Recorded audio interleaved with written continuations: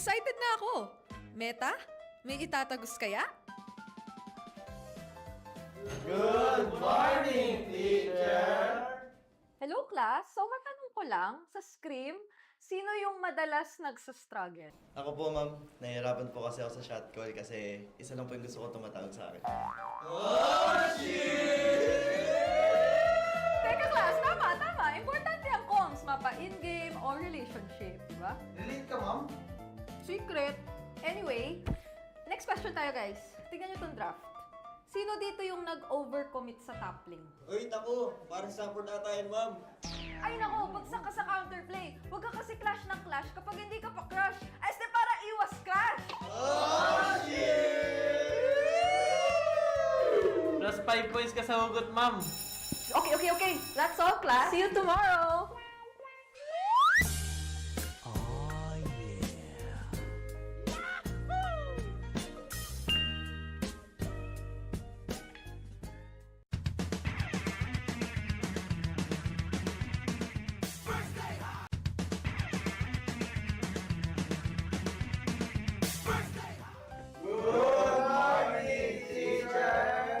May bagong grading sa loob ng classroom. Sino kaya ang bagsak at sino ang may palag? Okay.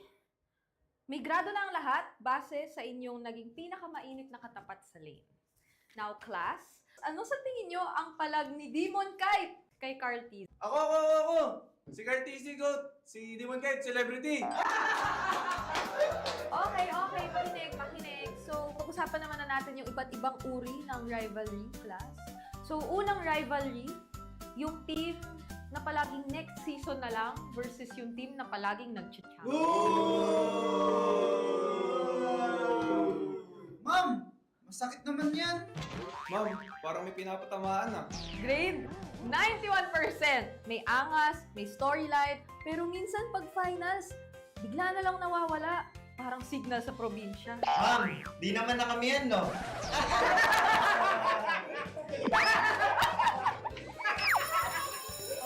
that's all, class. Don't forget to study your rivals kasi next week I graded recitation math sa stage. Goodbye and thank you, teacher!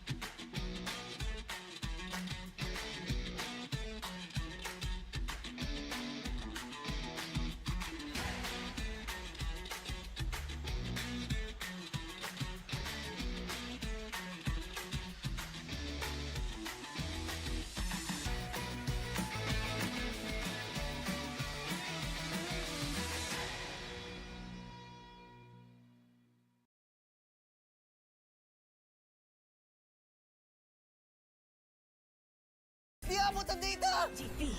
GG, bro! Don't worry. The Unli with Smart Power All 99. Hindi bitin with 10 gig data to power your games plus Unli Facebook or Unli TikTok. Load now. Foul! You know your scalp can get up to 5 times more dandruff? Get triple anti-dandruff power. Supercharged with Clear. Hey, you! Did you know men have 1.4 times weaker scalp? Get a shampoo that's 100% made for men. Supercharged with Clear. Enemy alert. Your scalp gets 1.5 times greasier, causing dandruff. Get triple anti-dandruff power. Supercharged with Clear. Stop and pull over. Your scalp gets 1.5 times sweatier. For cooling power. Supercharged with Clear.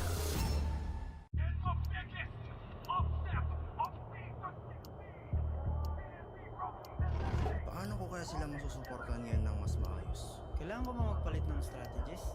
Nagagampanan ko kaya ng maayos ang role ko? Will I be able to meet their expectations? We have to prove them all wrong.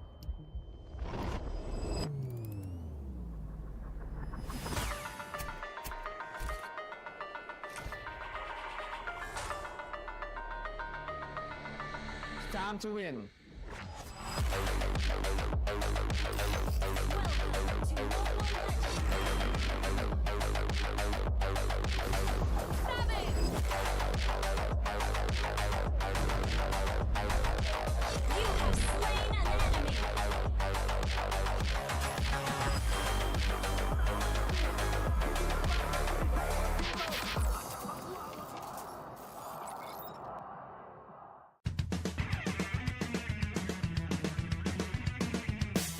Usapang meta for today's class. Excited na ako! Meta? May itatagos kaya? Good morning, teacher! Hello class, so matanong ko lang, sa Scream, sino yung madalas nagsastruggle? Ako po, ma'am. Nahihirapan po kasi ako sa shot call kasi isa lang po yung gusto ko tumatawag sa akin. Teka class, tama. Importante ang comms, mapa in-game o relationship, di ba? Relate ka, ma'am? Secret. Anyway, next question tayo guys. Tingnan nyo itong draft. Sino dito yung nag-overcommit sa top lane? Uy, naku! Parang support na tayo, ma'am. Ay nako, bagsak ka sa counterplay. Huwag ka kasi clash ng clash kapag hindi ka pa crush. Ay, este para iwas crash! Plus 5 points ka sa hugot, ma'am. Okay. That's all, class. See you tomorrow!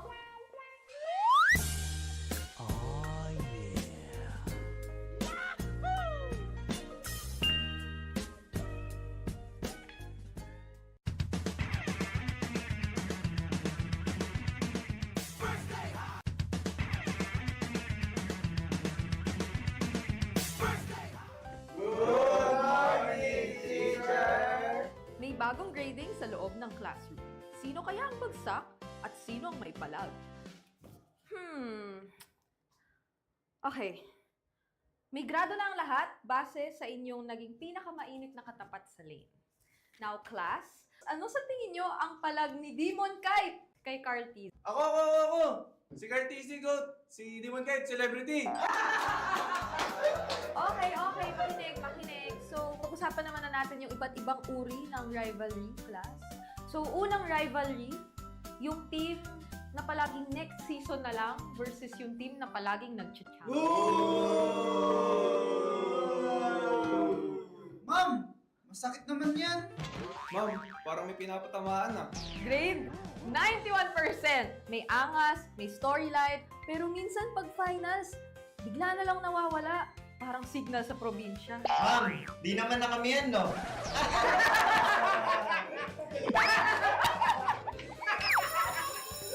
That's all, class. Don't forget to study your rivals kasi next week ay graded recitation na sa stage. Goodbye and thank you, teacher!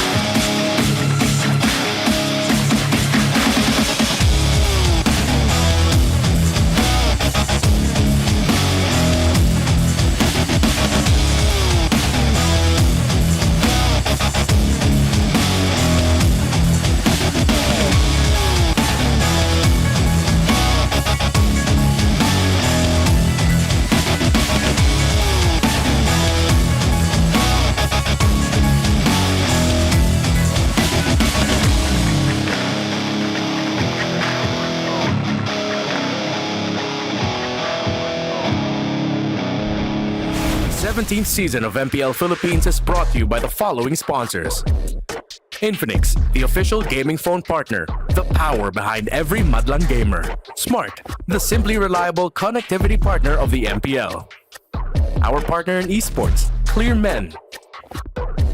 And our strategic partners, TT Racing, Fairy, and SIP. Don't miss any MPL action by following our official Facebook and subscribing to our YouTube channel.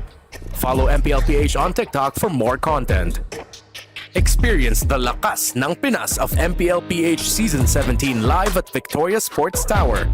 Grab your tickets now via the official MPL PH website. MPL Philippines is monitored and supervised by the Games and Amusement Board.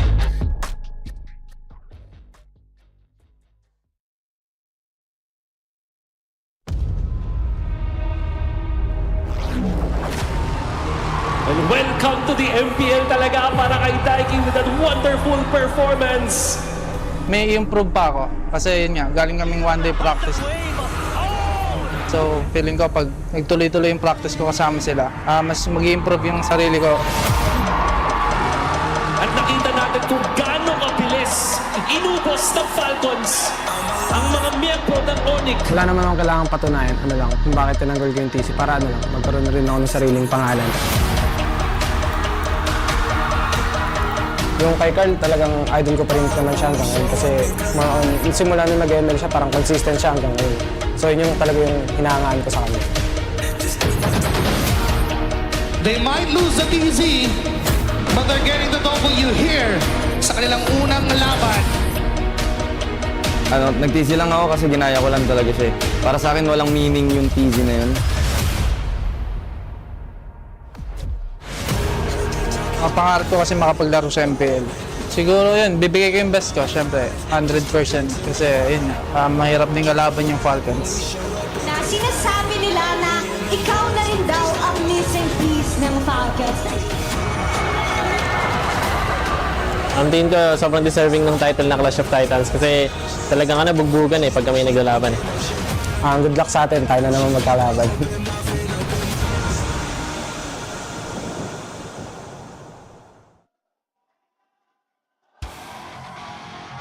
The Titans have returned! This is the star match of the day brought to you by Smart, starting with Team Falcons! The anchor in the EXP lane, the Filipino cannon, Flap!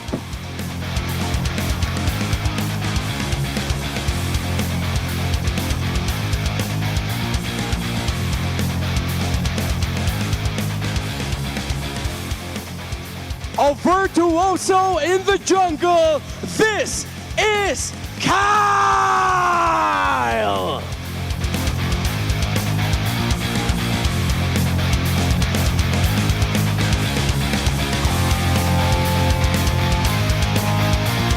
The lean, mean KDA machine, Haji!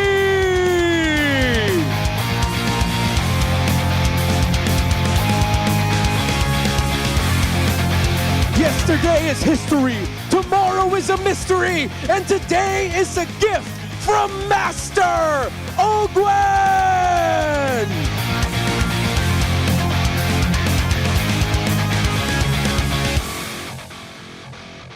You know who it is, Bulletproof Super Marco!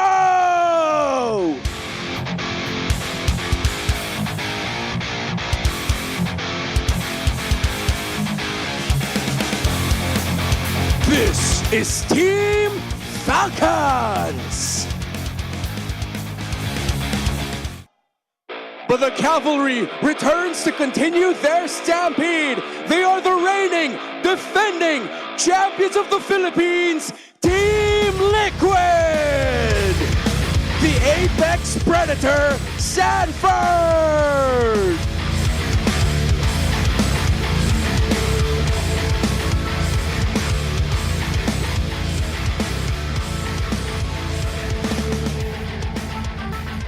First name greatest, last name ever, Carl Tize!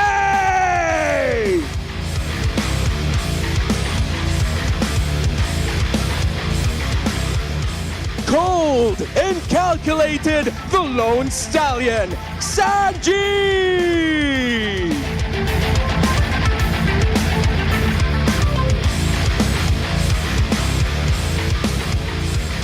El Daddy, JP!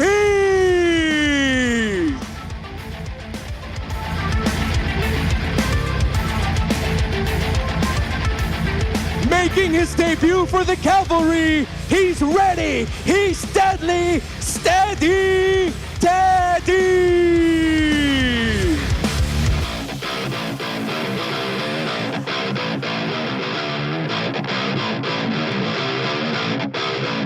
Team Liquid Philippines!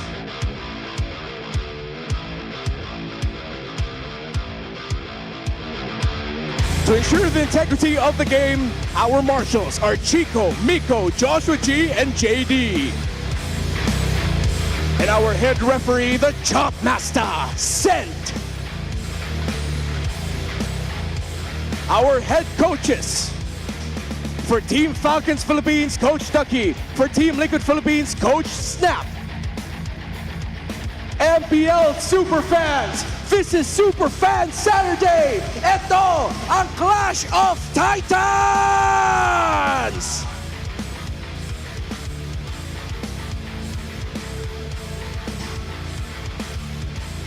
And that is how you open a show. What an entrance for both of our teams. Talagang ramdam ang kaba at excitement here at the MPL Arena dahil sasalubong sa Superfan Saturday ang Clash of Titans.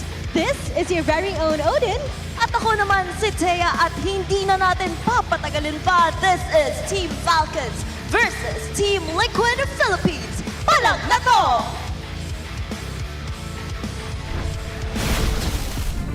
Magandang hapon sa lahat ng sumusubaybay sa MPL Philippines Season 17. Narito na tayo sa pangalawang araw ng pangalawang linggo ng ating liga at sisimulan natin ang araw na ito sa tapatan ng Clash of the Titans. Kami ang inyong makakasama para sa hapon na ito. Uwomi pa rin kasama si Hans at si Midnight. At para naman sa ating English panel, Naisu, kumusta kayo dyan? We're doing great. It's me, Naisu, Brigida, and Renmar today to bring you the action on the English broadcast. We'll be joining you guys later. Ayan na nga at magsisimula na agad ang ating pinakaunang laban between Falcons and Team Liquid Philippines. Of course, this tournament is monitored and supervised by the Games and Amusements Board.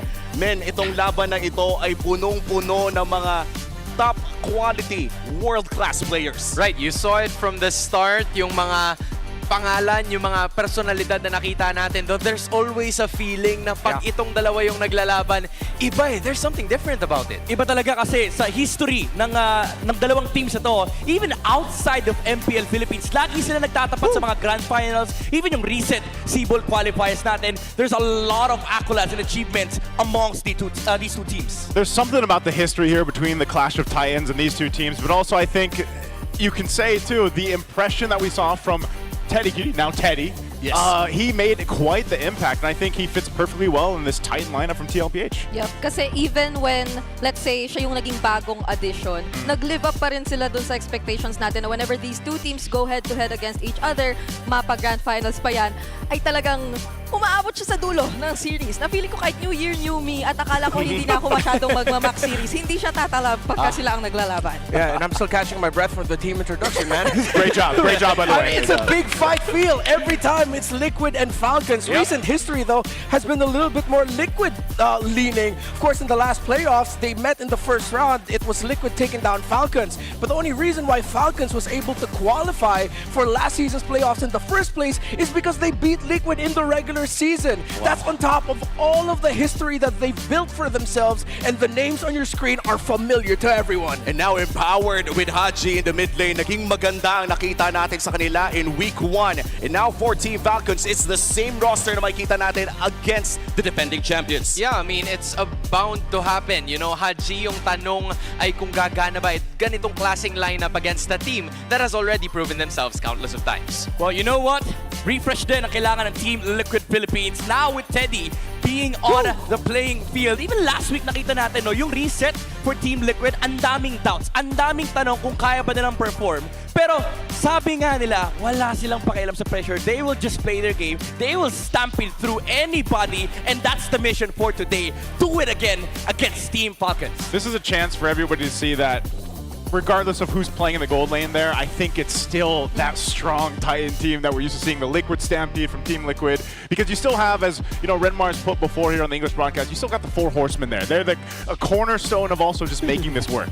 Carl Tacey and Flap through the years, of course, they were teammates for a good amount of time, won their first World Championships together, but now it's just been this friendly, healthy rivalry between these two because of the bond that they shared and the multiple big, pretty much history-setting matchups that they've been part of together when they went up against as competitors. Yep, and buti nga nabanggit mo, no, Renmar, yung healthy na rivalry ang meron ng dalawang to. I might even just say na itong dalawang players na to ay talagang pinaka-healthy na rivalry sa loob ng MLBB esports dito sa Pilipinas. To the point na ang pinaka-issue na natin dito, not even an issue. Kumbaga, ang pinaka-topic na natin dito is just dropping the TZ. There's nothing personal between these two, only business and excellence in the international scene. Yeah, gusto ko nga yung binitawang linya ni Flap kanina. For him, walang meaning yung TZ. It's just the part of Team Falcons that they will discover their own identity, their own roadmap. And I feel like for Team Falcons, they are doing that in this season with this reset. Kumbaga, kalimutan na natin yung history, yung kanilang local showdown, yung international showdown between these two teams.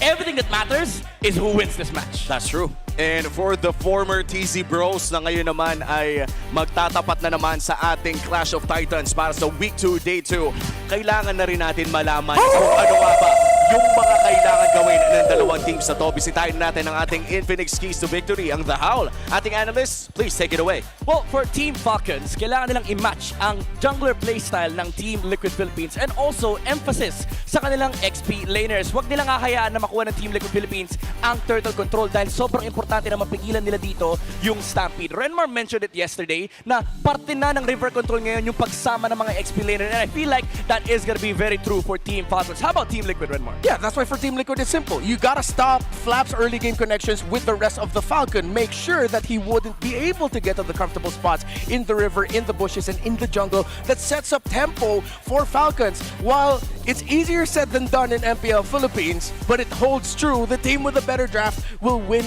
each game. I feel like these two teams are so good that at this point, even if it's a bad draft, it's gonna be really difficult to make that cross, man. You have to win from the picks alone.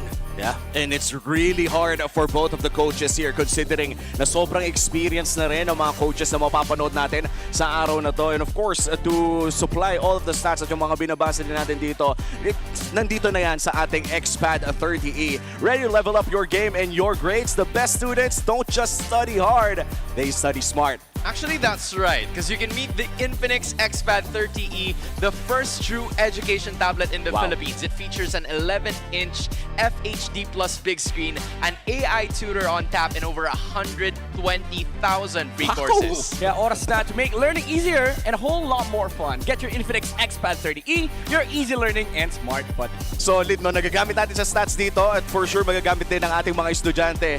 And surely, no, madali din mahanap kung saan nga ba mabibili ito. And so far, para sa ating pinakaunang laban ngayong araw to, it is a triple header. Guys, before we head on to our Smart 5G ping test, handa na ba kayo? Handa na po, Direk. Hindi na oo. Same. Hindi na oo. Parang... Sound effects. Yan yung sumpa kasi ni Bri. 3 games. Ready na ako sa 9 games, mga kapatid. At, handa na kayo, handa na. Hey, we're slowly disproving that. Yes. Yeah. As it stands, lahat ng 3-game series, nandun kami ni Naisu. Yup, sila. This season, nalipat ata sa amin. well, we're about to find out ngayong araw na ito. This has been such a fun experience with the English panel. Maraming salamat sa pagsama ninyo sa amin dito. Bago tayo magsimula, ibisitahin muna natin ang Smart 5G ping test. I love you. Anong masabi ko sa laban namin, ang tinaguriang Clash of Titans? Masaya. Bigyan namin kayo ng magandang laban. Tsaka babawi kami sa kanila kasi tinalo nila kami Sibol. Pasabi ko pala kay Teddy Cutie, good luck sa amin. Sabi mo sa mga nanonood, Pops? Ha? Sa mga nanonood? Sa mga nanonood, enjoy lang nila ang MPL. Daddy D o Daddy J? Hadje o Sanje? Pili. Birds ako, birds. Birds, nice one, Pops. Nice pili, Pops. Ikaw pa rin. Ikaw pa rin, mahal, Cho. Baby ko. Uy, sama ako dyan! Nilalaro nyo. Ay, hindi mo pala yan. Hello guys, debut game ko sa TLPH. First match kalaban namin Falcons. Sobrang saya lang guys kasi nandito na ako sa big stage ng MPL. Kaya solid. Masasabi ko sa sa fans ng Team Liquid, patuloy niyo suportahan yung Team Liquid, patuloy niyo ako suportahan guys. Maraming salamat. Thank you so much. Yung preparation ko sa gold lane guys, nag-prepare ako para sa sa laning na kasi malakas din ka-laning si Super Marco tsaka veteran na rin kaya pinag-practicean ko talaga yung laning ko. Feel ko po na makakalaro po sa MPL stage kasi sobrang saya po kasi big stage, pinakamalaking stage sa MLBB kaya sobrang saya at sobrang exciting. And there we go. That was our Smart 5G ping test. Welcome to the English desk. Once again, me, Naisu, Brigida, and Renmar. And you heard it there from Teddy. We're going to be seeing him play now on the stage for the MPL Philippines. You guys got a glimpse of him back in the Asian Game Philippines qualifiers. They were the winners. A lot of people were so impressed with Teddy's performance there. Congratulations to them. They will be representing the Philippines. And might I say, Teddy has been really preparing for this moment even after they won that certain qualifiers. Because I could really recall last week, during our opening week, I could see him in the player holding area. He was always with Team Liquid, watching their matches on site, probably trying to get a bit more familiar with the environment and the overall atmosphere. So I'm thinking this isn't something entirely new to him anymore. Yeah, Broken Walls is going to be the first map for Falcons. It's their choice. They are going to be going blue side here. And for Teddy and for Falcons, I got one question for everyone. Is he going to get his Claude? The man grinded top global Claude in the Asian Games qualifiers. He was that guy with that hero. If I'm Falcons, honestly, if they decide to give that, which is something that Falcons love to do, give your favorite pick and then just try to counter it through the draft, they have to be ready for it, because I really like how Teddy played that in Asian Games. I guess that's the difference, because compared to Daiki, they're more familiar with how Teddy really plays, because they went up against him previously already, and they already know that he does specialize a lot in terms of using the Claude, but Daiki is a lot more unpredictable when it comes to that. So I'm wondering if Coach Ducky, or earlier Coach, no, he's not a coach, but Ferds was wearing the coach headset, had something to say about that. I think there's going to be so many things, and this tends to be the case whenever we get this Clash of Titans, where you almost want you wish you had a camera on every lane. True. And in the jungle, because there's so many great matchups when these two teams collide, and for a lot of people, they do want to see, can Teddy go ahead and have a better time in the laning phase. I know he mentioned in the Smart 5G ping test that he's been really focusing and honing in on that laning phase, because he's going to be going against the bulletproof Marco in this matchup. And like we've seen from Marco back even in week 1, when he's allowed to play his game. This tends to be the case for a lot of gold laners right now. When they're allowed to play their game and actually be activated, that's when they start to pop off and shine. And that's why we always focus when we get to those drafts, and then the early game is how's the trio mid setup? How's that jungle, the roam, the mid lane setting into place for a game here? We're going to be jumping into the draft for game 1. Did I miss it? What map are we going on for map Broken 1? Walls. Oh, it's actually, so we're breaking the walls for map 1. This is different than what we saw yesterday, and even shades of week 1. Baksha first pick for Team Falcons. This is such a Kyle pick if he does end up going, unless it's, I don't know if it's going to be actually flexed or not for Oakwood, but that is a possibility. Yeah, so now I'm looking towards Falcons actually eyeing out the Valentina with the Eve taken out, and it has risen up as a really great pick. Either that or the Juicin. Excuse me, Zetian. I always mix those two up. That's all right. So yeah, the center of the map would be great with a Valentina, and then a jungle jungle Baksha, then you have the Valentina as expected. Yeah. And then they answer the question right away, although Team Liquid did already show that they were going to pick up carry, they pick up the Claude. So Liquid have been very clear with their first two picks. They're going to play through the center. They knew that the matchup that was coming ahead. They know that because that there's a Baksha on the other side, you'd be slightly turned off with picking up the Claude. Yeah. It is a slightly faster farm for the carry, considering that her damage profile is true damage that she deals. So now they match the rotational speed. They pick up the Kali just in case this Baksha is a sudden swerve and it goes into the roam with a Revitalize, similar to what Chapter showed off yesterday. Yeah, and works really well with broken walls too. Only that hopefully it gets paired up with a very high mobility or a similar mage in terms of playstyle. I'm looking at the Farsas, but since there's also a Valentina, Team Liquid Philippines might be considering some other options out there. They took out the Kalea too, though, so yeah, considering I guess they really want to force the Baksha to just go into jungle. Yeah, and if it goes in the jungle, we've seen this, you know, so many times. The Fred versus Baksha jungle matchup turns into a utility game, an objective focus for both these teams. And the next ban's going to be the Louis Yi. This is still obviously targeted for the fact that TLPH, one of the few teams that likes to go ahead and pick up the Louis Yi, and we've seen them do crazy things with that pick alone. So we'll see if there's still going to be a focus also on the mid lane, if there's one more ban for them from Team Falcons. So we have to consider that the Sora is still open and might end up for TLPH and Red 4. If ever Liquid decide to suddenly show off a different EXP laner, they can go ahead and take the Sora Falcons, but then Liquid can answer right away with Arlott, one of the picks that can actually answer the Sora relatively well. But then, that's why, again, we go back to a point we were making yesterday, the beauty of the Valentina getting picked early. If you have the idea of that you're going up against an Arlott, you have a Sora for yourself, you're giving a final slash to the team with the Valentina. So with the high loss and Kalea taken out, Falcons now has an option to still put the Baksha in the jungle, but then now they're going to be packing a Hilda in the roam. Hilda, Valentina in the mid. We don't really know what the matchup is going to be. Liquid hasn't revealed their mid laner yet. Yeah, that's the thing. I think you're just going to ban a Farsa, or... I think if I'm Falcons, I'd rather ban out the Zetian. I'm more than willing to give the Farsa in this scenario. But, I mean, up to them also. Oh, Lapu. Okay, still respecting the pool here. Possibility for Sanford. There you go. They do go for the Farsa instead, all right. Yeah, so I'd be surprised if they also get the Sora, but Falcons, of course, with the Valentina. I not mind. So let's see what they could be potentially considering here, because I do feel like the Arlott up against this lineup would work really well, but you're also playing into the possibility of going up against Sanford and his Sora. Yeah. Which is, I guess, even with the presence of a Valentina, very much threatening. So. Yeah, that's why you're picking your poison. You still have Sora Arlott available. Alice is up. Glue is up. There's a lot of picks that you could go for in the EXP lane. That's why these two teams decide to, again, considering the keys to victory that we had earlier, river control, EXP laner's importance being part of that map, being part of that map. Part of the map. Words, my goodness. That's why they leave it to the second phase. They want the best matchup possible. So they go for the Phoveus, and they still go for the Hilda as expected. It is a jungle Baksha. So now it's free pickings for TLPH. But again, it's the Valentina that's making them think twice about going for Sora, going for Arlott. They might just end up going CC, honestly.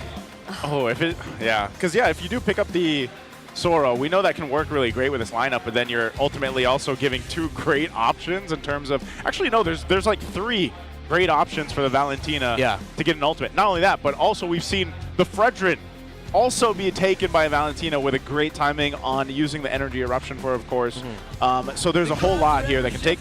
There it is, Sora's picked in. Okay.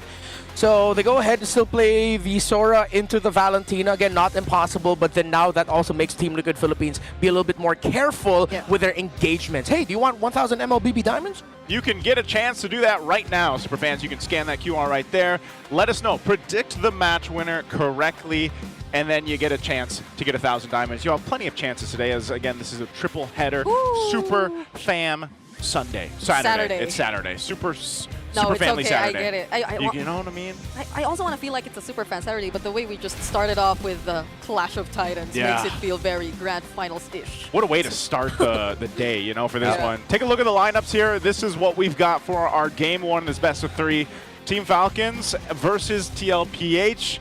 You guys can let us know what you think in the comments too. Who's got this one? Who's got the better draft? I have to say that on both sides, I think depending on that early game goes, we've seen it with Valentina where they're able to secure themselves in early game and make things happen.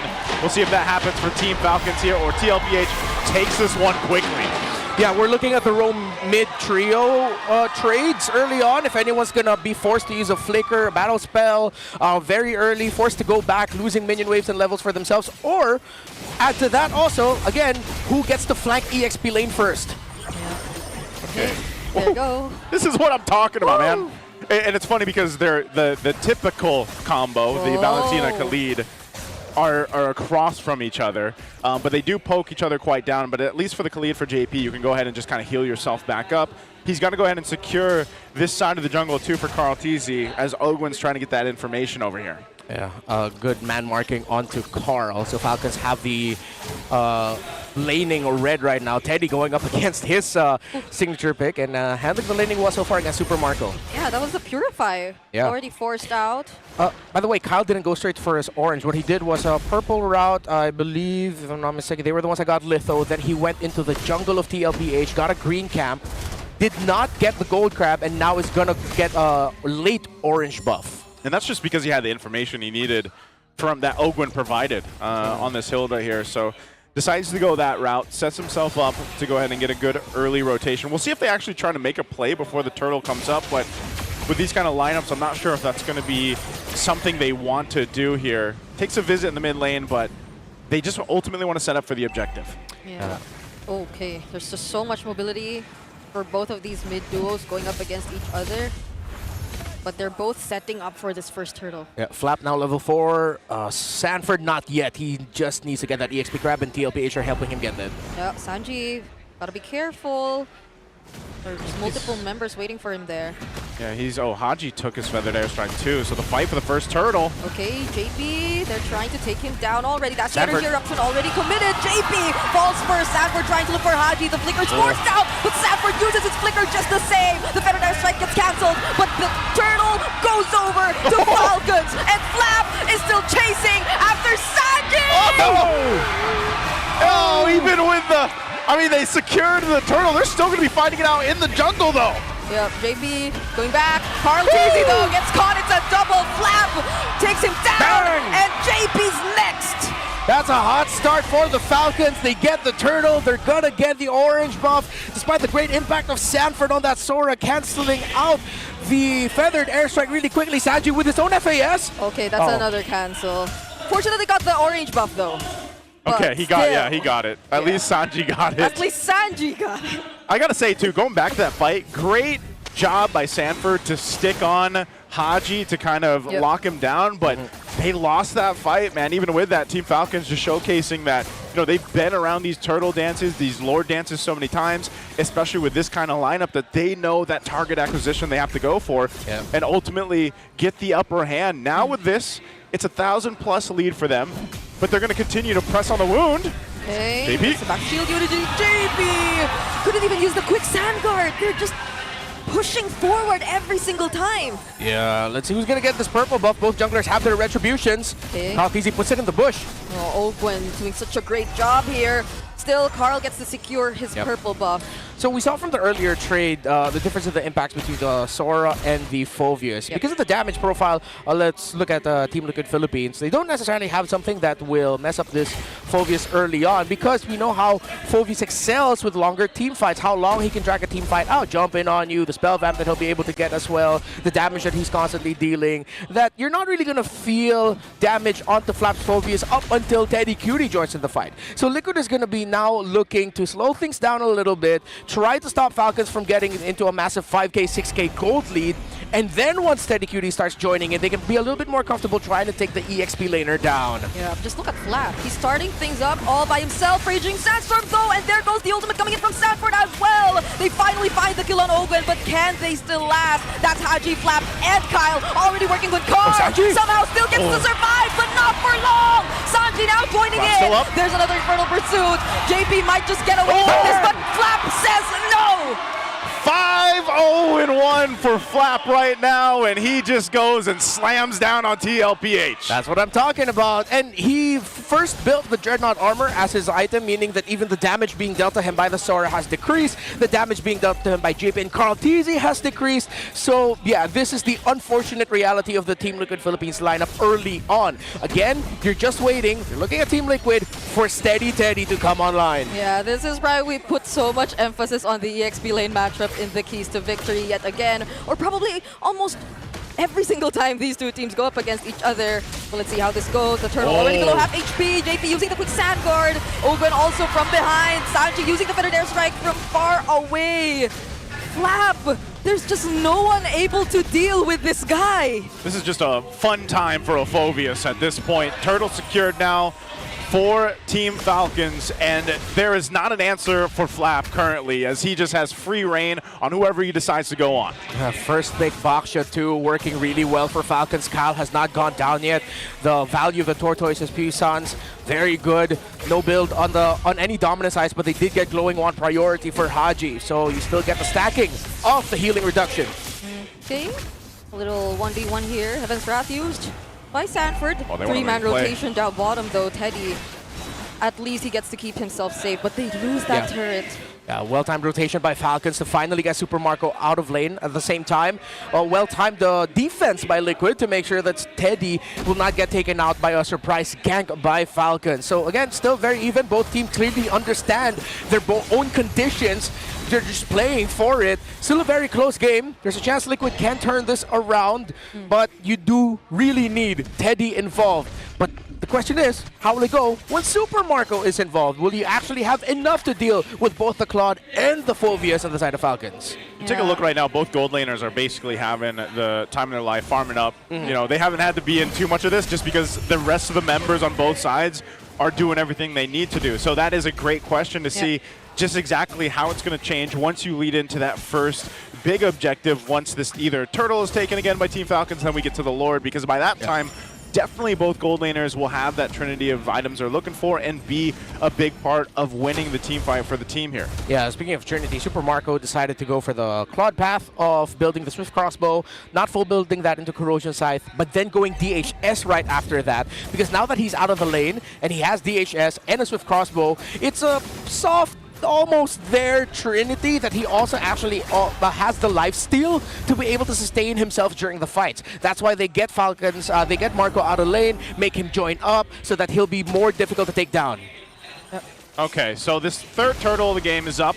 We'll see if they get control of it or not, but they're going to actually force Sanford quite low. Oh, Ogwin! Okay, now speaking of Teddy joining, they actually find Ogwin there. Appraiser's Wrath already used. Flap though, still. Somehow look at the damage already coming in from Sanji. Forces out the flicker. And now Sanford going in. There's a taunt onto Kyle. But they have one member down.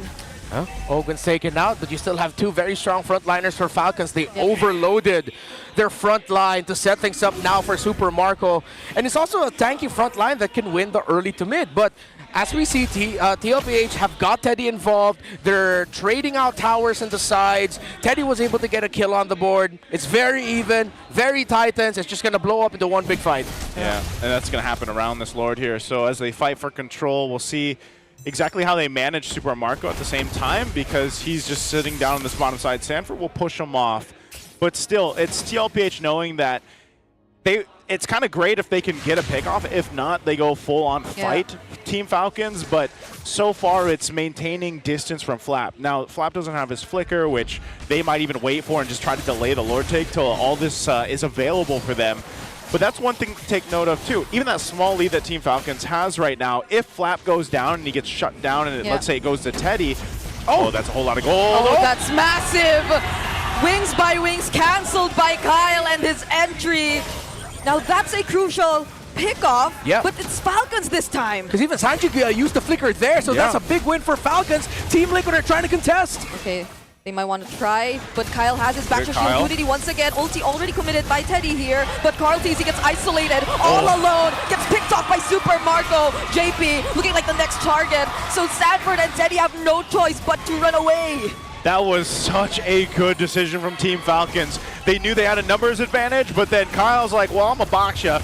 I'm just going to take a trip around to the back line. Finds Carl TZ right there, and then they go ahead and get themselves a kill, plus a secure on the Lord. Falcons really do not give a damn about the box of Team Liquid Philippines right now. They know how easily they can just penetrate the formation, break down the Team Liquid Philippines strategy, dive Sanji without Sanji. It's too much to ask from the carry. JP also has suffered 6 deaths in this game as well. 3 for Carl TZ. Falcons might be on the way here, but again, with these two, they do have that weird tendency. Lord 1 trying to march into the base. They end up taking a lot. Look at how many belts that Baksha has, man. I know he's going for Sky Guardian helmet, but that's crazy. No wonder he's so beefy. Hey, you know what? If only you could wear 3 belts in real life. I've tried it. It's not fun. Okay, well, he's got the Guardian helm now. And so that's locked in. They still have the Lord down bot. It's going to take out this tier 2 turret in the bottom side. They're trying to make a play up here, though. So Torn's going to be used by Sanford, but they're really just trying to staunch some of this bleeding that's happening across the map. Yeah. You can see in a matter of minutes, the lead ballooning now for Team Falcons. Didn't even get to force the Purify out for Super Marco. So a lot of their key members have remained deathless up to this point, but at least they get to work and defend their holy shield. Oh, wait. Oh, they almost kept it up. Oh, no. JP will get punished here, though. That's a knock-up, another from the Dark Wave. Sanford can't find the setup, too. They're just trying to defend their base turrets. Classic Claude move, man. Make it seem like you're going to get taken out, but then you're fine, and then your team jumps, and whoever decided to jump on you. seventh death for JP. Yeah, definitely a tough one for JP this game from start to this point right now. And you know, you've all been there. You've all seen the roamers feel like that, and it's a frustrating place to be in, because even though you're supposed to be one of those frontliners or setters for the team, you're kind of just getting blown up, and you gotta almost rely on someone else to help you set things up or at least be there. But even then, you know, you're looking at the itemization difference. Gold lane, Teddy has had quite a bit of time to farm up. He's got a Trinity, but he's just the problem is, and this is what we see with a lot of carries when they're locked into a composition. If they don't have the space to work with, they're almost non-existent. Like, we've seen that before. Yes, he got a solo kill earlier on, or he got a kill on Ogren, sorry, but he's not able to actually utilize these items that he has on the carry just yet. It's a very TNC week 1 type of situation that we're seeing. Although he did, get a kill earlier, but that was when the team fight was sort of split up, when it favored them a bit more. But I doubt at this point that Falcons will even allow that to happen, because even looking at their lineup, I think the only person who could just really go and split, at least now that they're in the lead, is Marco, who could just easily catch up too. Yeah, look, 3-level gap between Marco and Teddy right now. 15 for Marco, 12 for Teddy. And consider the fact that Falcons doesn't even have, well, based on the last item check that we saw, any direct counter items for this carry, and they're still doing fine. No Dommy, no Chastise, no Blade Armor. It's just raw brute force defense that's messing up the Romid trio. That even then, at this point, with Teddy being there, now there's finally a Chastise Pauldron that Teddy has to watch out for on Ogwen that will slow down his attack speed. Dare I say, because of how we saw it, Falcons have won their draft through the Phovius EXP lane. Yeah, Flap's start in this game and just how dominant he's been throughout this is exactly why he was highlighted in the keys to victory here for this matchup. And so they'll go ahead and fight for positioning around this Lord. Carl TZ does pick up a Pauldron himself, but I'm not sure if, depending on what JP is able to do here alongside Carl TZ, but Flap jumps in again. Let's see if there's a response, just kind of heat checking TLPH. Yeah. Gaining space here. Okay, Kyle with the backshot shield unity, but this is enough. This is enough space to work with. Liquid will not contest. So you don't have to fight. You don't have to force anything. If you just whittle down JP and they have no entry point. Yeah, they couldn't. And with the Siege too, yes, there is a Farsa, but it's only a 2-item Farsa. Even with the Divine Glaive Rush, there's already 3 Athena shields. Falcons can, my favorite statement, throw bodies. Team Liquid Philippines, when it comes to the base siege, that will provide all the ample space for Super Marco. There are still 2 base turrets, no, excuse me, I believe 3 base turrets that Falcons needs to bleed through. They have to manage the top and bottom lane minion wave, but this could be an end angle already. Yeah, it's going to be so tough for Teddy to actually do his job here. Though he does have the flicker, so they could probably take advantage of that in terms of repositioning and finding the right targets. These are 3 waves synced up, near perfect by Falcons, so they're bound to lose. hopefully, or for Falcons, they definitely want to lose all. Oh, but that's a setup coming in from JP. Surprising damage coming in from Liquid as well. Multiple flickers burned. That's Sanford going on to the backside as well. Still flickers to safety as well. Liquid have actually lost just one base turret from that. Now make it 2. Okay, they still have a minion wave in bottom, but I think, yeah, Team Liquid Philippines will now push out and stop Falcons' siege. See if they can get a win here. If they can get the purple buff plus a kill. No, well, Falcons are not going to show themselves to allow that. There's still one base turret for Liquid. Not over yet. 2 turrets down off that Lord push. A healthy lead here for Team Falcons. And they know they don't have to force it. That's one of the situations. It was also... It's one of these compositions for TLPH where they should have a decent defense when it comes to the base defense and clear things out, but they might be overzealous here. Oh my goodness, Ogwen and Kyle both went on Carl at the same time! But that's a Raging Sandstorm setup. Teddy getting to land his basic attack. Flap though getting shredded as well! A setup from Sanford shutting down Flap! Now on a killing spree, but he gets traded out as well. Sanji somehow finds another kill, but now it's Kyle and Super Marco finding Teddy! Sanji and JP have to run back. Marco! The difference maker was the Valentina. Sanji with the flicker, the stun! Okay, Curse of Crow! Marco does not force it. They have minions. Top, mid. Feathered Airstrike back for Sanji. JP has good wave clear as well. They're gonna clear as much as they can. Super Marco, though, will definitely still give it a try. There are minions that are still gonna march in. A Terrify on JP, but he still gets the last Rage Disaster, not for long. Will this be enough? The wave clear, the retry from Carl still defends the base. They bought enough time to stay in the game.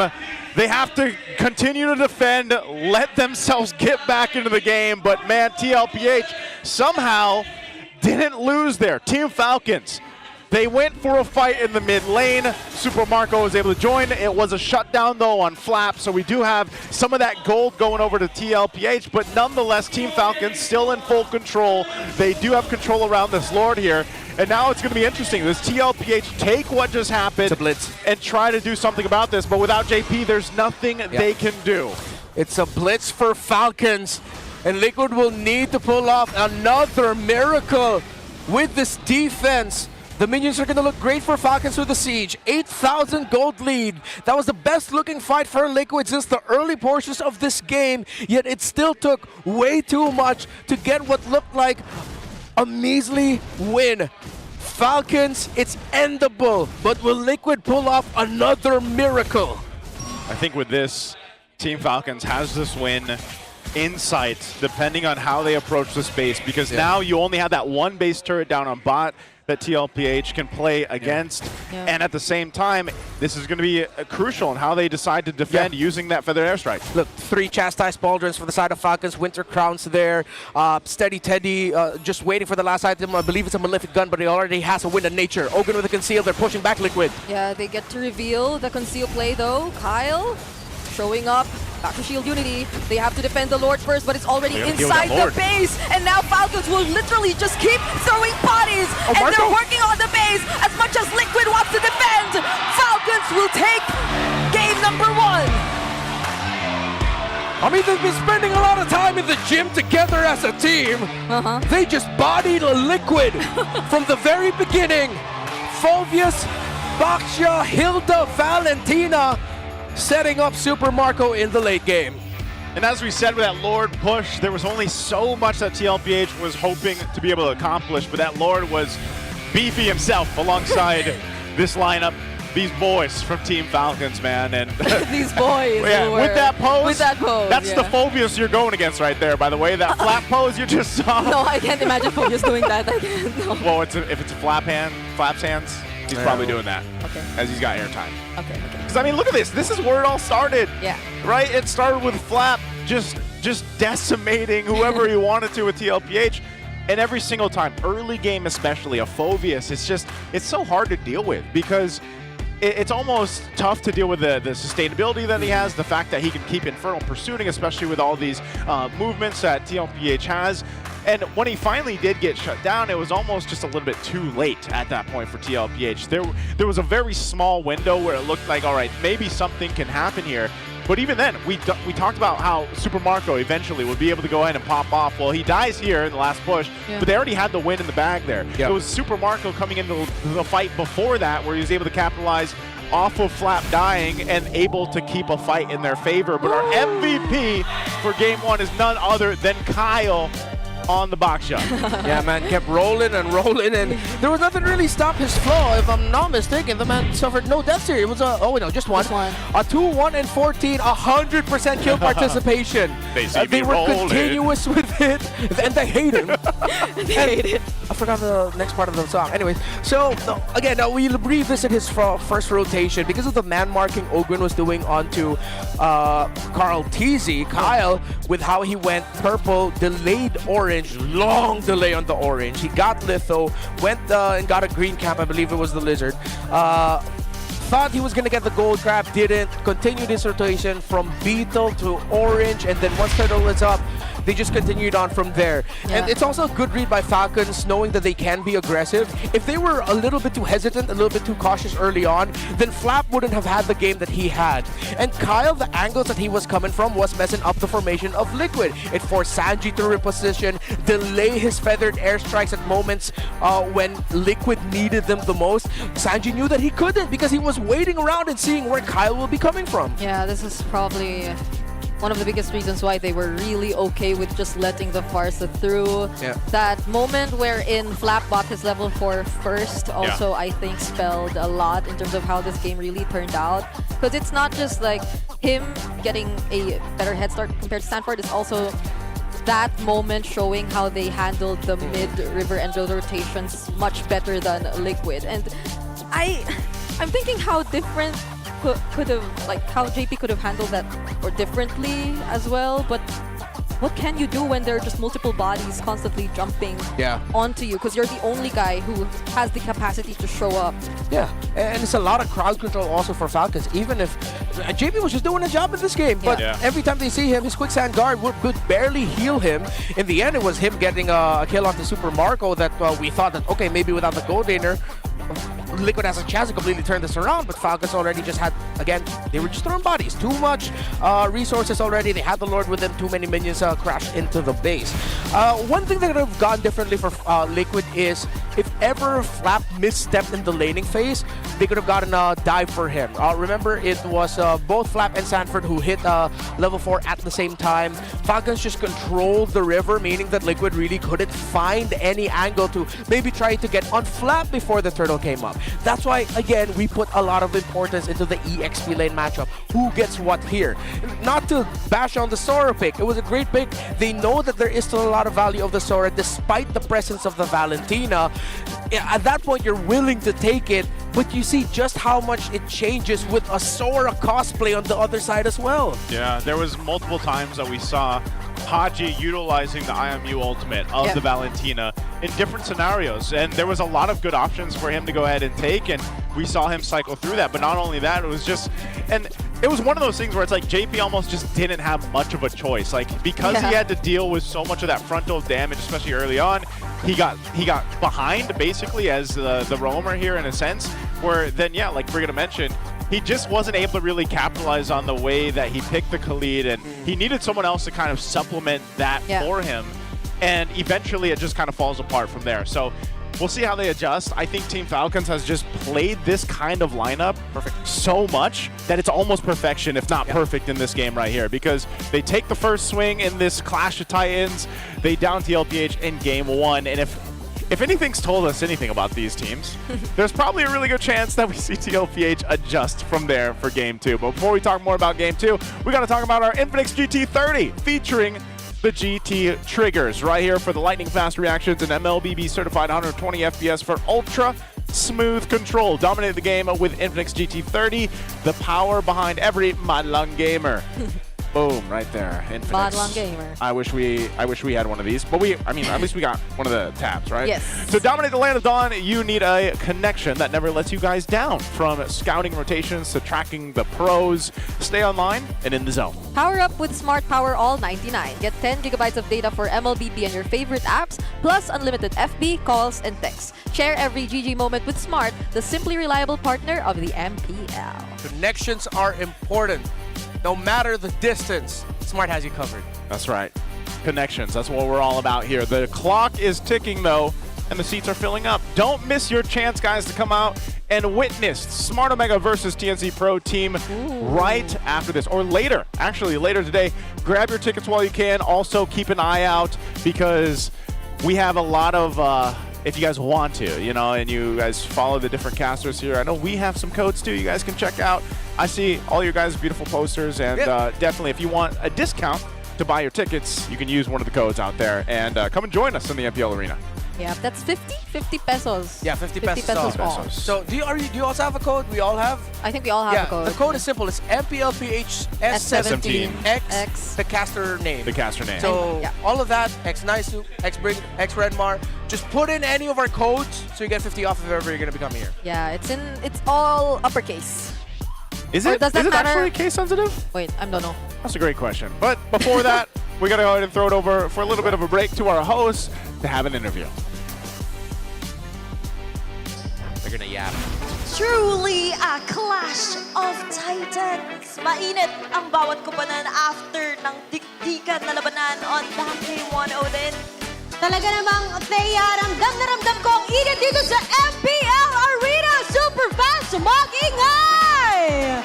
Alam mo, Thea, dahil mainit din ang ating community, why don't we get some muses sa ating mga superfans? For Team Falcons, alam ko merong rarampa dyan no? This is our new segment. And of course, hindi magpapatalo ang TLPH Superfans. We have 2 Superfans here para sa ating rampalag.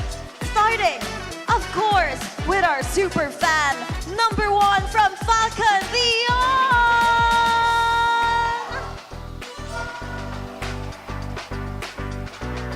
Dion, irampa mo na yan! For our super fan, number 1 from Falcons, Dion, she's gonna show you how it's done. I love the drip. And of course, saktang-sakto yan pag naglalaro ka, diba? Diba? Nakaboots siya pero napakaganda ng kanyang hoodie. Dion, I love your rampa pero I believe hindi rin naman magpapatalo ang Mima ng lahat. It's Mima Dars for Team Liquid! And of course, for Mima Dars, she's gonna show you her roar! Oh. Rampa! Grabing fierceness with the gray hair matching with a blue TLPH jacket. 1, 2, she's gonna show you her roar. Wow! I love the twist and turn of Mima Dars. It's Dion versus Mima Dars, pero hindi kayo magkakampi. Dito ka, Mima. Side ko. Dito ka, Mima, sa side ko. Ipa-cheer mo naman ang TLPH. Parang nakukulangan kami sa energy. Kailangan yung manalo this time. Yes, let's go, Liquid! Okay, 5, 4, 3, 2, 1, go! Let's go, Liquid! Let's go, Liquid! Let's go, Liquid! Wow! And of course, panalo sa Game 1 ng Falcons. Ano masasabi mo doon, Dion? Wala, tinalo namin yung mga CL nila kagabi, kaya sure ako tatalunin din ng players namin yung players nyo. Uy! Oh, grabe! Mainit yung bakbakan, pero parang mas mainit yung sagutan from this side. Mima, hindi pa ako satisfied sa mga pa-cheer mo lang eh. Ano ba ang palag mo kay Dion? Wag ka masyadong porque home court nyo to.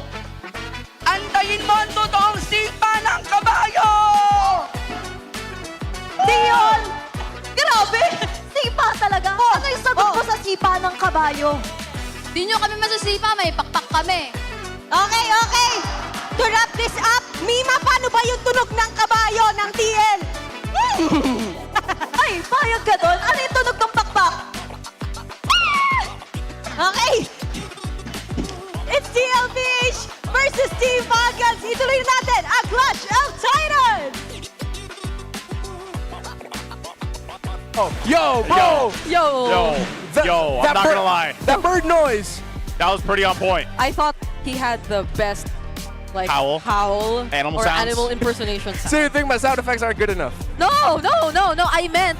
Wear it back. I Okay. meant there's someone who is on the same level as you. No, I'll say this now, she's better. Oh, really? But you haven't heard the howl yet. No, but that Falcon screech was perfect. And even the horse, what are they? The neigh? The neigh. Horse's The neigh? neigh, right? Yeah, Was the neigh. really good too. Well, I don't know if that is gonna attribute to a battle cry for TLPH or not. Or an emote. But yeah, or an emote. Yeah, actually, that should be built into the emote. I'm saying, you know. But great to see, of course, the interactions out there. The crowd is intense here in the MPL Arena, man. It is a packed opening match for this triple header. Actually, you know what? Almost every single match has been packed here so far up in the week 2. Let's take a look at the quote here.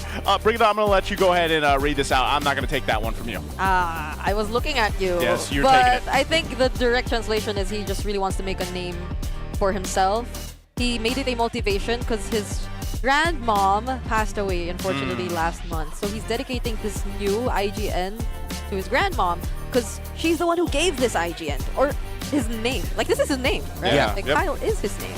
But he had a different name before. Yeah, so Kyle's grandma said that she wasn't really a fan of the name Michael. Yeah. And then she just said, you know what, I'm going to start calling him Kyle. He's Kyle to me now. So he has the late grandmama buff, which is really wholesome. Yeah.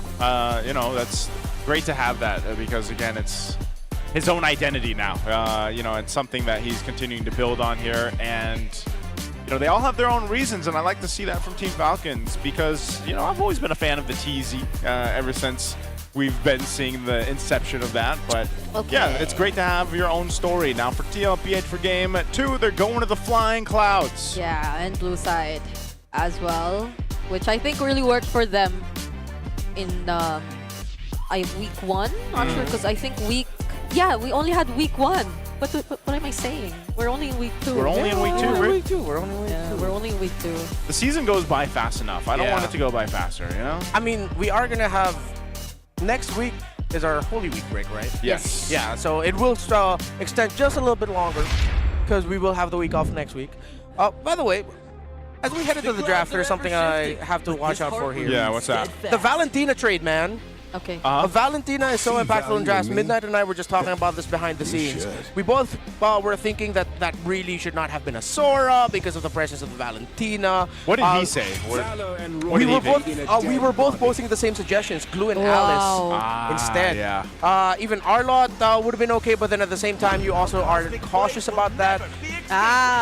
Liquid, there we go, the comfort for Teddy. So now they're just going to build through that. They take away all the top utility junglers. Are going to force Falcons into playing Assassins and Mobility. With the Leomord gone as well, Freya gone, we might be going back to heroes such as Suyo, YSS. But then Akai is still okay. Yeah. This is just a joke, but Carl did post yesterday about the new skins, and he tagged their coach to let him play the new skins. Which one? Which one specifically? Those are Gushon and Julian. So which one? Or he just tagged both? He bought both, but I don't think we will be. I know someone has been asking, by the way, especially online, they've said, is there room for a Gushon in the meta right now? Is it in the mid or is it even possible in the jungle? You know, this is going to be my drafting hot take for the season. Okay, what's that? For the whole season? For the whole season? All right. Anything is possible. Oh! I'm no longer going to start overthinking, saying, it might not really be good enough. It doesn't have enough dashes. Or the kit is kind of meh. Oh, it's too basic attack and item focus. No. Anything is possible if teams just will it to be. Is that because we saw what they called the Dark Continent picks? Yeah, man. We've seen Leslie. We've seen Hanabi. We've seen Balman. Yeah. Did they all lose? Yes. But at least they tried. By possible, you didn't mean winning. Yeah, this means there's a chance. There's a chance. Okay, well, let's see. First phase of the draft for TLPH is done. They've got the Claude. They went with the Eve. They've got a Hylos. So they're going for that box that TLPH likes to play around. But this time, literally, they've got the box. Without the utility jungler. Yeah, without the utility jungler. So we'll see what they end up picking later for Colonel TZ. Maybe it'll be one of those picks. I don't know. But there's the Harith. So comfort nearly all around here on both sides. Yep. Okay, Zaman Force Harith under the real world manipulation. You need the dive. You have Khalid for Ogwen. So EXP with long sustained fights. I think it might be an Alice later on as an option, or a Lapu-Lapu still open for Falcons. While they also have to consider picking up the Suyo in the second phase of the draft so that it doesn't end up with Liquid. But with the Harith and the Juice in here, Liquid might be a bit turned off with picking up the Suyo, and it might end up in the hands of Falcons instead at Red 4, and then they just round it out with the EXP laner, either the Lapu-Lapu or Alice in Red 5. Yeah, because both teams are looking to go for very dive-heavy composition, so I can only imagine how the team fights are going to turn out later on. Taking out the Phobius even, so things will be much easier, especially for the gold lane. I think Falcons also take out... Liquid needs to take out the glue here. Falcons will then end up getting either the Lapu-Lapu or Alice. Yep. Wow. Oh, Uranus actually being banned out. We don't see that too often right now. I think that's more because they're considering a Uranus jungle. Yeah. Okay. They're really just taking out the utility junglers. Wow. Yeah, we're just running out. So it's just the Akai that's left at this point. We might even just see the assassin matchup between these two. Yeah. For this one, just because of the hard focus on that. Because even if you look at it, it's like, in a sense, like the Leomord's gone, Guinevere. By the way, Marcel has been completely snubbed so far in this draft, in this entire series. And now we're not even going to see Marcel anymore because both roamers have been picked up. Yep. Unless someone says, hey, watch me play a Marcel jungle. Anything's possible, right? Anything is possible. that's your draft hot take. So if I throw anything out there, I'm going to lean towards that. Okay. All right, Esmeralda goes out. Yeah. So the Alice Glue still open. Unless they want to pair it up with another... Lapu as well. Yeah, Lapu. If they pick up Glue, Liquid picks up Lapu. Oh my god, they went... That's a full jungle ban by Liquid! Although he's mostly been gold. Yeah, just go like a Kai or Suyo at this point. Is there anyone I'm missing? I might be forgetting a very important jungler. Okay, Itachi might be coming, you know. There's a Lapu. They take it, yeah. Lapu, and this is gonna be... See, if he literally does pick it up, Alice. I don't know. It's either Alice or Glue, and then Carl. Oh wait, will he get the new skin? Is he just gonna Julian? No, right? We have seen Carl TZ play Julian before. Oh, there's one jungle that I've been looking for, Lucas. And there's no Valentine on board right now. It might be all right, actually, for any of these two. Lucas alongside this box. Yeah. Yeah. Let me tell you some basics of science. All right, that sounds like... Of course. How could I forget? How could I forget that? I forgot, too, that he's on 100% win rate for Harley right now. With the Yuzhong, little throwback. It's power picks, man. It's power picks, man. I gotta respect the power picks. It's Liquid. I'm very Liquid leaning right now for this draft. Should we also count the high loss as a power pick for Daddy JP? Yeah, at this point, yeah. Everybody basically got a power pick. Carl TZ is, again, this is Carl TZ on the Harley, so we can say it is going to be a power pick. Bro, Suyo here sad, Lucas here sad, a lot of junglers here sad. Everyone's sad. Everyone's sad here, whatever Falcons decide to go for. Man, just pick up the Lucas and let's put up a funny game. A funny game. Let's make this funny. Even Alpha I'm not okay with here. Not even Bauman. Oh, I think you look at Kyle. He's trying to get the confirmation here, too. What's your command? What is it? Yo! The look for confirmation from Kyle. He's like, are you sure? Can I go with this? I didn't think they'd actually go for it. Oh, yes. Yeah. The Fanny. Okay. Quick little prayer from Kyle, though. I think even he acknowledged it. Oh, this is a... Oh, man. Because there's a high loss, This is a there's Fanny game. Petrify. Yeah, it's exactly like this is a really tough game for a Fanny, dude. But hell, if they could find that rotation, they could keep that snowball. But look how close right now here is our ratings. But you have to respect the fact that Sanford now has a Yuzhong, undefeated this season, not just in his hands, but overall as a pick. And Harley is undefeated in MPL Philippines Season 17 as well. Maybe this is the answer.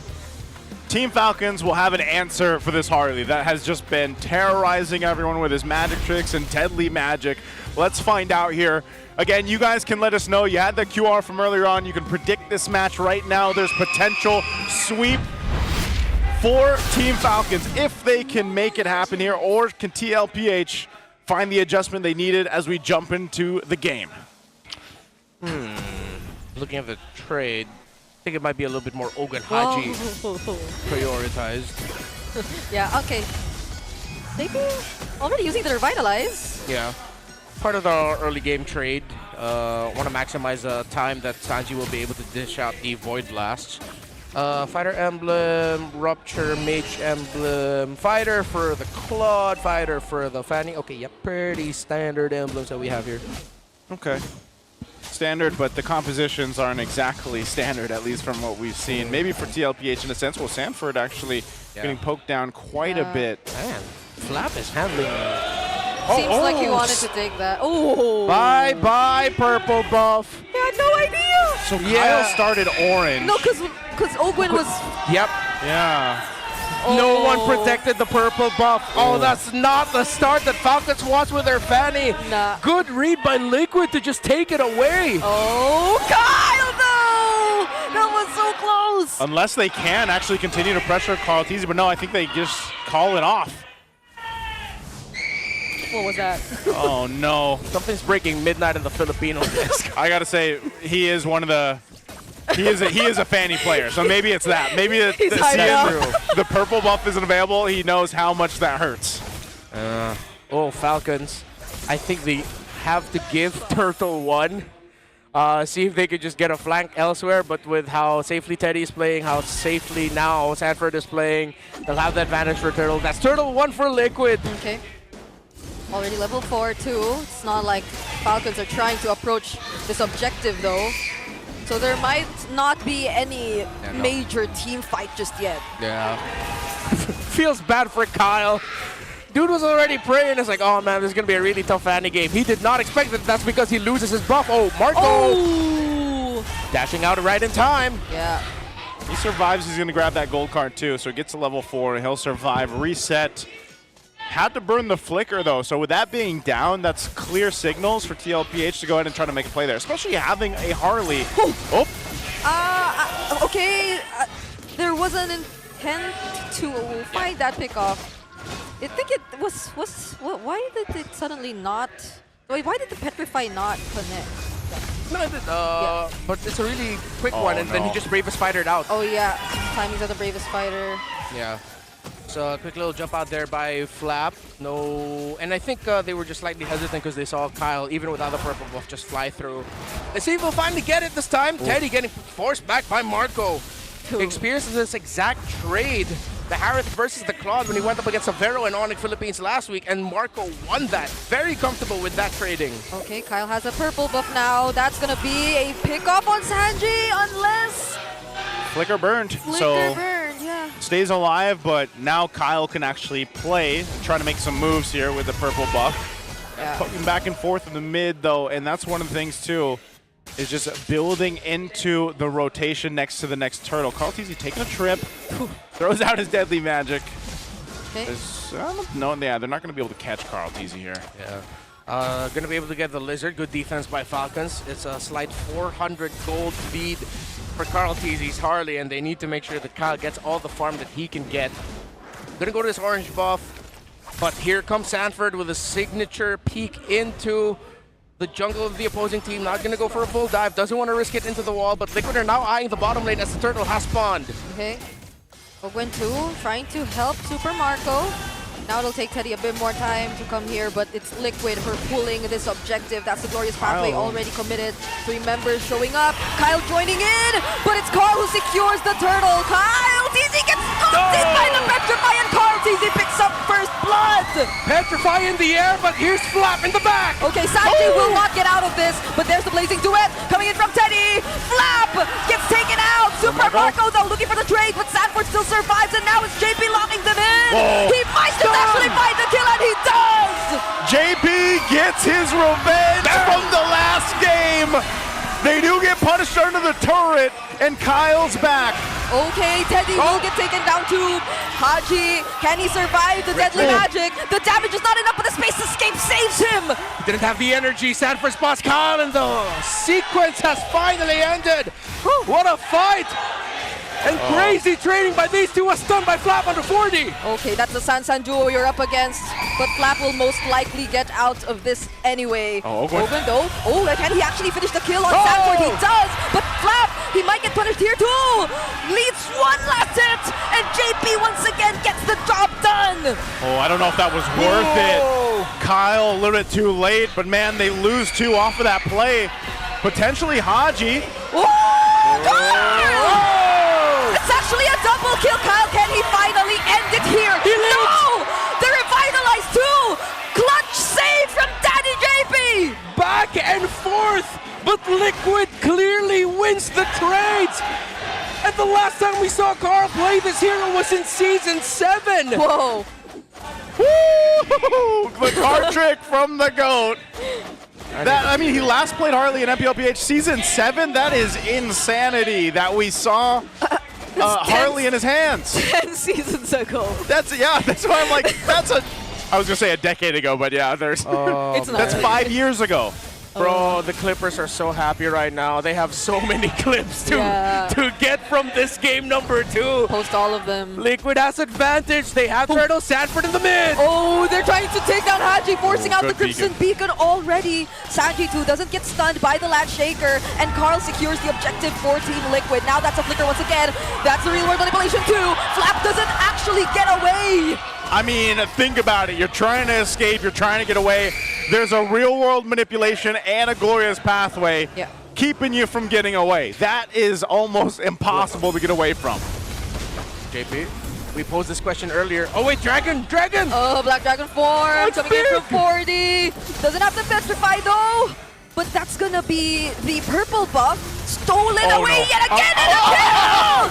Teddy with a blazing do it together with a deadly magic!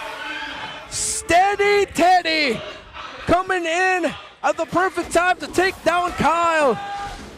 Falcons just cannot find the wins. And we asked earlier, at this point, is it a signature high loss for JP? You're damn right it is. It's a very sad day for Khalid Rome. Oh, no. And speaking of Khalid Rome, he might just go down once again. Unfortunately, he had the quick sand guard, but will Flap actually find the turnaround here? That's Haji too, trying to take down Sanji, but Sanji is gonna be okay. Oh, no purple buff, so no follow through. Team Falcons has no option but to get out. No way, Carl TZ, I see you, I see you! Flap! He could not handle that damage. Oh, Sanford, does he want to actually initiate under the turret here? He's Probably not against him. Yeah. Okay, he's backing off. Man, TLPH has not let up. And interesting enough, Team Falcons continues to throw themselves at him. I think they forgot they have a different team composition than the one that allowed them to throw bodies in game 1. Yeah, but at the same time, Liquid has hella slows, man. The high loss and the Eve, I think, that's what's messing up Flap and Ogwen a lot. They commit dashes to engage. But then they realize with all of the slows stacking up, they have no way out. They either have to burn the flicker or the rest of the team is forced to join into the fight to try and help them get out, which is a detriment to them because Liquid still has resources to win the fight. Okay. That's one resource down though, but I don't think it'll matter for Liquid. All part of the plan. Because they've been working on this Lord all along. Yep, clean Lord. Yeah, I could legit feel how excited the desk is when it comes to these picks that we're seeing, all these signature power picks. Power picks around and just the way that, again, these two teams historically have played against each other. Yeah. You know, there's a reason, again, why it's called the Clash of Titans, and this one's well on its way to go into a Game 3, unless somehow, someway, Team Falcons pulls a miracle. And I don't know if that miracle is going to be all Super Marco, because even with this Harith, I don't know if that's enough to go ahead and turn this game around. Kyle himself has to somehow catch up with this. So he's trying to go for Sanji. Yeah. Uh-oh. Again, tried. There isn't much energy left for him anymore. Carl TZ space escape. Can he find Kyle? There is going to be enough room for him, but look at Teddy and Sandy! Flap's the only one left on Team Falcon's side! Welcome to the MPL, Steady Teddy! Perfect blazing duet with the Petrify, Furious Dive, and the real world manipulation! Oh goodness, Law and Order did not land on Kyle, but he does get to cut the wave. They still have one Minwon alongside Liquid though. Can this be enough? But they're not gonna force anything just yet. Oh no, yeah, Kyle should be able to get out of here. Okay, Sanji. Oh. Okay, he gets out. They lose the base turret off of all of that, man. Team Falcons in this game have had their wings clipped. That last team fight, they just got decimated. Now almost a 10K lead for TLPH. Glowing Wand and Ice Queen Wand. with a 2-mana regen necklace to boot. And he also has a belt. No wonder why when Kyle TZ's looking for Sanji, there's still a healthy amount of HP left for the Eve. Yeah. And the Ice Queen one, really, it's the slows, the layering, that when Falcons decide to commit and dive, they have no out, which forces the rest of Falcons to fight when they're not ready, when they're not healthy. And they don't have the firepower yet to take down Liquid. Are we really going to start off the season with Harley undefeated? It's looking that way, man. There hasn't been a great answer for the Harley just yet. Yeah, and previously, I think the Claude and the Harith matchup have most of the time been Harith favored. Yeah. But this time, looking at the draft for Liquid, it's like multiple members are able to just go in at once. It's not always a free opportunity for the Harley to just lock down on the Claude whenever he does go for the Blazing Duet. He is always constantly pressured by either the Black Dragon form or even the potential deadly magic that can come in from Carl TZ. Yeah. It's really just the damage, man. How much health Harley can take out, and it's so easy for any Harley. Deadly magic, a few poker tricks here and there, then you're fine. Even if you don't kill your target, you bring them down low enough to force a reaction, you force back. That builds you into a 5 versus 4 advantage, even though you use your ultimate.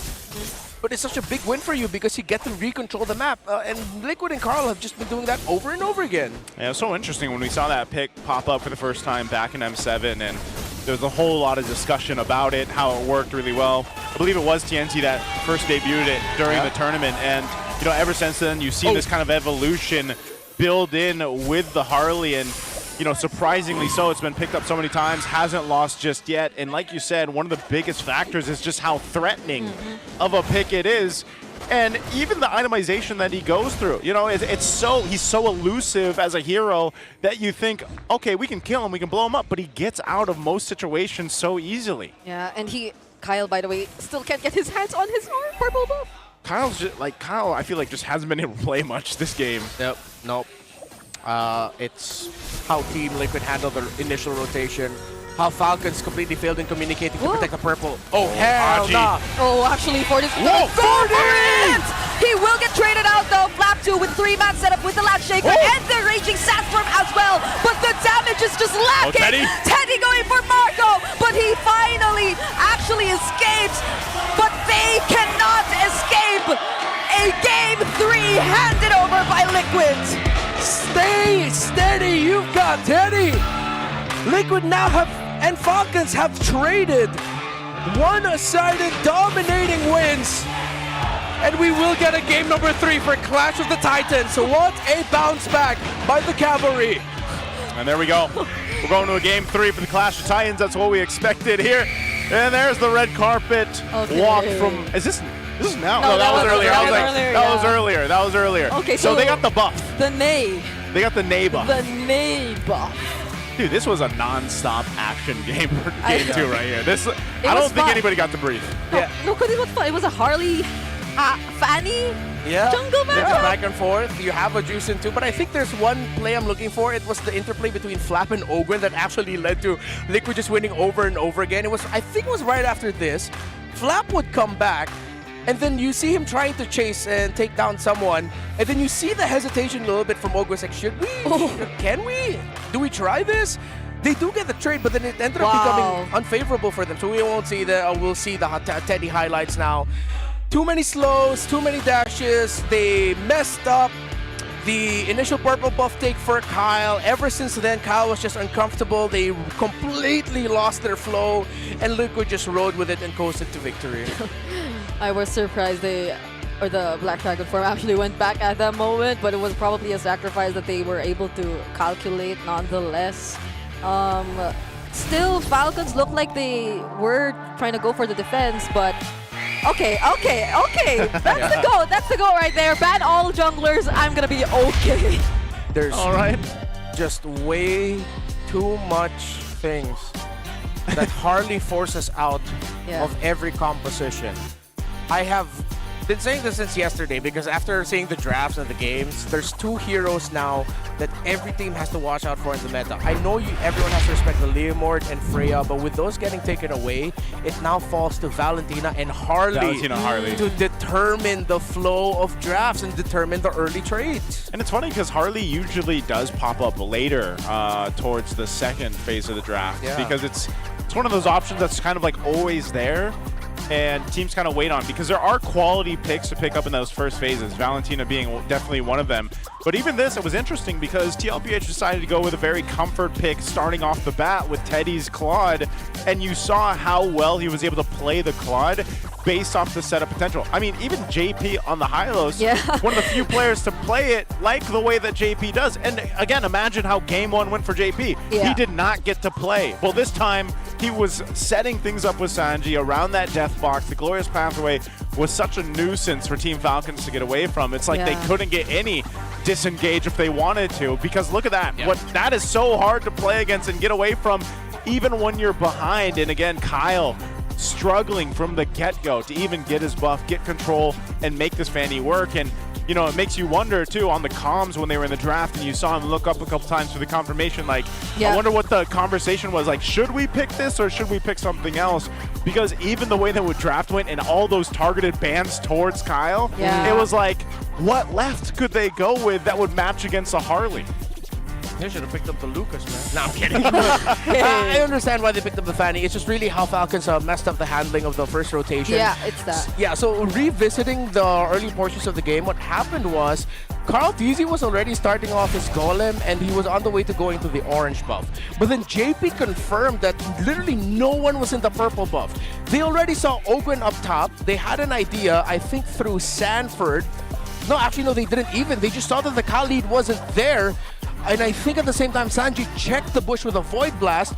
They knew it was just the juice in. The Kali could be far, and Team Liquid just easily stole the purple buff away. Yeah, just so unfortunate because the Khalid is one of like the fastest heroes in the early game, but he used his mobility elsewhere in the less crucial areas of the map, and it's just been overall a very sad series for the Khalid so far. I did mention this earlier. Yeah. The way they're just able to constantly deal with and burst him down or force out the quick sand guard, and those raging sandstorms we saw from Ogwen have almost always been desperate, similar to what JP went through in game number 1. Yeah, so Khalid finds himself in a little precarious position, I'd say, in the current meta. Like, or in the Clash of Titans. maybe even so, just the Clash of Titans. But I think, you know, he almost needs either that really good early advantage paired with a Valentina, like we've seen, or he needs some more of that support to be able to go ahead and set things up and utilize the Raging Sandstorm. And that's usually where we see that in the XP lane of being a factor there, and why we said it's so crucial, especially in this kind of matchup. So this is our headline right here after game 2. Too easy for Carl TZ. TLPH answers with a dominant game 2. I can't wait to see what our Clash of Titans for game 3 has in store for us. Before that, we're going to throw it over to an interview to see what's happening out there. The Cavalry is still fighting at Clash of Titans. To kaya naman hindi basta-basta magpapatalo ang ating mga teams. And right here with us is Team Liquid Academy from MDL. Guys, introduce yourselves, your IGN, and your role. Ako si Starboy, post-4 ng Team Liquid Academy. Ako po si Wilbert Salinda, gold laner ng TLAC. Team Liquid Academy. Ay, Cal po, Cal. Hi, I'm Lex, jungler of TLAC. Hello, I'm Damien, tank ng TLAC. Hello everyone, my name is Cram, explainer ng TLAC. Wow, Thea, meron tayong mga kasama dito ngayon. Alam mo, hindi sila bago sa MDL. Ilang seasons na rin natin sila nakasama at nakakausap ko kayo sa live. Pero ngayon, nandito kayo live sa MPL Arena. Ano masasabi niyo sa experience niyo? Sobrang saya. Susuportahan namin yung dati namin ka-team. Oy! Nakaka-proud. And speaking of dating ka-team, first game ni Teddy ngayon sa TLPH. Kamusta naman siya nung siya yung teammate niyo? Kamusta siya nung siya pa yung teammate niyo? Solid ka-team yan.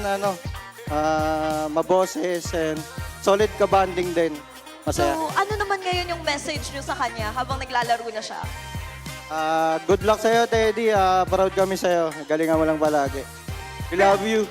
Wow! Gusto ko yun Sobrang proud moment ng kanyang mga kapatid from MDL. Pero syempre, kumustahin naman natin. Kumusta ba kayo sa MDL? Kumusta yung run nyo doon?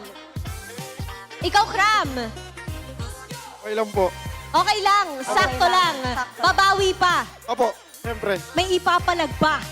Meron. Oh, meron. And then, speaking of may ipapalag pa, kailan ba yung next game nyo sa MDL, guys? April 7 po. April 7. So we're inviting you guys to watch the next games of the Team Liquid Academy. Oh, invite nyo naman sila na manood sa inyo. Sino pa sunod yung mga kalaban? Carl, sino sunod yung mga kalaban? Team RWE po. Okay. Yan, last season. Champion. Former champion po. So pag ganun yung mga kaharap nyo, ano yung mga paghahandang ginagawa nyo?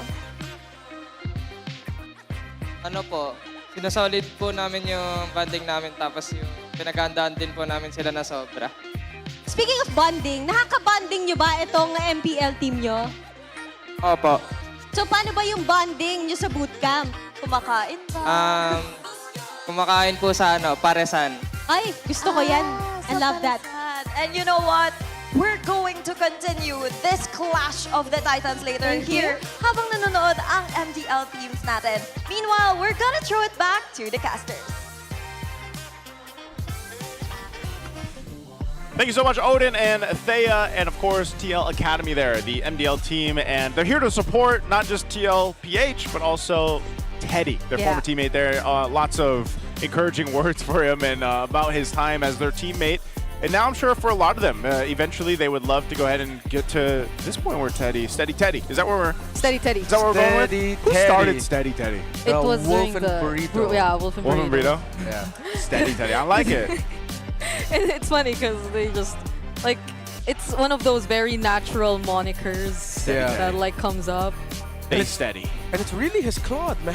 Yeah, that's true. There's something about the Claude. MPL was with that Claude.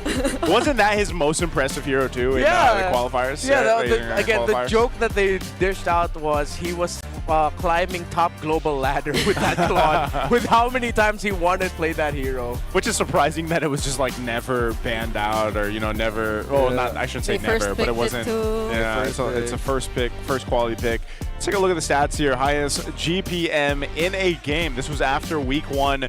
Carl Teasy in game 3 against RORA. Yeah. 868.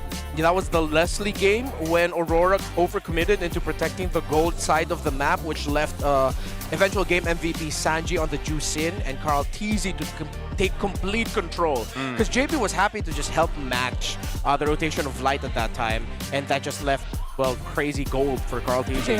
And you see Domenkite there twice. I think there's been a lot of conversations online, and we've seen different types of content out there. The best gold laners right now, and I think a lot of people do kind of say that it is Domenkite right now currently in the league that is the best gold laner. I'm sure a lot of people can want to argue their own biases out there, but you see them. He's there twice. Yeah. Second and third for the highest GPM. Clipboard, man. There's an intense clipboard discussion. That is. Between Haji and Coach Fren. Again, It's a landscape clipboard. it is. Whoa. Yeah, it's a landscape clipboard. Whoa, yo, where can I get one of those? I want one. I was gonna say that is I've never seen a clipboard like that. To be fair, when was the last time any of us went to an office hardware store? No, that's a question. The last time I did? Yeah, the last time you did. I think when we were building up the Manila podcast studio. Oh. So that was like So last nice, month. you. What is the Manila podcast studio? Oh man, you know what? One day you'll find out. Oh, okay. Okay, match 1, game 3. Yeah. This is what we're jumping into here. Dead body. Team Falcons on the blue. TLPH over here on the red this time. Why are you laughing, Breda? No. Oh, yeah, I was wondering.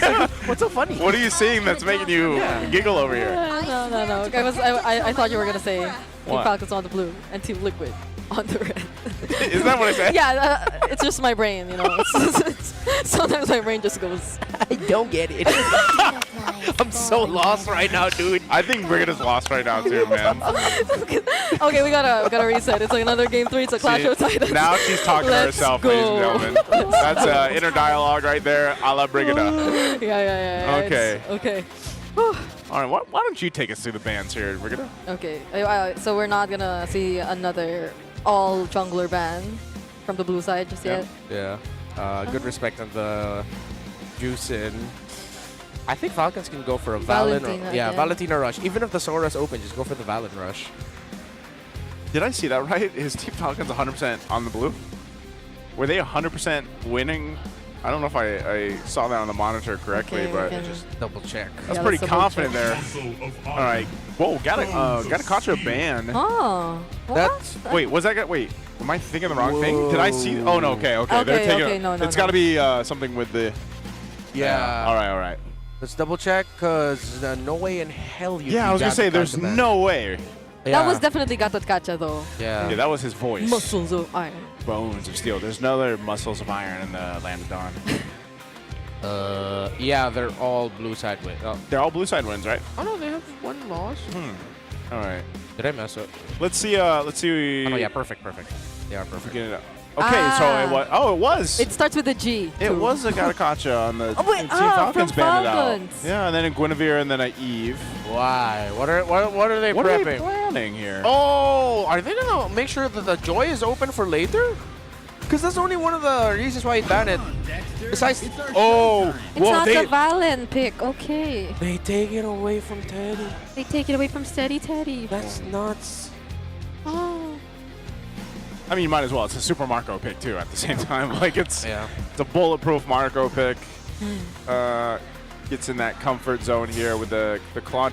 Claude just seems to be rising in the sense of one of the best gold laners too right now. Yeah. Obviously he's been in the meta, but like this current season, I feel like he's one of the best picks in that gold lane. And then over here you've got the carry. It seems to be one of the answers. And then the Baksha for TLPH. That leaves the Valentina still open for Falcons too. Yeah. Which, again, you don't need to rush it, but they just might. Yeah. Because you turn off a lot of picks.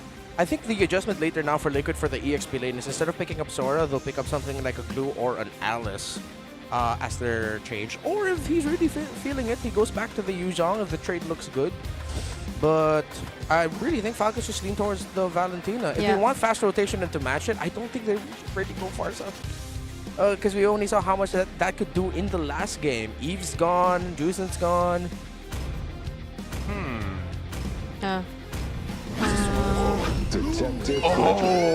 Wait, they don't. Okay. Even Marcel too, you know, like I mean, he does tend to just pop up in the second phase, but yeah. Marcel still completely snubbed this entire game. No bans whatsoever. Oh, so tough. Either they get the strong lockdown, get the high loss back for JP, but they do sometimes bring the Baksha for JP roam. If ever they can go EXP, either go for the Lapu or the Alice or match it. I think that's what they're discussing. The Sora can also get picked up here and they just ban out Valen or pick up Valentina for themselves. So they have the Sora priority here for them, and it's the Valentina instead. Okay. I was wondering if Sanji was like open to picking it up. the Valentina. Yeah. So now they do finally. So are they still gonna? Cause it's still a carry either way. So might as well take out the Farsa. But you do have the Baksha. So. I still think that is going to be a Baksha jungle. Yeah. Rome JP, we might not have seen it yet. Oh, it's a Luli again. With the Luli getting taken out. I'd love to see like a unique pick from Haji, but I don't think that's gonna happen. Yeah. Up against a Valentina anyway too. We know he can, but yeah.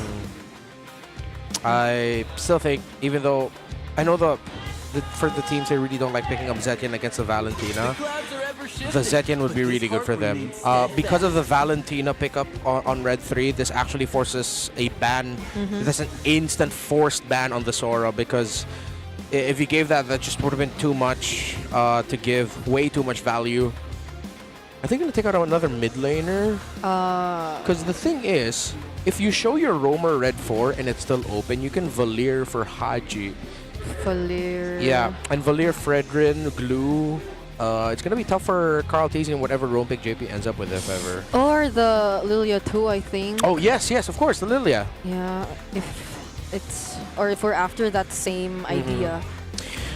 We might also end up seeing a sudden swerve roam Baksha and then a Harley jungle yet again for Carl Tizzy. They take out the CC, which could mean they are looking for strong, beefier, EXP frontliners that would get countered by a curtain call by CC. The high loss is still there. Yeah. They want to use it again. Hylos, Baksha, Valentina. Oh, that's so much aggro. Yeah. Yeah. But then, what can be the pick to just really answer and deny Teddy of another? Carries there. It might be a... So in consideration for Falcons is also the Kimmy. Yeah. If they don't want to give any of the really good ultimates from the Farsa or Zetian. Okay, so they go ahead and ban out the Kalea. So Yeah. that's going to be taken control of. So a lot of the roams were the focus here from Team Falcons, obviously towards JP now for Yeah. TLPH. So What do they pick up here? they're in that okay red with the high loss getting through. There you go. Full aggro. I think just go Valir or Lilia. I know the Kimmy looks so enticing, but Valir and Lilia are so good against the Hylos and the Baksha. At least for Liquid, they don't reveal the EXP lane yet, so they might have other angles to work with. And But if ever it's Valir or Lilia, Liquid are then forced to pick up a EXP laner like the Lapu Lapu to burst out and take away either the Black Shoes of the Lilia and the Vengeance Flame of the Valir. yeah. Which would actually put Team Liquid Philippines in a more dangerous scenario, because if they get outplayed, then they're gonna commit too much and then they lose their front line. Valir or Lilia for Falcons, just... But I know Kimmy sounds so enticing for them, probably. Yeah, especially with the Fred glue. I'd like to see the Valir. They got the they go Lapu. Valir. Good call, Mr. Renmar. This was banned There you go. yesterday. It hasn't won yet, though. Yeah. But it does get picked up, and it serves that immediate purpose against this kind of composition that TLPH is This is bringing. so great. And it's a roam glue, though. The last time we saw this, it didn't go so well for Brusco. It's the exact same pairing too. It was the blue roam and the Valir mid. And the Valir mid. That's what Brusco and Superfans brought out for Onyx last week. And it didn't go well for them because they couldn't get the early game that they want. So roam glue is good if you get the good early game and you give early deaths to the glue. If not, then you're going to feel how bad it is. Oh, Sanford brings back a Benedetta. I know someone over on the other side of me is very, very happy. Yeah, someone Earlier, on the other side. it was midnight. Now it's Womi. Just look at him. Sorry, you guys can see him, but this was a pick that Flap also brought out the last time they went up against each other during the qualifiers. And now it's Sanford who's using it against Team Falcons. I like it. Both lineups have great conditions. It's leaning a little bit more for Falcons in the number side. Yep. But you could clearly see the ideas where they could both mess up and excel in the early to the mid game. One difference is it's a roamer with Revitalize versus a roamer without. We look at roam and mid. Ogwin and Haji versus JP and Sanji to determine who will win majority of this game. Well, here we go. MPL Arena is lit up right now for our star match here for this week. And we're jumping into a Game 3 in the Clash of Titans. Team Falcons or Team Liquid Philippines, which one will win the series? Let's jump into the Land of Dawn here. Now, looking at this across the board, I think that's the main question. Can the Valir actually be a nuisance enough to stop with this pressure in the mid lane we see so much? JP taking quite a bit of damage here, but he does have the Revitalize still. Holds on to it. He'll be fine. Yeah. Ooh, Sanford comfortable right now. He did get him pure Magic Worship. Oh, whoa. Wow, Super Marco. Whoa, Teddy, okay. Yeah, Liquid definitely has to deny that early start. Well, Sanford here too. And it might be easier for them to pull off this time because there's this kind of VXP laner. Yeah. Oh, wait. He's quite low. He does have Petrify. Okay. Shield. Oh, I-Fire. Oh, no more I-Fire 9. He waited for the Petrify. Oh my goodness, these two EXP laners are going at it.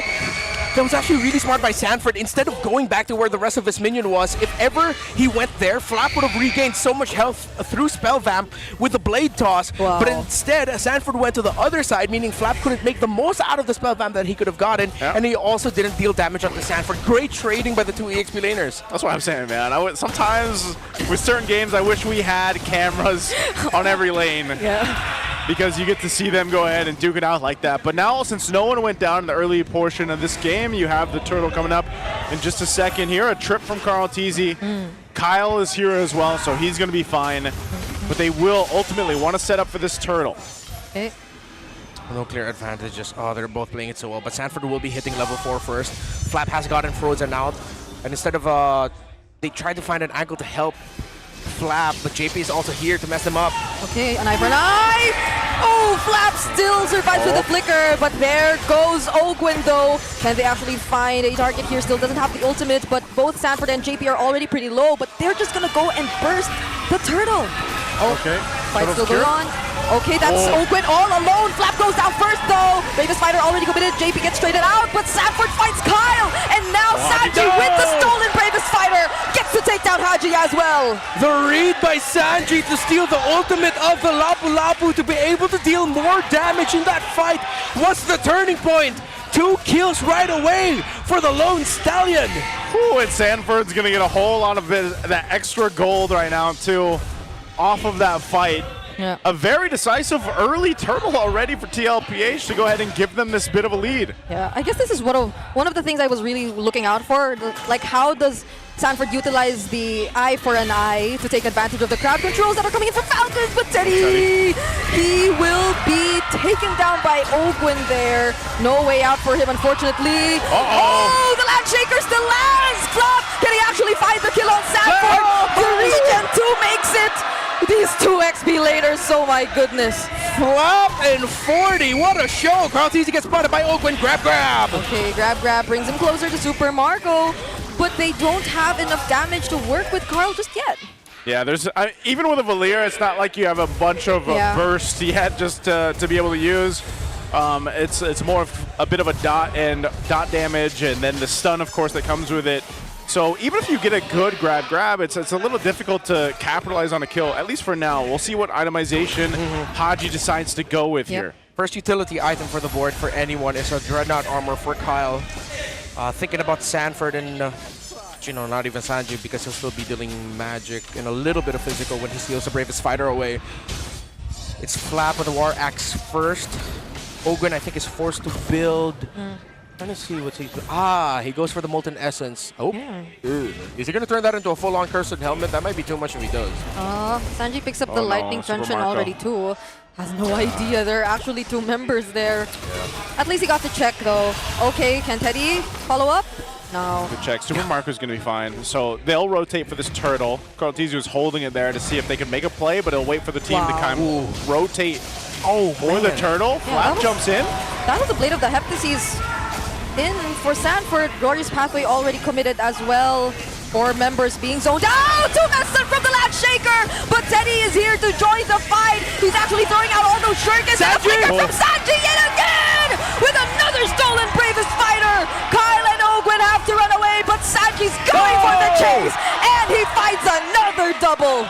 Sanji just saying, I am you and better.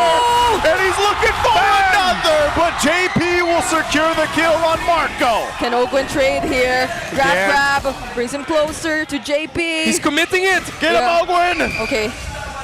We're just watching this unfold. What? How is he still alive? Ogwin, Sanford on the skilling spree as well, finds Haji too. Now it's Flap, trying to look for the trades, but it's the Electro final blow, and Team Liquid finally disengage. Oh, the built-in regen for Valentina. If I'm not mistaken, that's through her second skill.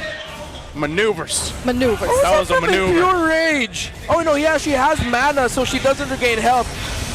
I love this. I love this battle between these two, man. These two always put on a show. We need cameras everywhere, as nicely said. That was just really good. I've gone fan mode. I'm sorry, y'all. It's just I'm just appreciating now. You just see these kind of team fights, and you know exactly why this is a clash of Titans here. Now, Team Falcons find themselves in a very tough situation.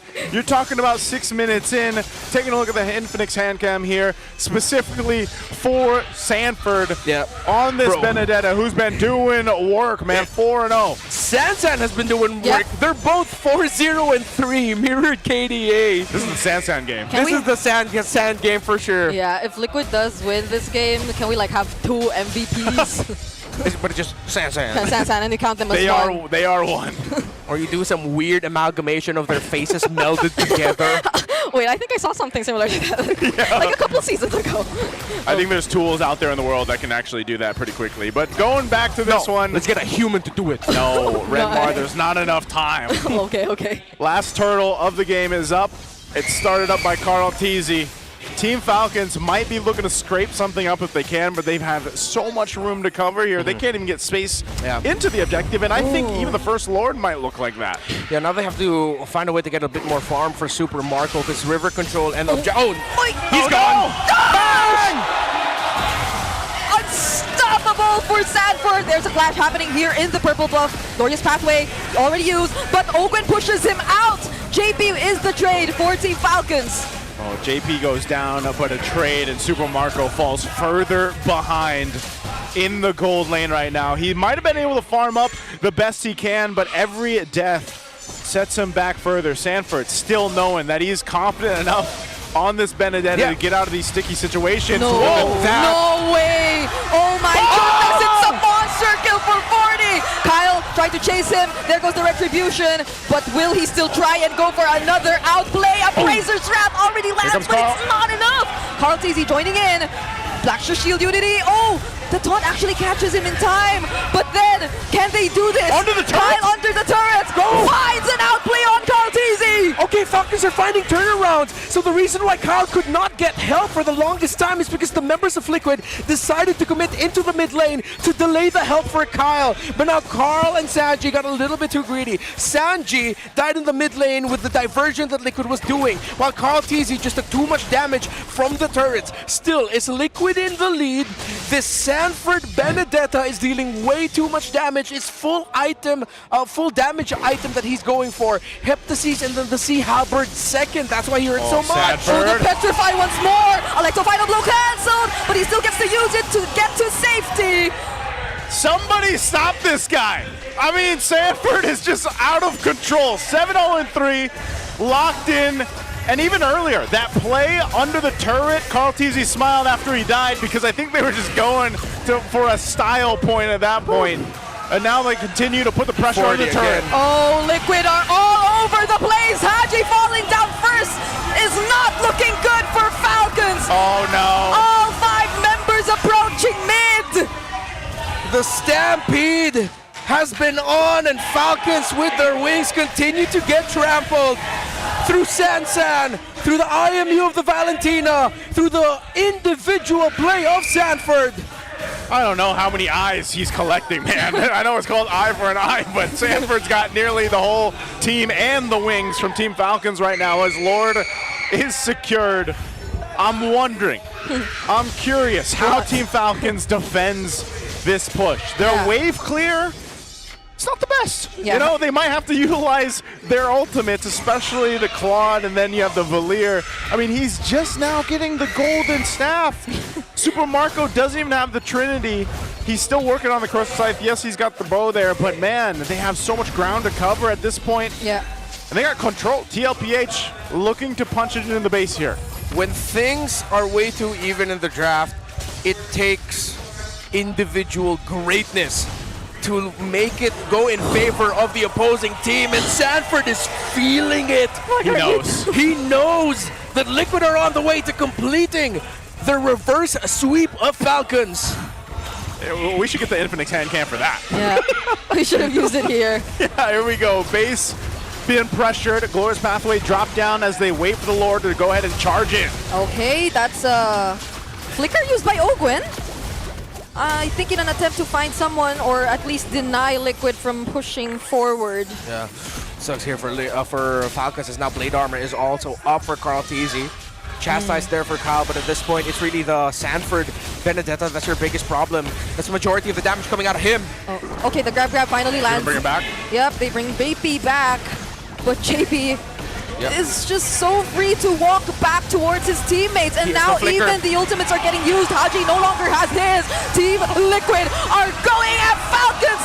Teddy finds the kill on Flap. Kyle, even with the energy eruption, barely finds a play for his team. Yeah, that was a desperate move by Ogren. He already committed his flicker in the last defense up top. Him committing that grab was not the right move. Oh my goodness, the damage from Sanji. It's insane. Now there is another taunt coming in from Kyle, but they somehow still defend the base turret. At least for Falcons. They're able to do that much, but Sanji! Oh my goodness, amazing do it from Super Marco. Liquid are gonna be okay with this. Teddy. They gotta get out. Okay.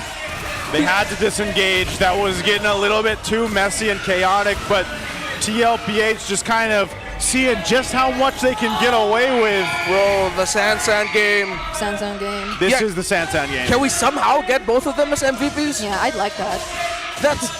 He stole the Blazing Duet to survive that, bro. Yeah, it's so unfortunate because even if you want to look at Haji to be the guy to stop these engages from Team Liquid, it seems as if he's just always forced to use his skills way too early. Just because. Yeah. It's literally just just because. And now they find Kyle all alone once again. Even if Open is there's not much he can do. Sanford too, trying to take care of the backlines. The grab actually lands on Teddy. Might be massive for Falcons right here. But then Open is left all alone. And now Sanford up against Fire! Still finds the kill on Kyle! Oh, and they're gonna deal with Ogren too. He's split off from the team. Sandy! Oh my goodness, another stolen Bravest Fighter. That's 2 members of Falcons down. And Ogren isolated up here, close to Liquid and their territory. It seems like they don't care anymore. They're gonna try and go for the end. That's gonna be Sanford once again. Legendary on this Benedetta. Ogren 2's gonna fall, but Flap finds a shutdown. Flap's still fighting. He might be able to keep them into this game if he can buy enough time and clear out this waves, but now JP makes his way to the base. Okay, JP's here. Kyle's back. Marco in 4, Marco in 3. They're good. They bought enough time. That was a split team fight, but ultimately it all leads to TLPH to take this Lord here. Okay. They're going. Oh, Liquid decided to slow it down because they know Falcons will be desperate enough to try and go forward. They leave Marco to clear up minion waves. Valir is back. Will be able to clear the one up top. And Falcons still jockeying for position, but they're not going to be able to go for the full one yet. Okay. Haji with the Divine Glaive still not going to be enough. It's way too easy for Liquid to access. The Valir would have been good if it was a different, slower EXP laner, but again, this Benedetta has been massive. Malefic Roar already, full damage item build is there for Sanford. Oh, of course, Pathway dropped down. They're looking to cut off Team Falcons. Literally cutting them off here. It's only Teddy and Carl working on this objective. And that's all it took for Liquid to push Falcons back. The glorious Pathway and the threat of, I guess you could count them as 2 XP laners now because Sanji just keeps getting the Bravest Fighter. This has been the Liquid Show. Channeling back to the House of Highlights. Only up to the Queen's Wings, 4 Flaps, Lapu Lapu. Oh, almost completely taken down Sanford, but of course, the Rose Gold Meteor is there to provide the shields that he needs. Liquid have too many items. They can end it here. They just need to make sure it's steady for Teddy, and Sanji and Sanford deal the damage to help set up for the carry. Okay, JP tries to go in first. Oh, he's stunned under the turret, though. JP might not be good for Team Liquid. Still survives, already using the Revitalize. Sanford waiting for the right timing to just go in. The minions are already inside! Ogren already forced to flicker out. He's very low. Sanford still finishes off the job. The Lord gets working on by Team Falcons. Sanji going with the Bravest Fighter, but Falcons are just gonna clear the wave. Liquid is still standing there waiting for the next minion waves to come in. There's no more glue. It's 5 versus 4. Liquid still in this. Okay. But Falcons will try to hold on. Another glorious pathway available. There you go. JP already using it to try and go in. Multiple attempts from Falcons to defend. But in the end of the day, it's Flap who's miraculously trying to go for the defense. It's a triple kill for Teddy and a win for Team Liquid. They debut their second gold laner of the season, and they win through a reverse sweep. Welcome to the MPL. Liquid looks steady with Teddy. And they're up at the front, the San duo that just dominated together in this game of 3. Led up with Sanford again. The clash of the Titans concludes once more with TLPH getting the win. An epic series to start off our day here. The Benedetta pick changed the game, and how Sanji early on, man, using and taking the bravest fighter. Falcons were taken to their limit. They started off the series completely bodying Liquid. Yeah. Oh man, I bet the highlight team back there is like, all right, what do we put for the highlights here later on? Because this was such a good play. Sanford held on to the Petrify. He used it mid-fight, and then Sanji with the bravest fighter to make sure that Haji gets taken out. Again, if this was any other EXP laner, that Valier would have had a better experience, but it's a Benedetta that it ended up being the last pick for Liquid, and I'm not even sure if Falcons expected that. Falcons were expecting a slower front to back. That's why they ended up with the glue. But the full damage assassin Benedetta. What a game changer. You forget how deadly it can be. So look at this. It's the glue Valier not winning. It's not winning, yeah. Not winning, yeah. And maybe it can. Like, maybe at some point it can, but going against a Benedetta like that in the hands of the Apex Predator, man, it's kind of tough to deal with. And smiles across their face for TLPH. But what an amazing series. This is just one of those ones with a lot of highlights. We've got to throw it over on stage, though, to hear with our winning interview with TLPH. MPL Superfans, this isn't a Clash of Titans for nothing. Give it up for Team Liquid Philippines! Wow! Reverse sweep para sa inyo guys. At syempre, hindi natin pwedeng palagpasin ang isang legendary gamit ang Benedetta na yon, Sanford! Sanford! Anong meron sa Benedetta mo? Ba't ngayon lang namin nakita yung ganon? Ano lang po, motivated po kasi ako maglaro ngayon. Oh, ano ba ang motivation ni Sanford this time? Since yung lola ko po naka-confine ngayon, so pinuntahan ko siya kahapon and sabi ko, gagalingan ko ngayon. And mamaya, after this match, pupunta ako doon. So para sa lolo mo, Para sa ano lolo ba ko. ang mensahe mo? Magpagaling ka, kaluguran ako. And I'm sure proud sa'yo yung lola mo ngayon. And speaking of proud, you know, first game here sa MPL. And already triple kill. Grabe, Teddy. Teddy, welcome! Welcome Thank to you po. MPL. And kamusta naman yung first game mo? Clash of Titans agad. How was the experience? Sobrang masaya at excited. Kasi Falcons agad yung kalaban. Pag Falcons yung kalaban, talagang mas ginaganahan. Oo, kasi sila din yung kalaban namin sa Seaball. Sobrang lakas po nila. Sobrang lakas, Teddy, pero ikaw din yung nasa lineup na yon, kaya nandito ka ngayon, di ba? At syempre, maganda rin talaga ang performance. Debut match nga pala ni Teddy dito. Nandito rin ang ating The GOAT, Carl Tizzy! Reverse sweep ang nagawa nyo, ha? So far, malinis ang record ng TLPH 3-0 para sa Season 17. Gaano naman kahalaga sa'yo itong match na to against Team Falcons? Sobrang importante po sa back namin kasi momentum namin to and para din to sa mga fans namin na lagi sumusupport kahit na sinasabihan kami top 8 secret. Laging full house pag kayo ang naglalaro. At gusto ko lang itanong, no, feel mo ba mas malakas yung may TZ or wala? Ano po? Ewan. Basta bahala na. Performance pa rin na nagmamatter. At alam mo, Carl Tizzy, nakita namin kanina doon sa laro nyo, gumamit ka ng Harley sa Game 2. Hindi natin siya nakita for quite some time. Parang bihira lang siyang nagagamit dito sa MPL PH. Parang Season 7 mo pa ata siya last ginamit. Ano bang meron kay Harley ngayon? Bakit siya napipick? Sobrang lakas po nung burst damage niya ngayon sa Genius 1. Sobrang gandang item. Tapos yung second skill niya, sobrang bilis talaga. So yan ang tip para sa mga RG boys na nanonood ngayon. And you know, other than that hardly change dun sa Game 2, for Coach Snap, na-surprise ba kayo nung Game 1? And ano yung mga changes and adjustments na ginawa nyo for Game 2 and Game 2? Yung Game 1, akin yun. Bakit yung draft sa totoo lang. Tapos after that, we adjusted from Game 2 and Game 3.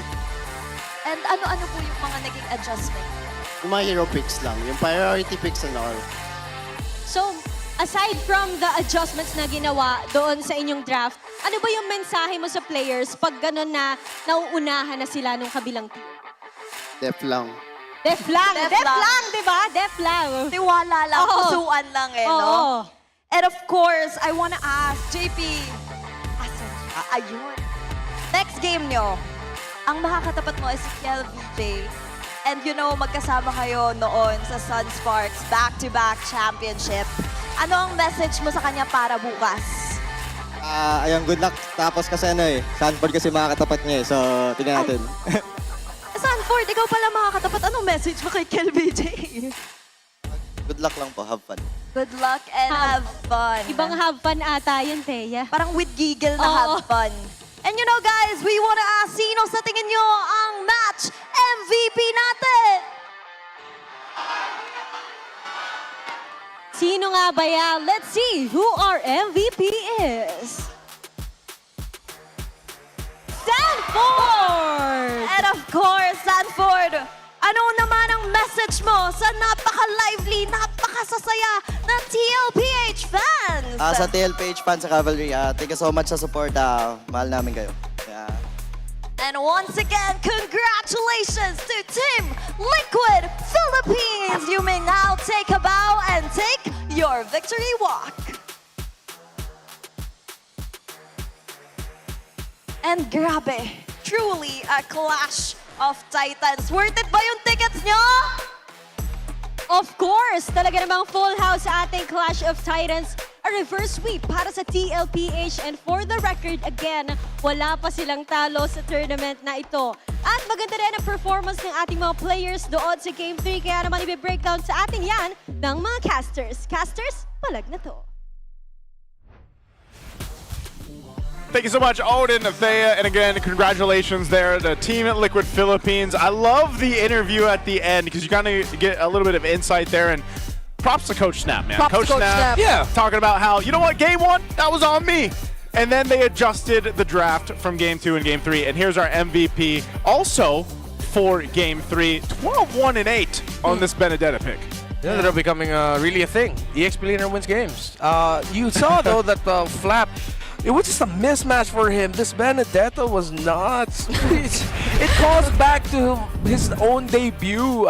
Was it 9? No, 8. Season 8. In Season 8, when he was still a young boy, the first game he ever played, he was a Benedetta, and he did really well then. Bring it back many seasons later, and he's still really good at it. Shout out to Leo, shout out to Leo. Shout out to Leo. Shout out to Leo. A little full circle moment there for Sanford. Again, he's probably, maybe even now, like the only player in the league that will pick up a Benedetta. Maybe there's someone else. Flap also, actually. So Flap is familiar with the matchup. It's just that he was like, my dude's just a little bit slower I was than gonna this, say, man. It's technically very lore accurate, or let's say realistic, that the bravest fighter would have a pretty difficult time fighting a, what is Benedetta? She's like a...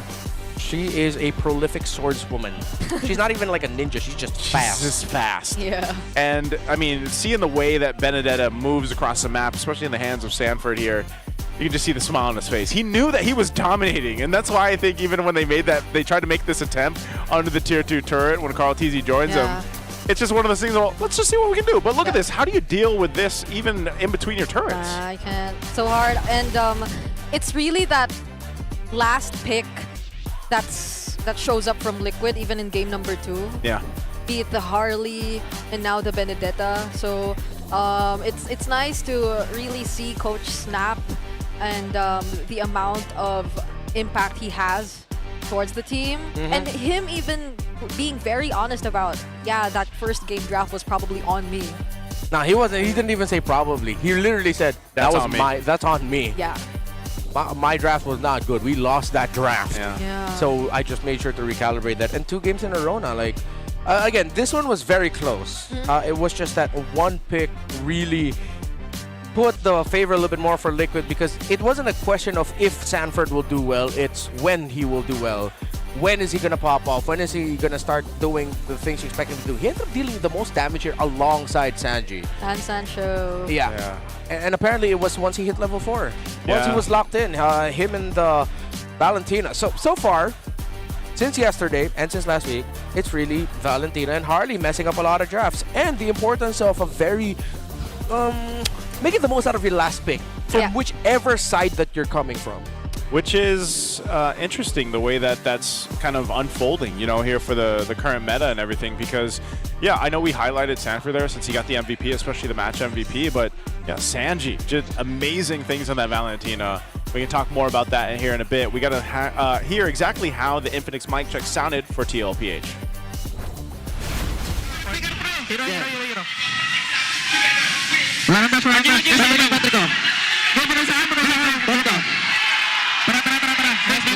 Nice, boy. Ay, di ko kaya. Roll yan. Nice, kalma. Tama? Wait, Kyle. Marala pa ako? Ingat ka, G. Taki ka, part. Flicker blue. Patarget. Okay. Tenten yung blue. Okay lang, reset. Ingat. Sige, mapasagin yung mid, pre. Ganyan. Mapasag. Dahil mo ko sa ginagawa ka, pre. Kalmado lang ako. Stop ko rin. Walang auto. Fred. Wala ko patay. Pisa. Patay. Sila grips. Kalma. Isa pa. Mid. Dalawang wave. Mid. Nice Valentina. Nice Bene. Flicker din yung lapo. Tingin nga. Patrick ko na. Flicker na glue. Patay. Hero lang. Wait lang, G. Hero.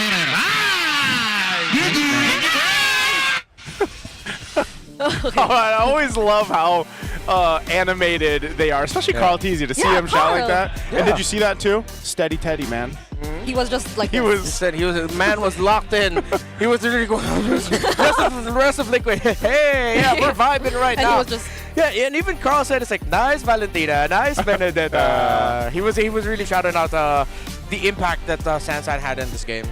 And I think, you know, for Steady Teddy, Teddy right here, this is a great opener for him. Yep. For sure, definitely. He mentioned on stage that, you know, imagine he's thrown into the Clash of the Titans there. And so great to have them. Again, congratulations, TLPH.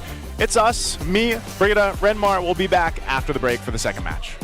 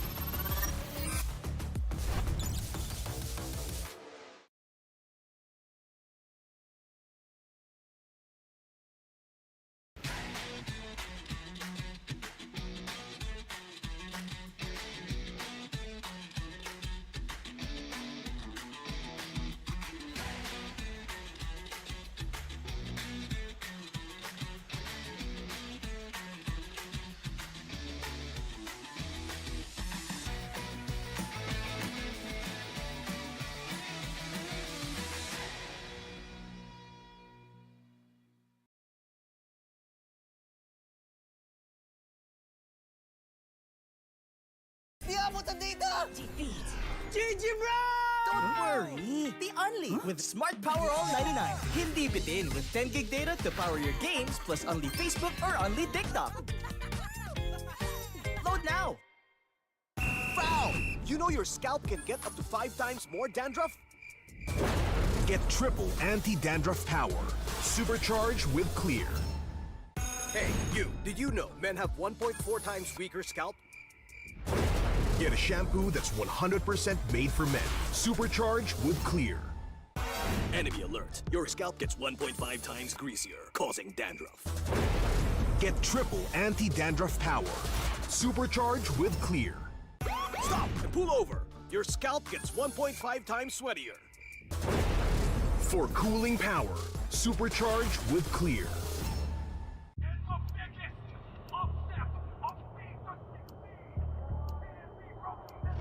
Paano ko kaya sila masusuportahan ngayon ng mas maayos? Kailangan ko ba magpalit ng strategies? Nagagampanan ko kaya ng maayos ang role ko? Will I be able to meet their expectations? We have to prove them all wrong.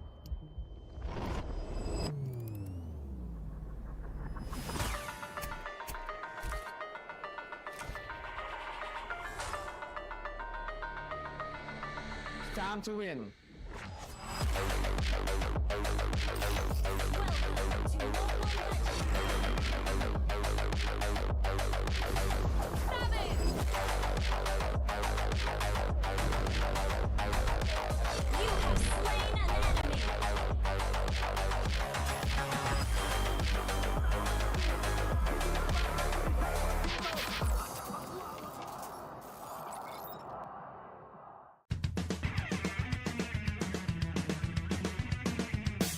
Usapang meta for today's class.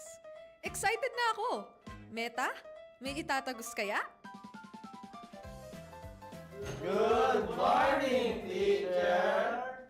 Hello class! So matanong ko lang, sa scrim, sino yung madalas nagsastruggle? Ako po, ma'am. Nahihirapan po kasi ako sa shot call kasi isa lang po yung gusto ko tumatawag sa akin. Teka class, tama. Importante ang comms, mapa in-game or relationship, di ba? Relate ka, ma'am? Secret. Anyway, next question tayo guys. Tingnan nyo tong draft. Sino dito yung nag-overcommit sa top lane? Uy, naku! Parang support ata yun, ma'am. Ay nako, bagsak ka sa counterplay. Huwag ka kasi clash ng clash kapag hindi ka pa crush. Este para iwas crash! Oh, shit! Plus 5 points ka sa hugot, ma'am. Okay. That's all, class. See you tomorrow.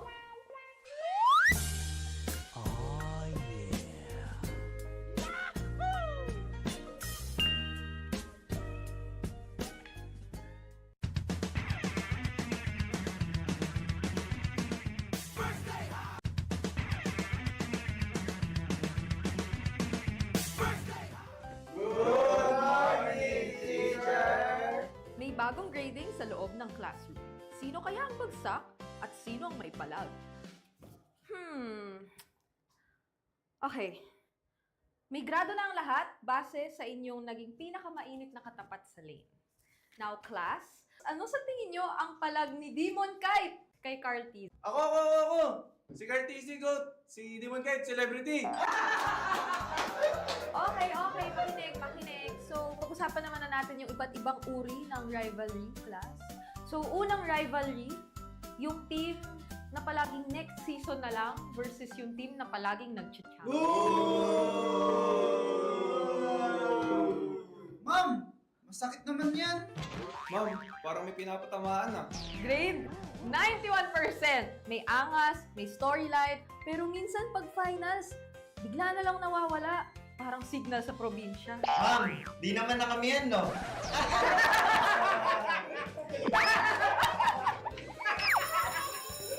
That's all, class. Don't forget to study your rivals kasi next week ay graded recitation na sa stage. Goodbye and thank you, teacher!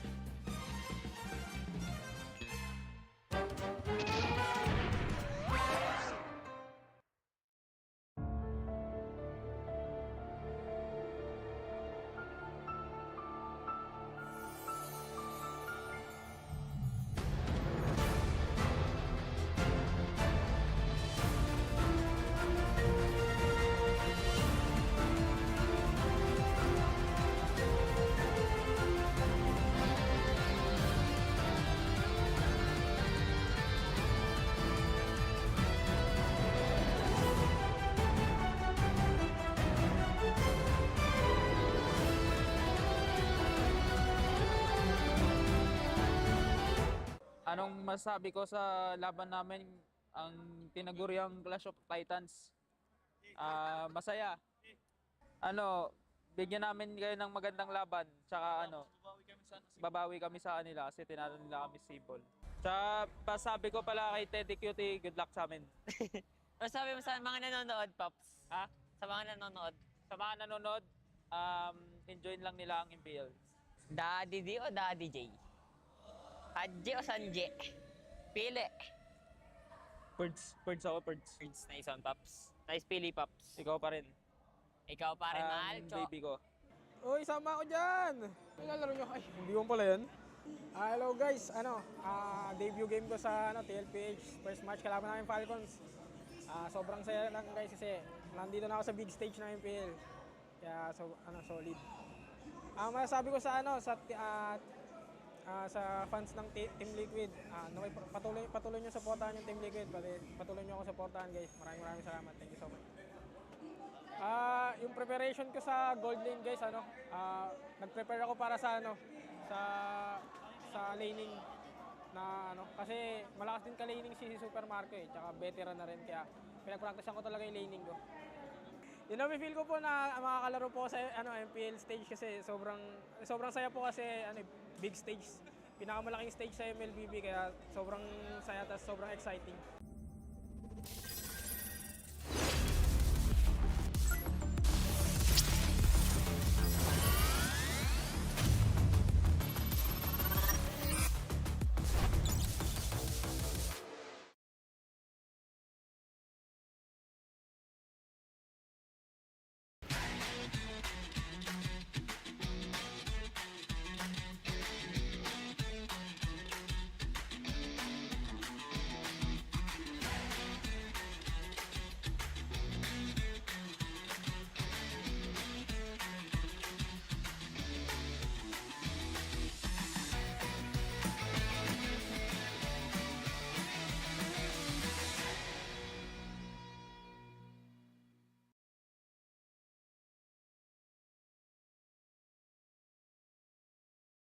Di abutan dito! Defeat. GG, bro! Don't worry. Be only with Smart Power All 99. Hindi bitin with 10 gig data to power your games plus only Facebook or only TikTok. Load now. Foul! You know your scalp can get up to 5 times more dandruff? Get triple anti-dandruff power. Supercharged with Clear. Hey, you! Did you know men have 1.4 times weaker scalp? Get a shampoo that's 100% made for men. Supercharged with Clear. Enemy alert. Your scalp gets 1.5 times greasier, causing dandruff. Get triple anti-dandruff power. Supercharged with Clear. Stop and pull over. Your scalp gets 1.5 times sweatier. For cooling power. Supercharged with Clear.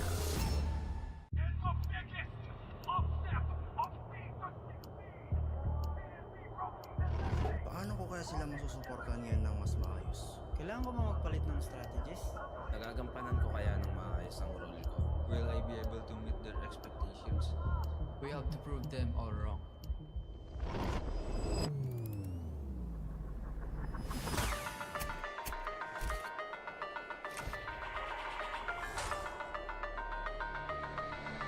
It's time to win.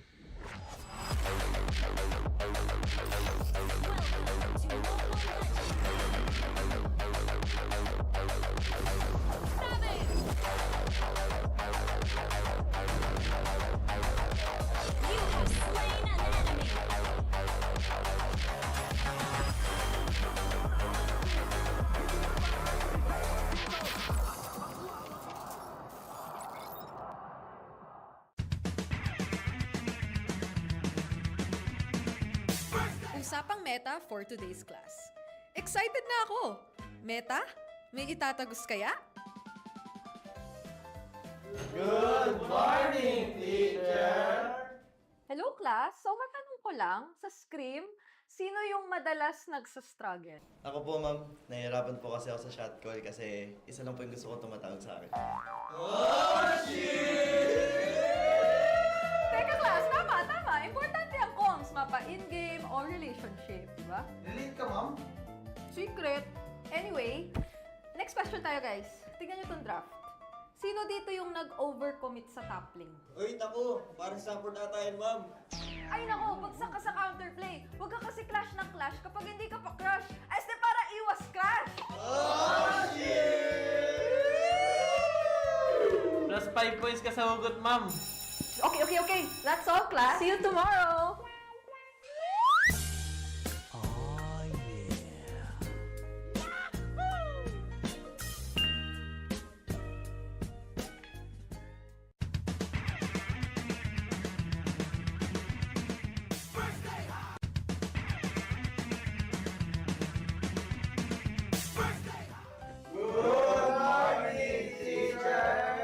May bagong grading sa loob ng classroom. Sino kaya ang bagsak at sino ang may palag? Okay. May grado na ang lahat base sa inyong naging pinakamainit na katapat sa lane. Now, class, ano sa tingin nyo ang palag ni Demon Kite kay Carl T? Ako! Si Carl T, si Goat, si Demon Kite, celebrity! Okay, makinig. So, pag-usapan naman na natin yung iba't ibang uri ng rivalry, class. So, unang rivalry, yung team na palaging next season na lang versus yung team na palaging nag-champion. Ma'am! Masakit naman yan! Ma'am, parang may pinapatamaan ah. Grade 91%. May angas, may storyline, pero minsan pag finals, bigla na lang nawawala. Parang signal sa probinsya. Ma'am, di naman na kami yan, no? Okay,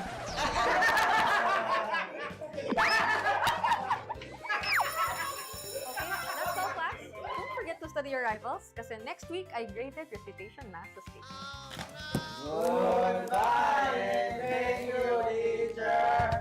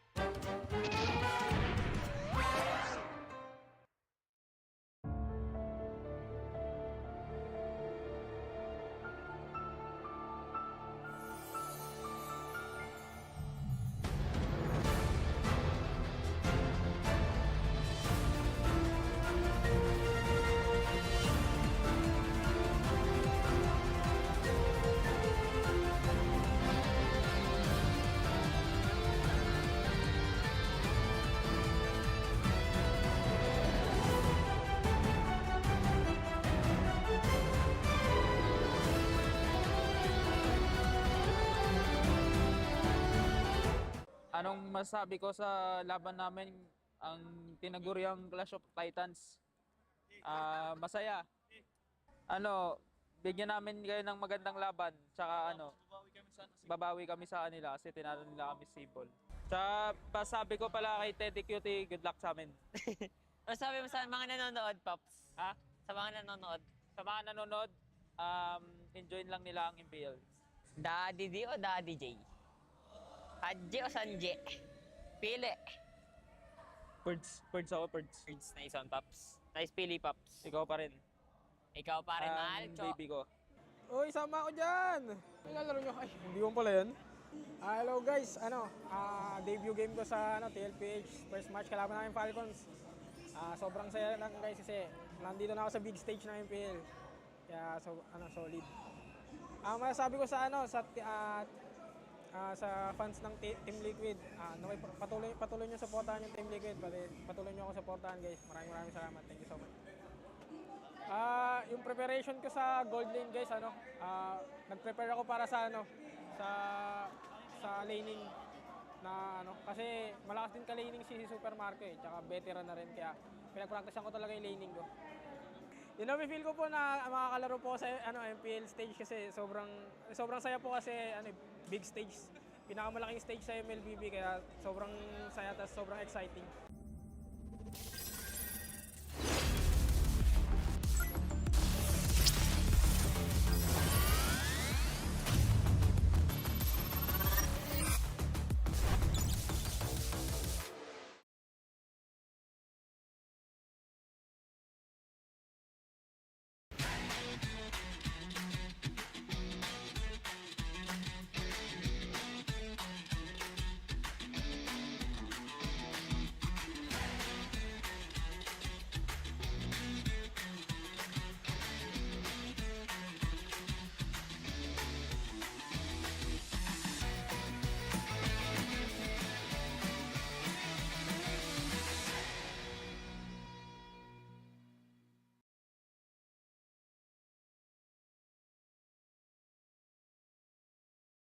Di abutan dito! GG bro! Don't worry! The only with Smart Power All 99. Hindi bitin with 10 gig data to power your games plus only Facebook or only TikTok. Load now! Foul! You know your scalp can get up to 5 times more dandruff? Get triple anti-dandruff power. Supercharged with Clear. Hey, you, did you know men have 1.4 times weaker scalp? Get a shampoo that's 100% made for men. Supercharged with Clear. Enemy alert. Your scalp gets 1.5 times greasier, causing dandruff. Get triple anti-dandruff power. Supercharged with Clear. Stop and pull over. Your scalp gets 1.5 times sweatier. For cooling power. Supercharged with Clear.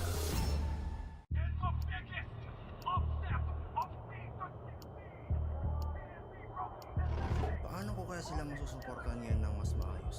Kailangan ko ba magpalit ng strategies? Nagagampanan ko kaya ng maayos ang role ko? Will I be able to meet their expectations? We have to prove them all wrong.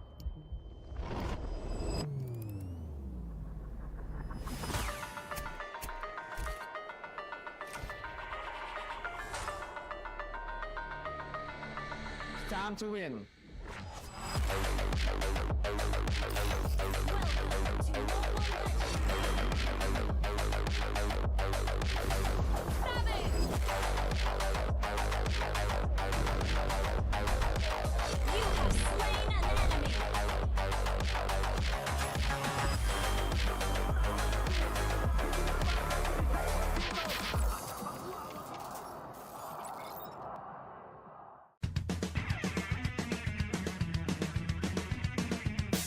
Usapang meta for today's class. Excited na ako! Meta? May itatagos kaya? Good morning, teacher! Hello class, so matanong ko lang, sa scrim, sino yung madalas nagsastruggle? Ako po, ma'am. Nahihirapan po kasi ako sa shot call kasi isa lang po yung gusto ko tumatawag.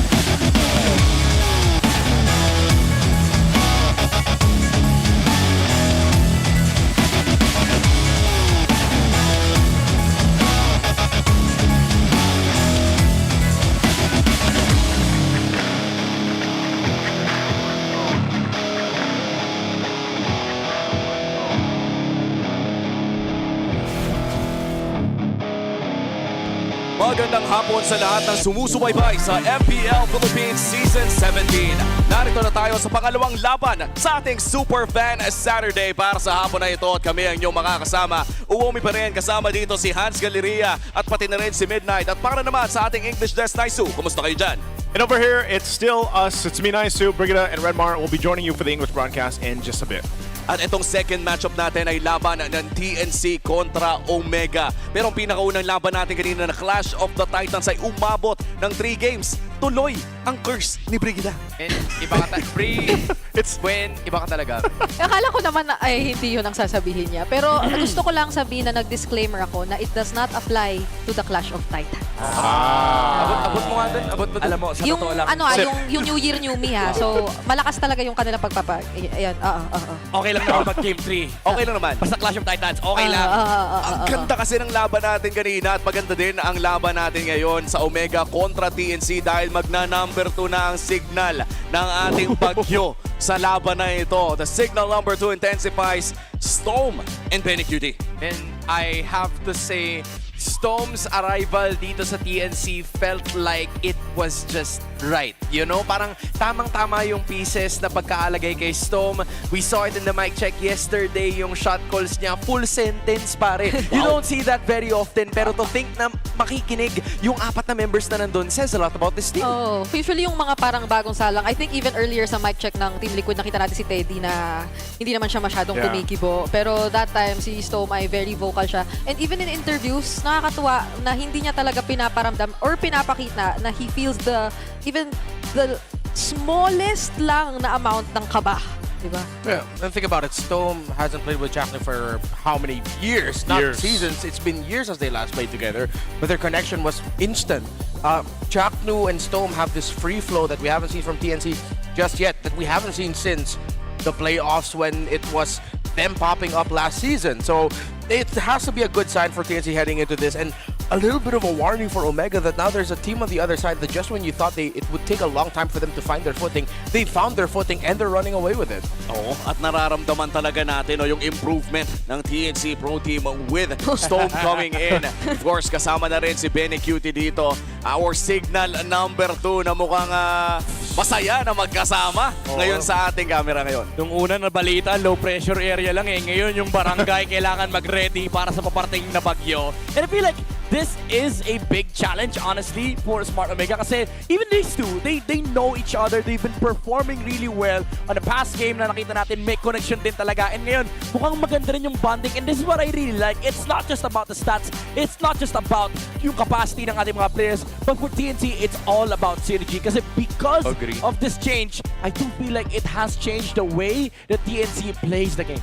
I mean, you see it from the stats there, too. And I know you said it's not all about the stats, Midnight, but definitely something that really stood out was the way that Stone played. And I think, you know, some people, when they see him for the first time playing back in the MPL Philippines after being in Malaysia for how many seasons, you can see that experience, that even the play style that is known for over there, right? And then he applies it, and it just fits so well with the playstyle, I think, of TNC in general. At nakakatuwang makita no, na kahit ba sabihin natin nanggaling sa international scene, naka-farm ng ibang experience, ay para bang Pinoy na Pinoy pa rin talaga ang flavor ng TNC Pro Team now with signal number 2 locking in for this game. Kalaban nila ang Omega na for the longest time ay hinahanap na rin natin yung spark na hanggang ngayon ata ay kailangan pa rin lang hanapin.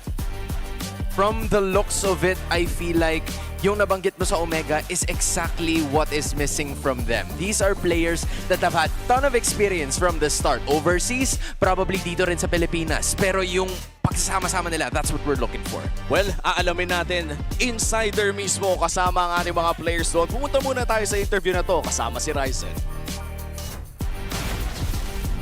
And in just a few minutes, magsisimula na yung match 2 natin. But meanwhile, I'm here with the longest standing member of Smart Omega, Ryzen. Kahapon, umabot kayo sa 3 games against Twisted Minds. And of course, hindi nakuha. But kamusta yung team after that match? Yung after that match po yung team namin parang masaya pa rin kasi kahit paano nakaisa naman eh.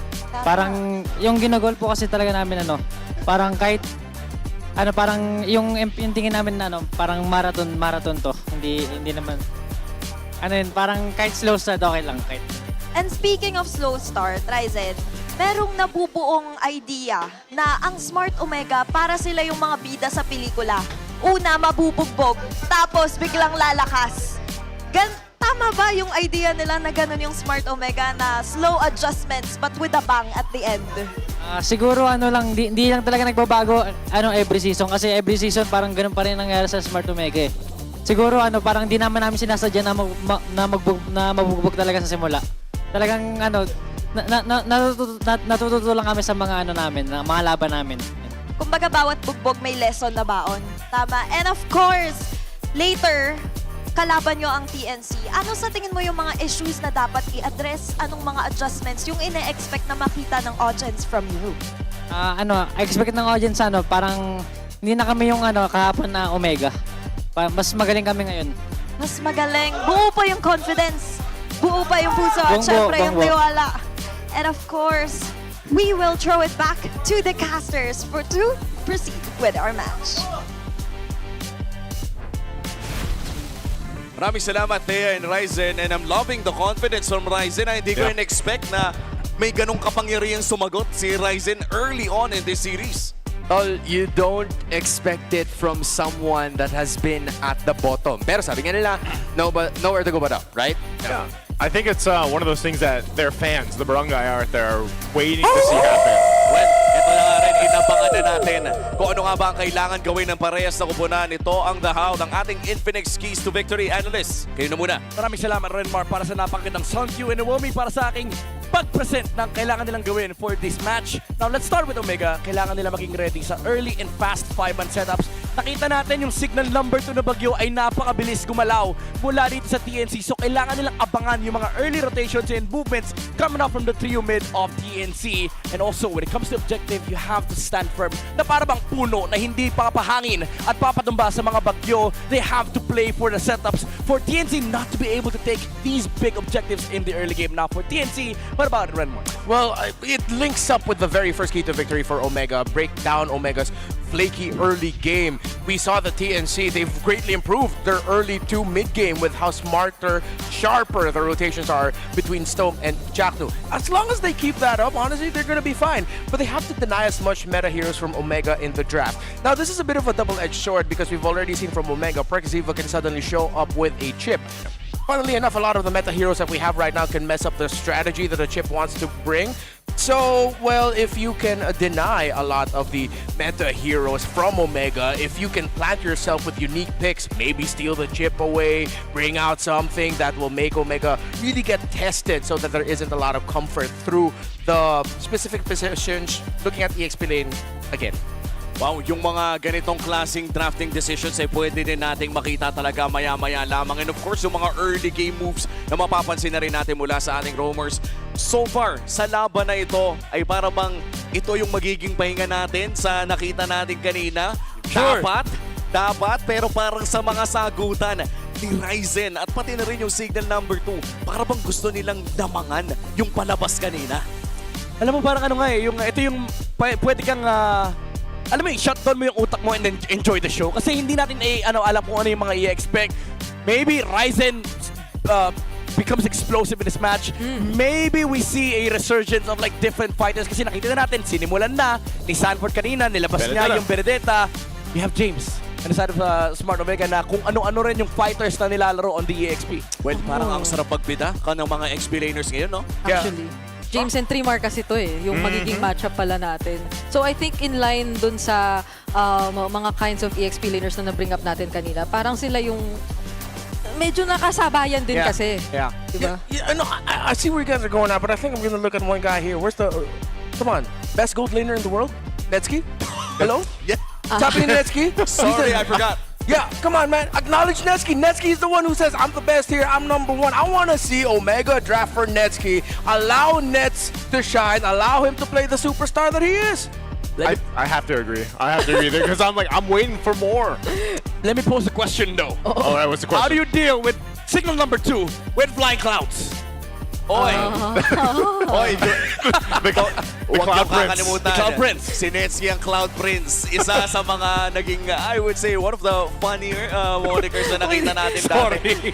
And he owned it. He owned it. He did it again.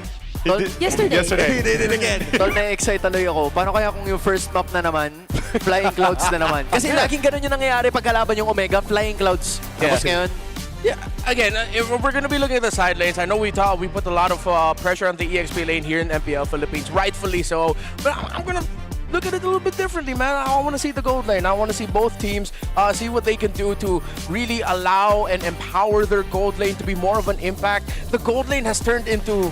Uy, mag-farm ka lang dyan, ha? That's true. Farm up, don't die. Join us by Turtle 3 Lord while you're doing your job. I want to see gold laners get out of the lane again and go back to Turtle 2. Get out of lane early. Get farm. Double lane. Join up. Hellcat Netsky. Speaking of joy. Not just that, but also early game marksman na para bang hindi na natin nakikita. Yeah. I think one of the few heroes na naalala ko rin kay Netsky would be Bruno. Pati na rin parang ang tagal na natin hindi nakikita yung pick na yun. Rapid Boots, no? Rapid Boots Bruno, naalala ko, season 10. Yeah, hindi pa sikat si Bruno ay para bang gamit na ito ni Nets. But other than the risky picks na nakikita natin mula sa Omega, for TNC naman, vintage Binuya ang nakita natin last series. Ngayon naman ba may vintage Chakno ba tayo pwedeng ma-expect? classic Chakno, no? The Marcel yesterday, I think that was, he was able to go ahead and perform the way that people are used to seeing Chaknu play. And the thing is he can do that on a majority of heroes. So if he's, channeling that inner Mamba mentality, that's something that he can definitely do here. Yeah, which is great. And specifically for Storm, kung isa siya sa mga pinaka nakapagpa-activate nun ulit. Kasi parang ang daming naghihintay na makita ulit natin yung ganoong klase ng super aggressive gameplay from Chaknu. And Storm is capable of pairing up with Chakno really well, even on heroes like the Marcel. So what more kapag ka, diba? I have one wish list here. Since we're talking about Chakno, we talked about gold laners. I want to see any of these two teams pull a page out of the book of Navi Indonesia and put a Belleric in Rome. I know that's something that we don't see a lot here. We've seen it once or twice here in the Philippines in previous seasons. I think it was 14 the last time we saw him. Yeah. It was Chakno that first played it. It was Chakno that played it. It was the Belleric. So that's my crazy wish list for this one. I want to see one Belleric game. I second the motion. What about What about Masha? What about Masha Rome? I second the motion too. Ang dami nating pwedeng makita dito, no? Especially from Chakno. As far as I remember, yung Belleric game na yun ay Luyi. Ang kanilang mid laner kung saan pinapadala nila yung Belleric sa mga purple buff ng mga junglers kanina. In which case ay naging malupit din ang mga laban sa loob ng jungle. Tandaan natin, first series natin was Kyle versus Carl. This time, our jungle matchup will be Zyda versus Ryzen. Dalawa din na grabe yung microhan.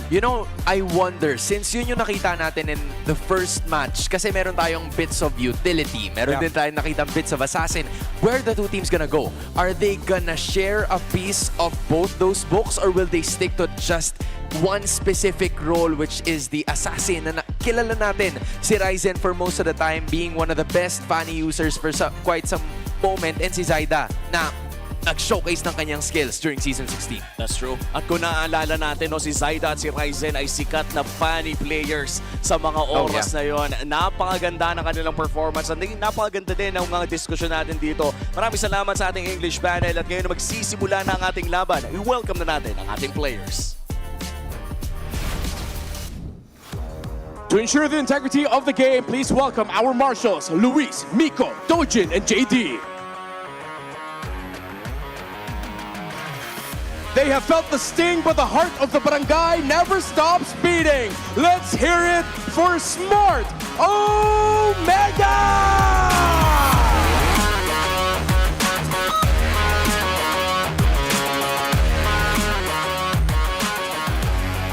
Coming off of a dominant win, the rise continues. Phoenix Army, it is your TNC Pro Team!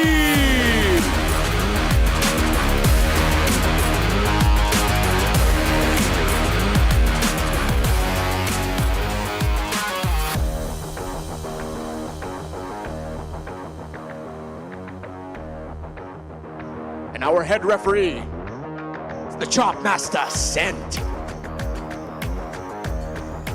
Please welcome our head coaches, Coach RORA and Coach Itmax. Welcome to another Superfan Saturday match. MPL Arena, make some noise!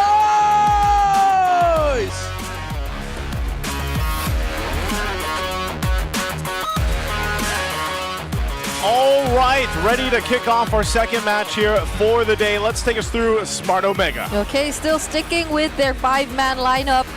I do agree with how we definitely want to see a bit more of Netsky. I'm looking at just how Smart Omega is supposed to balance all that in line with their keys to victory, because TNC, again, they're up against this team who they have to prepare against in terms of the early and fast 5-man setup. So how will they actually enable Netsky in that kind of scenario? Yeah, because if you're going up against like Chakto, Stome, and then Zyda also finding their flow, that activates 3 more Benny QT. So pretty much TNC, based on the last match that we saw, they are fully activated.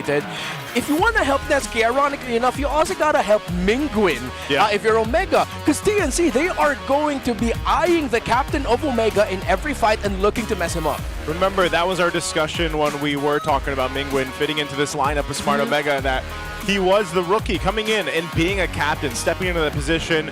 We shared some quotes and some thoughts from the members of Smart Omega and how they felt exactly, how he does as a captain for the team. And, I feel like when we got to finally see Mingwin step in, it was just unfortunate that he didn't have the best game that he wanted, that the team wanted. And I think that's why Ryzen in the interview with Thea was basically saying that, you know what, we're going to reset, basically. Like, forget the matchup that you guys might have seen yesterday. Let's go ahead, recalibrate, reset. And I think that's really what these teams have to do. If they don't start off the way they want to early in the season, now that it's week 2 and they are falling behind in terms of standing, it's like they just have to reset, go in with a better mindset, and make things work. But before that, let's take a look at this smart 5G ping test for our players. What up? What up, mic check? Yun guys, shoutout nga pala sa mga pumunta dyan guys. May fan pala ako na galing sa Mindanao. Yun, shoutout sa'yo and sana mag-enjoy ka sa una mong punta rito. Ingat ka sa pag-uwi mo. Kung sino ka man. Ayun guys, yun, shoutout nga pala sa Omega. Galingan natin pareho, bigyan sila ng magandang laban. Jack, 6-7. Wait lang may ka 1v1 ako guys, si Bunak. Yung duro ko, binabati pag ko sa 1v1 eh. Uy, nakangalay ka ata, boss Nakangalay ka? Bata ka ba, boy nak? Bata ka pa, nak? Legit, nak? Okay. 1v1 guys, 2-1 standing namin ngayon. O, di ba? Ano? Yun guys, Nandito pala kami, ito yung pruweba. Yun guys, kita nyo naman kanina, pinakita ko. Wala talagang palag, si Bunak sa 1v1. Sa Copra lang siya magaling. Hindi niya kaya sa Leo. Sana naman manalo na kami. Kasi pangit naman magiging Holy Week kung ano. Maganda naman ang preparation natin, di ba? Hindi, kasi di ko pa nakita kung paano manalo kape. Puro kasi tali nakikita mo kape. Hintayin mo, mananalo rin tayo. Kung talagang para sa atin kasi para sa atin. Dahil naman yun pare-paresan tayo ng mga kinakain, pre. Di ba kinakain ng mga yan? Nag-gym ba sila? Nag-gym naman si Ports. Thank you guys sa mga nanonood pa rin sa amin kahit talong-talong kami sa stage. Makabawi din kami. Malay mo sa pagtapos ng Holy Week, bigla kaming Siyempre ngayon panalo talaga tayo. Pero lalabas yung last natin pagtapos ng Holy Week first. Kasi gusto namin yung mga top teams yung mga kalaban namin eh. Sa Bible na yun na David Goliath na. Dating ko talaga naka-momentum yung TNC. Malapit nyo sila guys. Pero wala kaming pakialam doon. Momentum din kami ngayon. All right, we got to get rid of the 6-7 here. But no, jokes aside, love to see that. It's very contrasting between 3mar and of course Netsky there. But I think that is a positive thinking from Netsky. They might have started roughly. Well, hell, they can get a win here. They get a little bit of a break after this weekend, and then they can go into the next week after our break here for Holy Week. Yeah, it's like he's basically saying, if not now, it will eventually happen sometime soon. Maybe after Holy Week. And that's why they say, like, how do you guys feel about this still? Because, our graphic had them as the late game kings, and we used to always talk about Smart Omega and their timers and everything else. Do you think that identity is changing for Smart Omega at all? I think it's Omega still trying to find who they are. Yeah. It's, again, with the inclusion of Mingun and Perkziva now, it's a different team. You change your Roman mid. I know Coach Wura, Coach Lembot are both still there. But the thing is, when you change your mid, components of your mid duo, then it changes the whole identity of the team. How aggressive they are, their pacing, their rotations. It's different. So I think it's just them trying to discover who they are. And we've been talking about this behind the scenes. Omega is lacking that one X factor to really put the team on their shoulders. In other words, not gonna sugarcoat it, that one big star. That guy that has that dog in him. Because if you look at they got that dog. Because if you look at the members of Omega, I mean, they're vets, they got fundamentals, they have knowledge. It's all there. But we need someone who's gonna be able to consistently show up day in, day out and say, I'm carrying this team today. Yeah, and I don't know if we're going to actually see that kind of unfold here over the weeks. Maybe we do, but hopefully Omega can get it together. They are going to actually ban out the Harley, by the way. So still sitting at 100% for the Harley. They go ahead and ban it out, plus the Fanny, because that is, honestly, between Ryzen and Zyda, they both can play that Fanny pick. But so this will be an interesting thing in the sense of even the panel, when we were all, the 6 of us joined here, it was one of the questions of what will we end up in the jungle with that matchup? Will it just kind of default to utility for game 1 here? I agree, because even earlier in the panel, we were talking about what if Ryzen suddenly wakes up and chooses to be a more explosive jungler today. If you want explosive, I thought they'd go for the lane ward, but I mean, might as well. Might as well. It's Valentina and Harley. It seems like it's their merit to shine. And Harley as a later pick, Valentina as a priority steal pick. It's really just because you turn off a lot of really strong EXP laners. You turn off the Sora, which most likely Omega will get. I would highly recommend TNC just forget about the Sora and not pick it up. Oh, okay. Still pretty standard for TNC here. So, I guess the gold lane pickups too are a question for me, because it's always been just the Claude and the carry pickup for Benny. Now Omega takes away one of it. Yeah, I think we're still going to be leaning towards a carry Claude matchup. If not that, then they're going to get the Harith here at Red 3. Maybe later for Red 4 if ever they have a way to get it. The Kalea getting picked up. They have a strong duo in the mid. Strong control, strong burst. Yep. You can trade it out. TNC might want to consider picking up someone with a Revitalize maybe in the roam. They can go steady with a high loss, so I can't go wrong with that. I think Omega might actually eye to ban it out, so either TNC picks up their EXP laner or their roamer now, because there's enough gold laners to play around the priorities with. I wonder if he'll end up picking a, because we saw this banned out earlier, the Gatakacha, one of the roams that can go with a Revitalize, especially since the Grok is banned out. Right now we're going to see the Phoveus pick up, so, you know, and again, a hero that has just been doing so well in terms of the way that it plays the front line for the XP, because we've talked about how much of a factor those XP laners are currently. Yeah, and the Marcel too is still available for, like, Chaknu, if ever they do want to go for like a more direct answer towards this very pick-off reliant setup so far in the Kalea. Although, well, based on what we saw from previous games and the Phoveus though, it seems like Phoveus is capable of just so much, even all by himself. So, yeah. Wondering if TNC will be considering that eventually later on. But also, because also I'm just I guess I'm looking at their ability to get information, considering that this is going to be a Kalea lineup. Omega were so decisive with picking this up. Yeah. So it seems like that's really the kind of playstyle that they're looking to execute. Good ban on the Hylos there. As expected. That's why I thought they'd go pick at Red 3, but yeah, it was either an option between the roam or the EXP, and it should still be okay.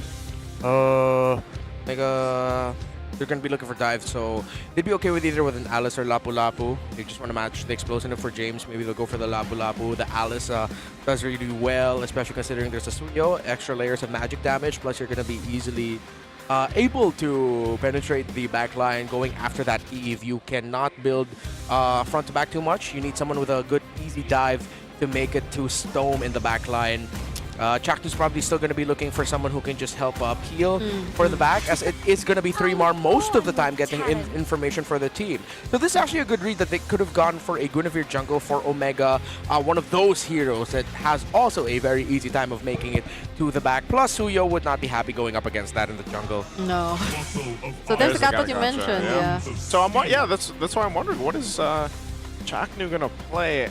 Will he actually end up picking up the Khalid, even though, you know, we haven't seen very successful Khalids so far, and thinking if he does want to revitalize, what else is there? You know, these are the marquee heroes that run the revitalize in the roam. Yep.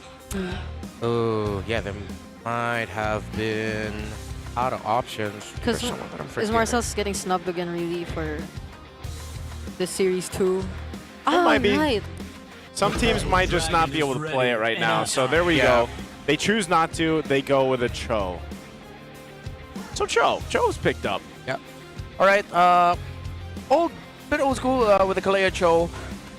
Both pick off, but the burst and control leans a little bit more towards Omega. However, you can drop the real-world manipulation after the kick of the Cho to stop the members of Omega from diving.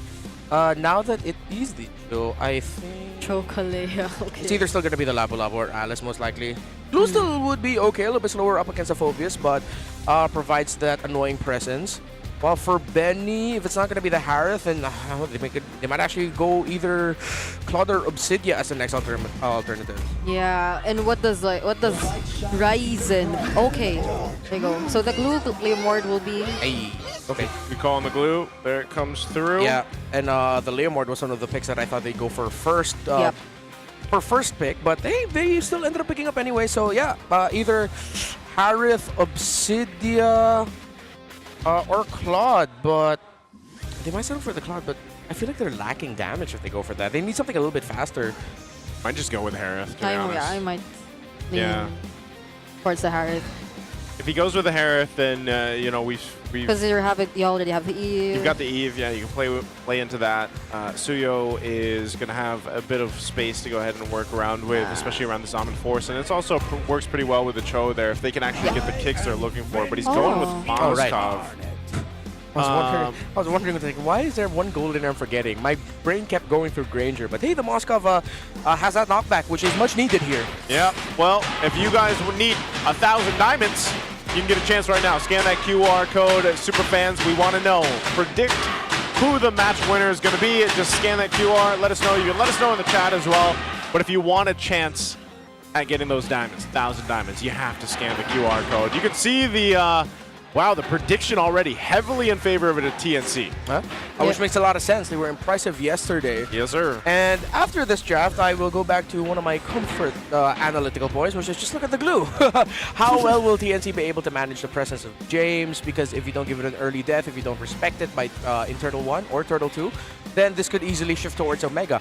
Very close in terms of the lineup rating. So yeah, boils down to Turtle 1 and Turtle 2 and how that will be managed by both teams. Well, let's find out. We're going to be jumping into the Land of Dawn. It's our second match of the day. This best of 3 for Superfan Saturday. My bad. It's I always get thrown off. Yes, it's Saturday here. We're jumping in to the Land of Dawn. Yep, loving the energy from the Phoenix Army. Yeah, the drums are like right by us. Yeah, I just saw Remar got jump scared. Yeah, no, I straight up mouthed expletives. I did not expect that. I'm glad that I didn't accidentally say it out loud. I would have lost my job. Yeah, that's all right, you know. Really loud, guys. Yeah. The drums of battle are in here. It's funny right beside us. They were the crowd here was so intently listening to the analysis of the in-house casters, which is just the Filipino cast. And then once the draft and the analysis was over, it was drums, noise. I was like, where did that come from? Okay, so James goes for the full tanky emblem set as the glue, as expected. When you're playing a pick-off roam, and then you pick up something like a glue, that is your roamer for most of the time, because it's going to be the one getting information for Perkziva. If it's not Perkziva, staying forward. Plus, he's going to be that guy extending the team fights as much as possible. Netsuki handling the laning well up against Benny Cutie, being very aggressive with it. So it's a good sign right now for Omega at the start, but TNC are not far behind. Yeah, still waiting for that. I think Chaknu is going to have a bit of a difficult time on this Cho.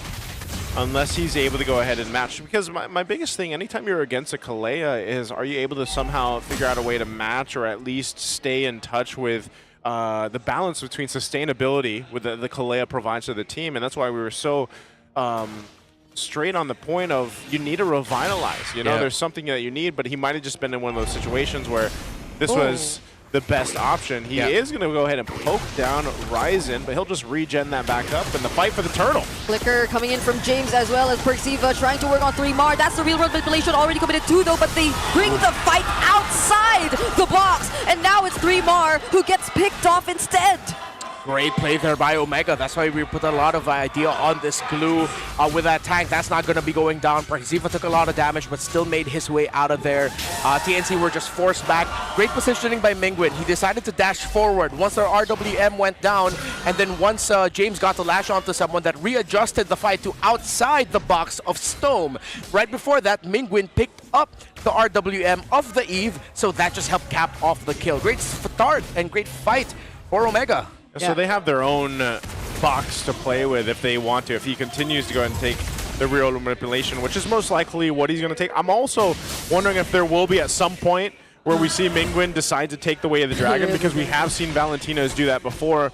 And so far, even though Valentina's probably one of the most picks right now, there's a great amount of players that are good at just juggling the options in terms of ultimates to be able to go ahead and take for the certain situation. Probably especially when Netsky's already online or part of the fight, that's when you could be a bit more decisive on using or picking up the way of the dragon so you get access, because even earlier we saw what Chakno really intended to do. It's that he's the guy capable of just going in, probably poking Ryzen a little bit, but Omega just the same. They were so quick to make a call that they will not mind this guy. Yeah. TNC need to build an advantage before Turtle 2. A pick-off, get 5 versus 4 going, or a 4 versus 3 going for the next Turtle, because with how it's going right now, it seems like they cannot find an opening to build an advantage. Even James is cutting comfortably on the lane of the Phoveus so that they can just match and join here. I think we're going to end up with a full 5v5 for this next Turtle, both junglers in their respective purple buffs. Yeah, I think that's why they just kind of be a little passive, at least until this objective comes up, especially because earlier Chakno didn't have a flicker. He might have to be the one to go and start things up, but no! It's Omega still starting every single fight, and now it's going to be 3mar unfortunately falling. -1 for TNC, and they have all the space in the turtle pit to themselves. All they needed was a tsunami slam to set things off, and they even got a flicker out of 3mar, but it didn't matter. Yeah, great start there by Omega and Perxiva. Chakno actually saved his kick for the eventual entry of Ryzen, but even that being used as a defensive tool, it could not lead to much. Yeah, the difference in the EXP lane picks. 3mar here is a sitting duck. Every time he shows up in front, gets a vision and entries for TNC, that's going to be the easiest tsunami slam pickoff for Perxiva. Look at the difference in the gold lane because of the way things have been going. I mean, Benny Cutie's been trying to farm up, but he finds himself falling even further behind now. And this is one of the things about the Moskov. You really need to be able to allow that Moskov to come online, but Netsky might get focused down here. Yeah, he's getting ganked by 3. Still has the Purify, finally uses it, and the Tsunami Slap just to save him right there! They actually go for the outplay, but the SOD will land! And Benny Cutie finds the final blow! They finally get that pick off towards Netsky in exchange of 3mar. Signal number 2 doing it with the flicker! Mingwin! The captain with the way of the dragon! And now the Phantom Steed from Ryzen, but they're not going to pursue Storm. Side is left all alone. The clapback from Omega. That's the star-making play you're looking for, and Omega steals the purple. Oh no! Zaida still got his own purple buff, so it's a small win for TNC, but in the end, it's massive gains for Omega. Gets his purple buff, but I mean, Zaida, we got to see something here, man. It's unfortunate because he's on a Suyo, but there's no opportunity for him to make a move because every single time it's TNC responding to Omega, the setups, and that's why that Kalea was such a good pick. And imagine, you only got the Purify for Benny Cutie to work against that Tsunami Slam. Well, that's why they're going for 3-Mar. They're blowing 3-Mar up. Yeah, that's the thing. You would assume that even if they go after 3-Mar, 3-Mar as a Phoveus is capable of holding out. But we're not seeing that happen exactly. Oh, Chaknu gets terrified, now brought in with the Tsunami Slam, still has the flicker to survive. It's Netsky, who Zaida wants to go for, but under the turret, Omega seemed to still be safe.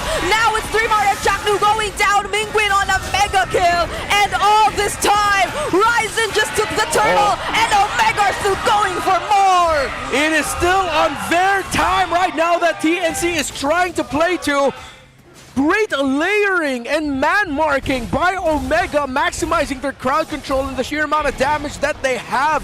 Netsky is going up against a lineup that could be hypothetically very difficult for a carry, but Omega are playing around their gold laner incredibly well. Mingwin and Perkziva, the roam mid of Omega, are putting this team on their shoulders.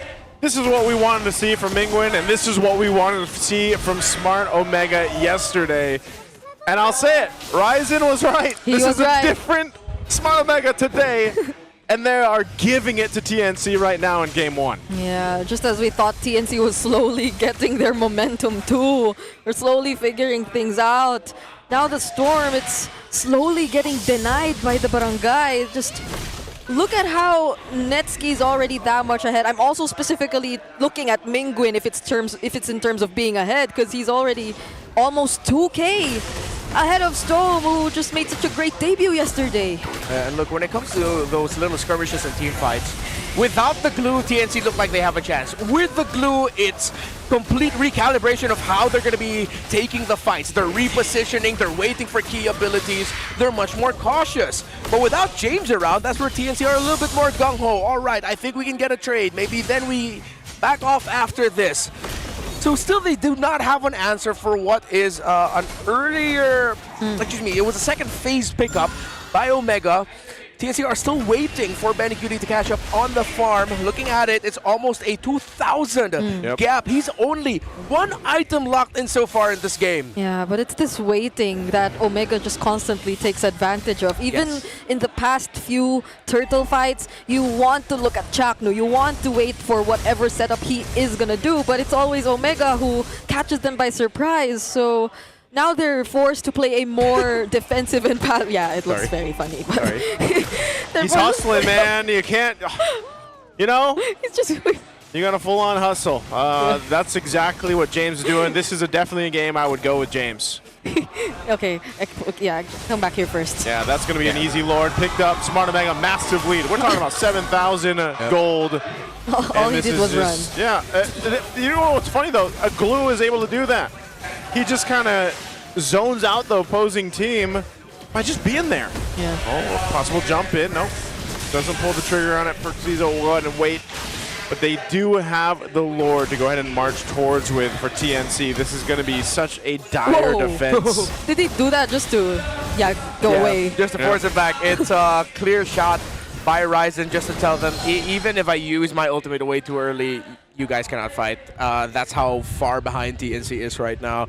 And you gotta credit Perkziva. He's also one of the biggest reasons that's why he's here. 100% kill participation. Yep.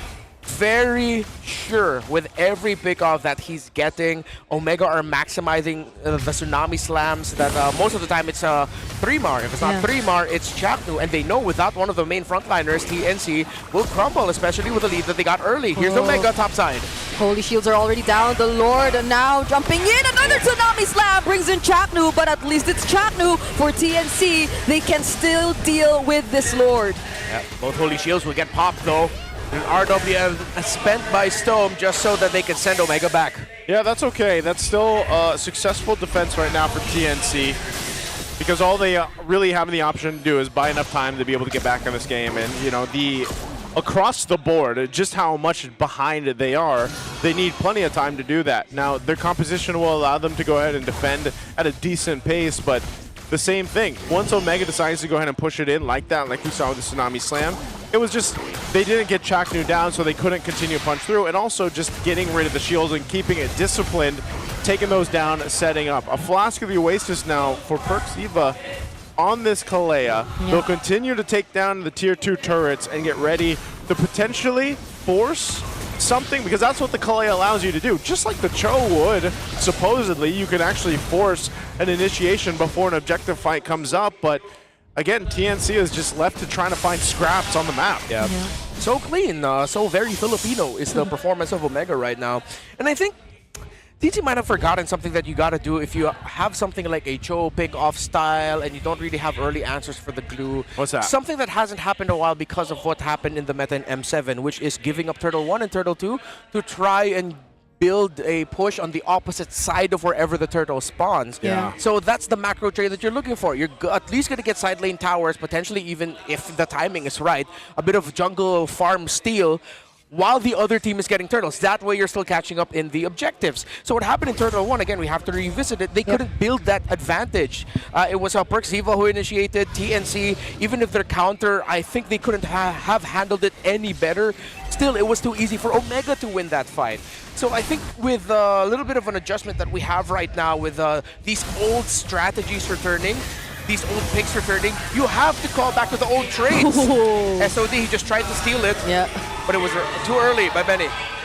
Yeah, well, you got no information to help you. Might as well just throw it out there, see what can happen. Now, we have to see if TNC, despite being down almost 11,000 gold, probably one of the biggest gaps we've seen so far up into week 2, if they can pull it off, if this lineup is actually going to keep them into this game. At this point, when we put it in perspective in terms of a time, guys, we're looking at they need like 8 minutes or more, maybe 10, to buy into this game and somehow get some massive shutdowns across the board.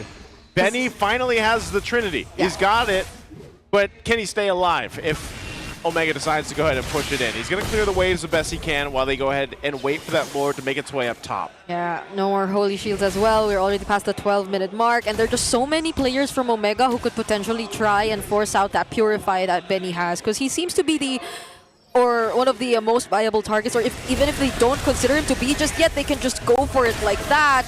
Another Tsunami Slam committed. It's going to be Chapnu. Now they have enough resources to just burst him down. James 2 going in. Will he be the trade this time? There goes the Dark Wave, knocks him up, but he still has the Flicker and survives. So now Omega are just working on the turn, but Netsky gets picked off. Okay, the counter real world. And Omega might not want to fight this anymore, but he still decides to go in. Another backup seat from Ryzen! Perxiva doesn't land the Tsunami Slap because he still had his Purify! Okay, TNC defense. I think they shrunk the clock a little bit. Instead of 8 or 10 minutes, they need a little bit more, maybe about 6. I'm going 7. I'm not gonna say it. I'm not gonna say it. For Omega, Netsky should not have died there. I believe if I'm not mistaken, did he dash into the wall past it, or was he kicked back by Chapnu? I wasn't really clear on the interaction there. But one, Netsky shouldn't have died. 2, the guy who saved that for Omega was Perxiva. If he didn't decide to just jump on Benny Cutie to force him back, he dashed back and then he had to force his Purify so that he doesn't get Tsunami Slammed back. He definitely saved that. He dashed in. He dashed in. He dashed in. Okay, so he did best goal later in the world moves. Yes. Oh, Nets. Brother. Benny Cutie, great SOD, great follow-up, forcing back, of course, Omega. But then Ryzen also popped off his Phantom Steed just in time. So on both sides, you actually got to see some great capitalization. TNC capitalizing on Netsky dashing in and just trying to damage, even with the turret still up at bot at that time. While on the other side for Omega, protecting their escape and making sure that they just don't get chased down by Benny and TNC. Good pickup here defensively, because I was wondering in the last fight like how close it was that Benny Cutie got to death. Well, now he's at least got to win in nature to go ahead and help him a little bit here, because I would expect Netsky not to be that aggressive this time around as he approaches. But let's see here. Oh, they're going to make a play. Whoa! Oh, wait. That's Chapnu! Yet again, constantly the recipient of the Tsunami Slam, but this time it's Benny Cutie trying to join, but it seems like his damage is not enough. He's up against 4. Immortality pop for 3 more. Now he goes down 2, and so does Benny. It's a complete wipeout by the Barangay, and 15 minutes is all it took as they take the first game of this series.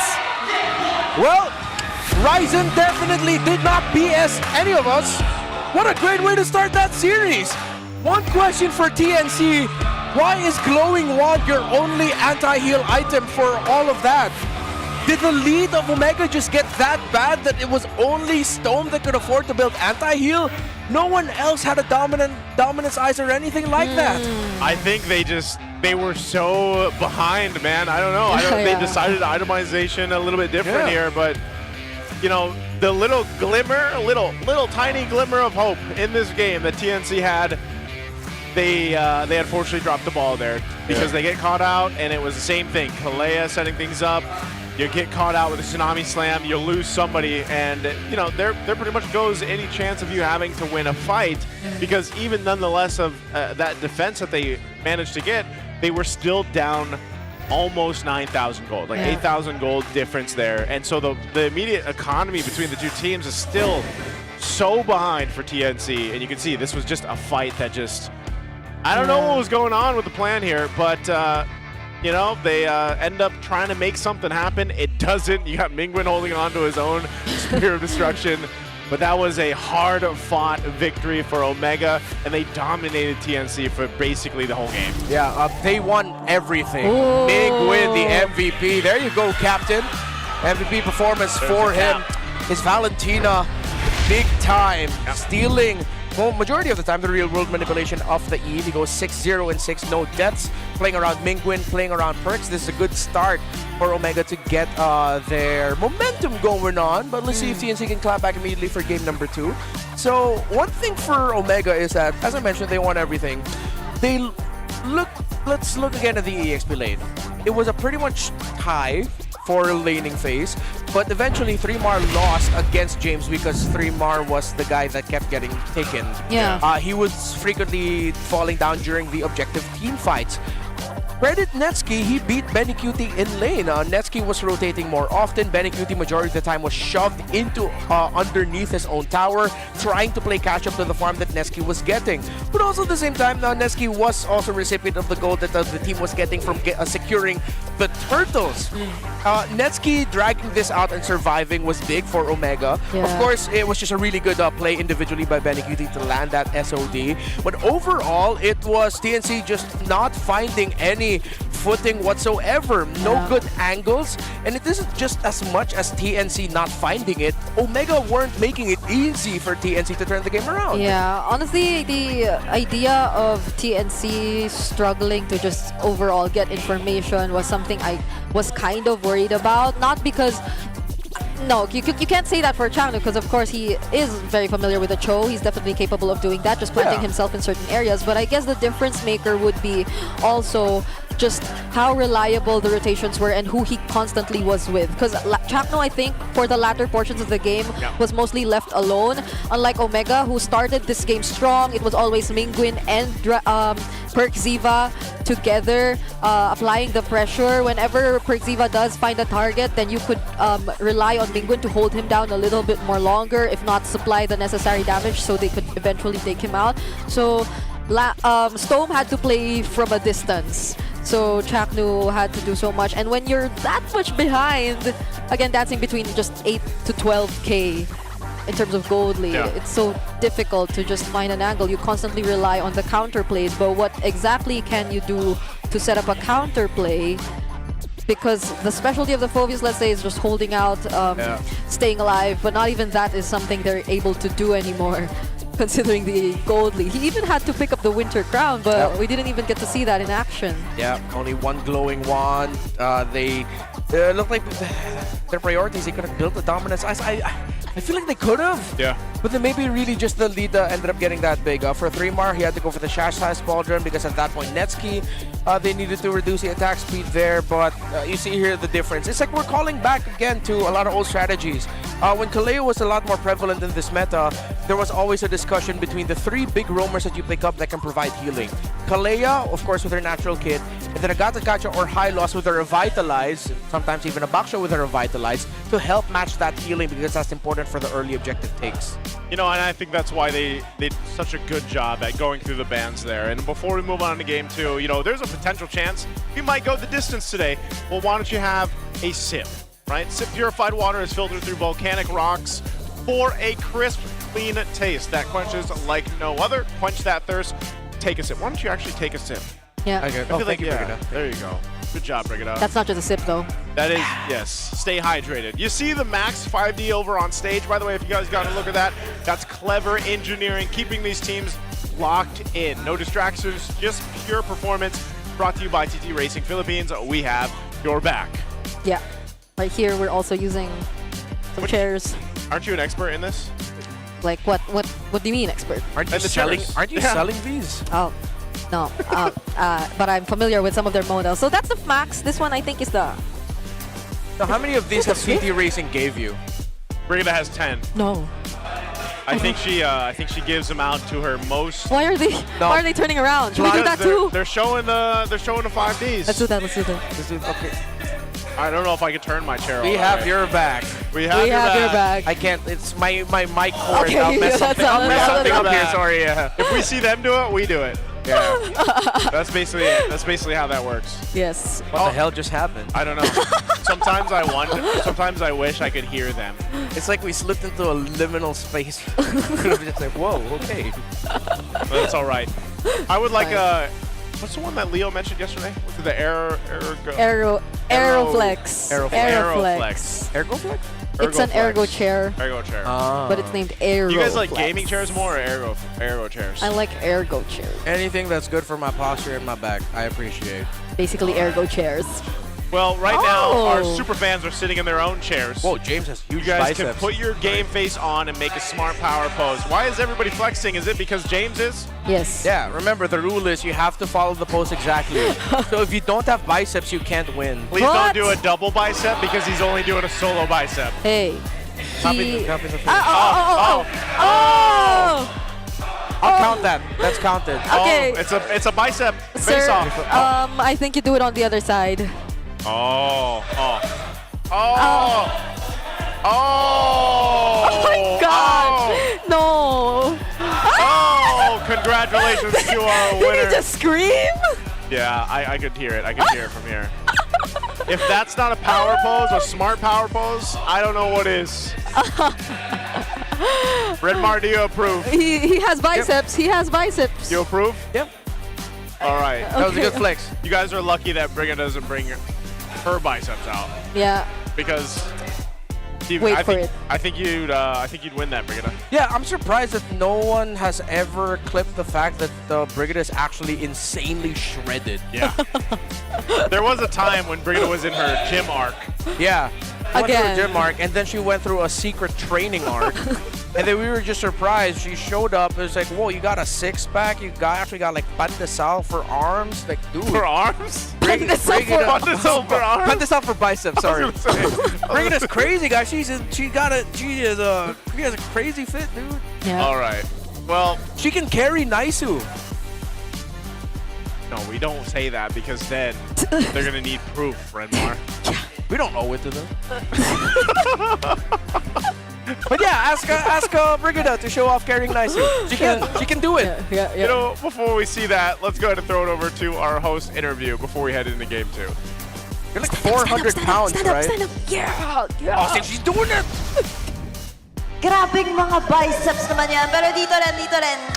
And you know, the vibe of the audience here at the MPL Arena can never be beaten because, you know, buhay na buhay, talo, panalo, andito yung suporta. And meanwhile, I'm here with Harley, one of the community managers of TNC Pro Team. And you know, Harley, kamusta kayo? Kamusta ang Phoenix Army after that Game 1?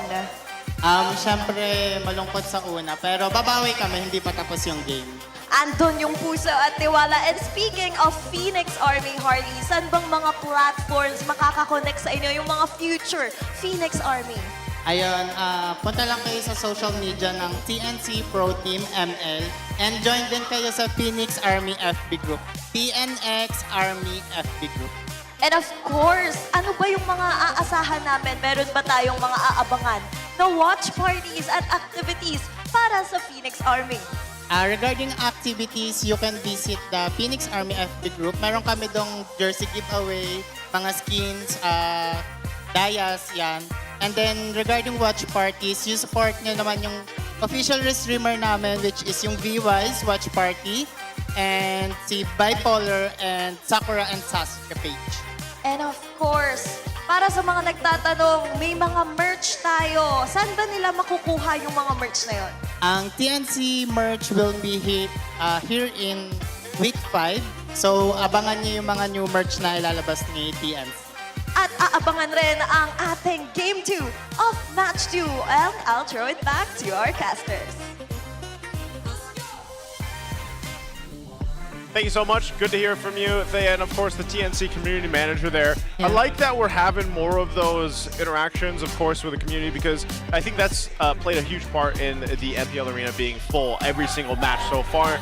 And of course, if you're a fan of the teams, go ahead and join their community channels there. So week 5, I wonder how good TNC's merch is going to be, because I feel like they're one of the teams that have the best merch out there. Their TNC Aqua Flask jug from 2023 is still my daily driver jug. I've been using that since season 11. It's the beige version, right? Not the black version. Yeah, the beige one. That kind of looks like kind of 70s. All right, so TNC end up picking a priority for broken walls. I'm trying to think if there are any specific broken walls picks. I mean, this is where we usually see like the tanky fighter jungler show up. And because of the way that the turtles and even the lords kind of interact there, I'd say, with the broken walls, like that's one thing that they definitely want. that they definitely want. Do we explain why we're laughing? Yeah, dude, Brigida's just been in a different world today. Yeah. So it's fine. Yeah, Brigida will be back. Yep, she'll be back. She'll be back. But yeah, I think that's probably the case. Like, this is one of the cases where we see utility picks here at Red Marn. But also, I do have to say that the way that it was drafted in the previous game, where they focused so many picks from Chaknu, I'm wondering if they're going to change the course here for Chaknu and try to get something for him specifically in the earlier, like the first phase. Yeah. I think this is why I was leaning towards TNC just picking up the high loss for Red 3 instead of prioritizing the Phobius. Phobius, yeah. Because the high loss got the gotcha bans by Omega, just completely shut down any option for TNC. The last thing that they could have gone for would have been kind of desperate, would have been something like a Baksha Roam. I'm trying to remember if it was banned out. Was it banned out by TNC in Red 3? Which one, the The Baksha. I can't remember if it was banned out or not. Baksha was... I believe it was banned out. Yeah, so for TNC, I think it'll just be good to settle in a Chaknu pick early on. Yep. This might be a little bit of a system shock.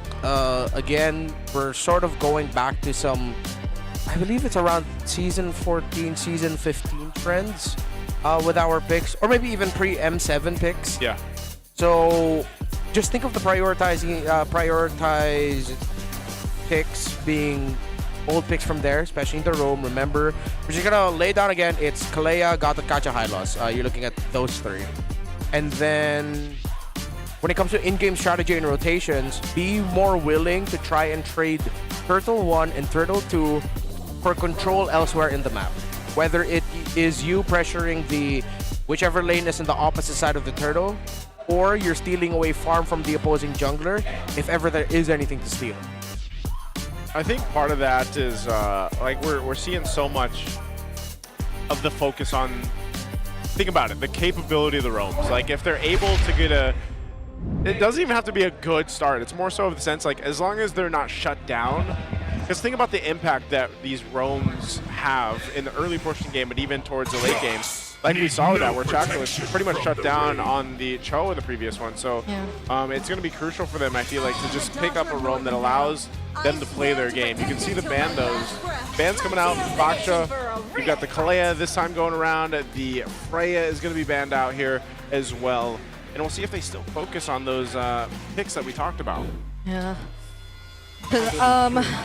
Even earlier today, I would assume that the That was a good ban, likes of the Khalid would really fit these kinds of scenarios to get rid of the broken walls and stuff like that. But so far, based on what we've been seeing, teams are just so quick to shut it down, especially against a team like Omega, who based on the previous game have shown a really good connection between like their mid duo and in terms of the hero synergies that they pick up. Okay, interesting.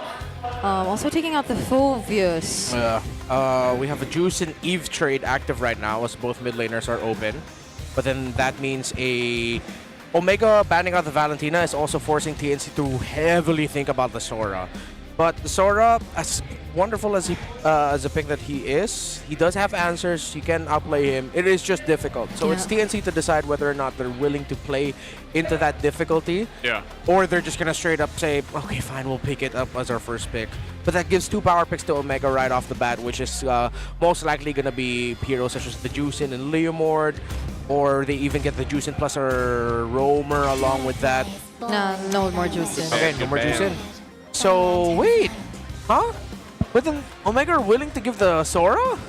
Sora or Claude? What about Claude? What about the gold lane focus here too? Man, but I mean, it's a Sora. There are a lot of like other prio picks open, like the Eve and the.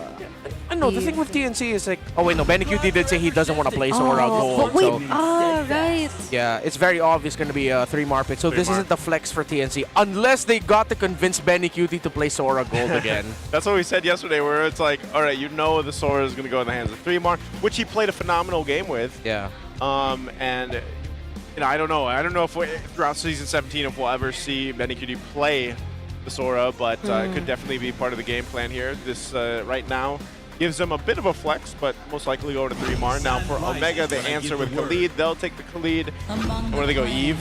Yeah. All right. They get their box to work with here for Smart Omega. Okay.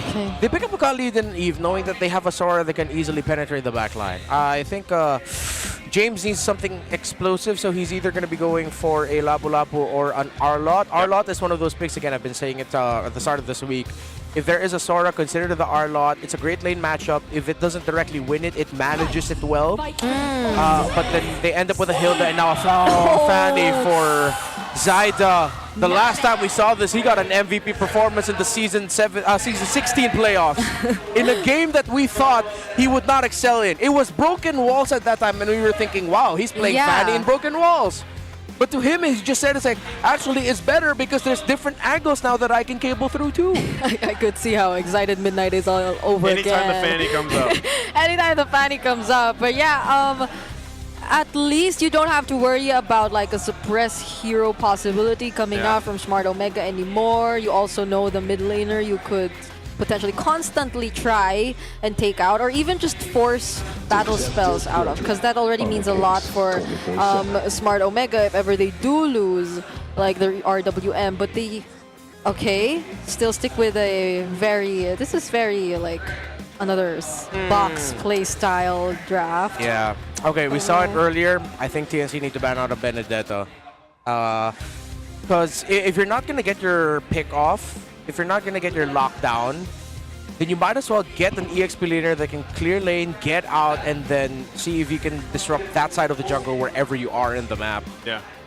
We saw it earlier. So you think more players will actually bring out the Benedetta now? So the Benedetta Sora matchup looks like a very aggressive matchup too. I wouldn't be surprised if we see like a lot of 1v1s happen. But they choose to respect the Arlot. Okay, that's true. Arlot Fredrin. It's time to go to the Ivory Lilia, so yeah, left up for Stome. What is he gonna play here? Yeah, maybe. We've been saying that for even yesterday. We didn't see the Zetian pop up even yesterday, right? So it's like we've been saying that, thinking coming in here to week 2, we'd see more of the Zetian in the mid, but it's all been Eve and Farsas and Valentinas. I mean, because if you now pick up a Zetian and hypothetically, let's say Omega are already eyeing out a Benedetta later on for Jay.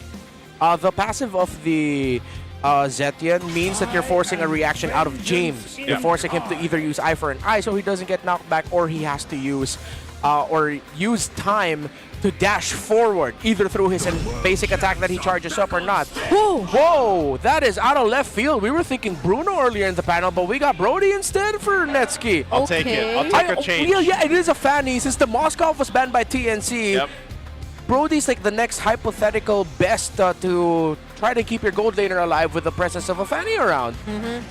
And what in the AP brand new M5 World Championship is this lineup for Omega? It could be a Baksha here too, and then So the last pick to make this all round out well for the XP lane for James. XP lane during M5. XP laners during M5? Turismo. The guy I call the NBC pick. There you go. That is. Finally, thank you. Finally, the Zetians picked up. You get the YSS in the gold lane that we've been seeing lately. That's a lot of targets for the XP lane, whoever it is. Even the Benedetta actually was really tough. I think they got taken out a lot of strong XP lane options. It might just end up being a Benny Lapu. I'm considering also Alice Glue, but wouldn't you need or want a bit more crowd control? yeah. Actually, it might end up becoming a turret. No, but it's a Fanny. You're too slow. Maybe a Lapu? Yeah, I mean, Lapu, Bene are the options in my head right now. It's the main ones. Yeah. Glue is meh. Yeah, it is a Lapu instead. Okay. Makes sense. Might as well. Kind of helps with the front line fighting that box. There it is again. Oh my goodness. Khalid. So hopefully they deal with the set potential that can come through. And for TNC, they just got to be able to move around the map the best way possible. Literally, yeah. I think this is we could potentially see what happened to Kyle though earlier today. If somehow, some way you don't get that start for Zyda on the Fanny, you're going to be hurting, and the rest of the team's going to have to really step up for him. Okay. Holy crap, these guys really love listening to the analysis, and then it's like, oh yeah, we can finally make some noise. And I love the Barangay and Phoenix Army for setting the volume all the way up in the arena. I hope that comes through the mics. I don't know if it actually does or I not. think it does. So they Very probably well. get surprised, but just not the same way that we much, get yeah. surprised. So imagine that, but like 200%, maybe even 300%. All right, let's jump into Land of Dawn. It's game 2 here. We'll see if we end up going to game 3 or if it's going to be a sweep. After a dominant performance from Smart Omega in the game 1, can they replicate it here? Yeah. I mean, I think for this one, I'm going to keep it simple. Just look at Zyda. Is he going to make this Fanny work? Is he going to show off some Fanny magic again in the Broken Walls map with TNC, similar to what he did last season? That's my biggest question right now. Yeah, and he does start with the purple, so there will be no threats of, I guess, a slight miscalculation in terms of the first or early rotation, which cost a lot when we saw it happen to Kyle in the previous series. Yeah. Oh. Killing Spree Assassin emblem for the Brody with Master Assassin at that. Oh, whoa. It's a lot of damage.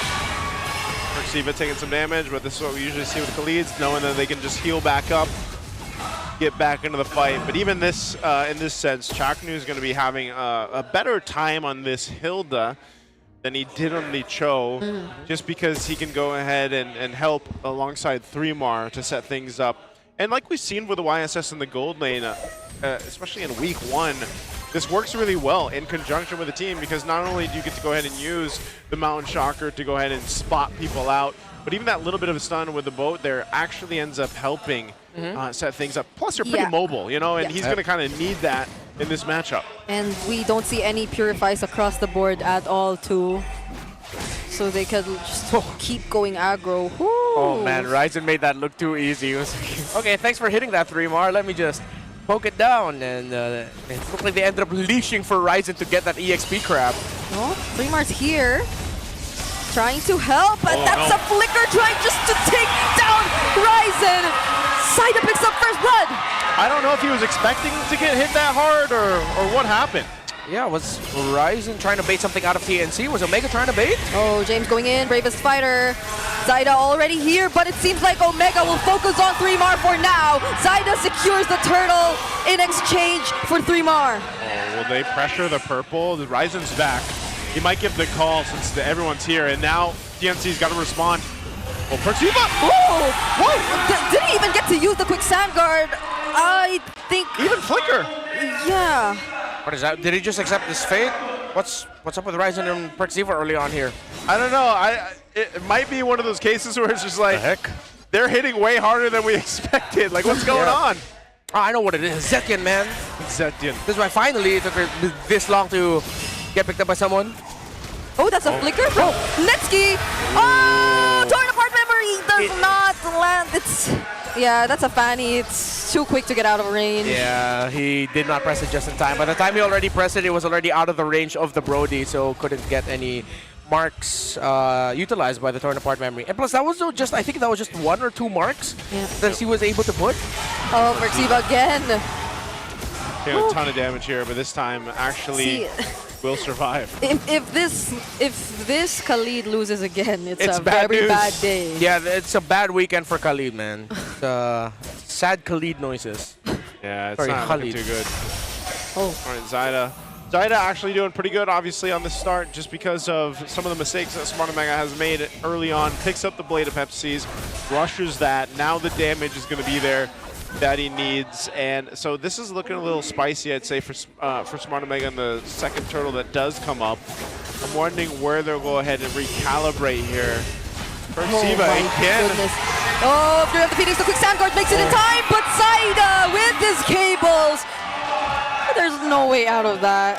Zyda, bro. But yeah, sad Khalid noises. Every time they see the Khalid, they just jump on him, and TNC are making the right call, making the most of the Hilda and Zetian together. You stop the Khalid, and there's a lot of things that could go wrong for Omega, because now that changes the pressure towards Ryzen and James to survive for as long as they could to act as like the substitute roamers. At this point, Perxiva is just looking to land Raging Sandstorms. Oh, weapons drop! James! Oh, with the flicker! Might just actually get the outplay! 3 more falls! And that's what feels bad for 3 more, man. He tried to make a play, but again, I don't know if that would have even been worth it if he got the kill. Oh. Hey, if I'm 3, oh wait. Oh. Another Raging Sandstorm. They force him back. Yeah. Oh! Is he gonna try again? Is he gonna try again? Nah, I don't think he will. Yeah. Oh, they found Perks. Oh no! Why is he there again? That was good man marking by Chaknu. Flicker by Netsky! Netsky. The stun from the Master Shocker doesn't land. Okay. Okay. Right now, Netsky's torn apart Mary looks like a recall animation. Yeah, pretty much. He hasn't really been able to do anything with it. Yeah, just defensively popping it. He the won one Skypiercer too. Yeah. Oh, interesting. Oh man, I mean, I get it. It is a Brody. It's so easy to chain kills together. The Skypiercer, if he got the stacks. But the thing is, at this point, your Kali's already to shut down. I gotta give the credit to Chaklu and Stome. They've been man-marking Perxiva really well. They're non-stop with making sure that Perxiva isn't comfortable with getting vision and getting into position. Every time they see him, they just blast away at him. And then they realize that, wait, he actually can't escape. He has to use his ulti out, or he has to burn his flicker, his Raging Sandstorm. We don't care about it. So, yeah, let's just blast him. Over and over again. It's clockwork right now for TNC, and Perxiva can't find any footing right now. Yeah. This Khalid is on the road to another 0. What was that, 7 or? Yeah, tough one. 6, 1 and 7 and whatever it was earlier on. Yeah. But maybe there's some way, somehow, Smart Omega is able to go ahead and capitalize on just getting to fight for the Lord. They might have to give up another turtle here, unless they're able to actually capitalize on catching one of the members of TNC. But even if you look at it, think about how hard it is to catch someone over there. Yeah. You're most likely just going to be catching Chaknu, but he's comfortable enough and built up enough that he can just tank things like this. And there goes the Fury of the Phoenix. At least Omega get to keep themselves safe under the tier 2. Ryzen joining in as well, uses the energy eruption, but Zyda's right there. He has to keep his teammates safe. And now they spot that James is here too.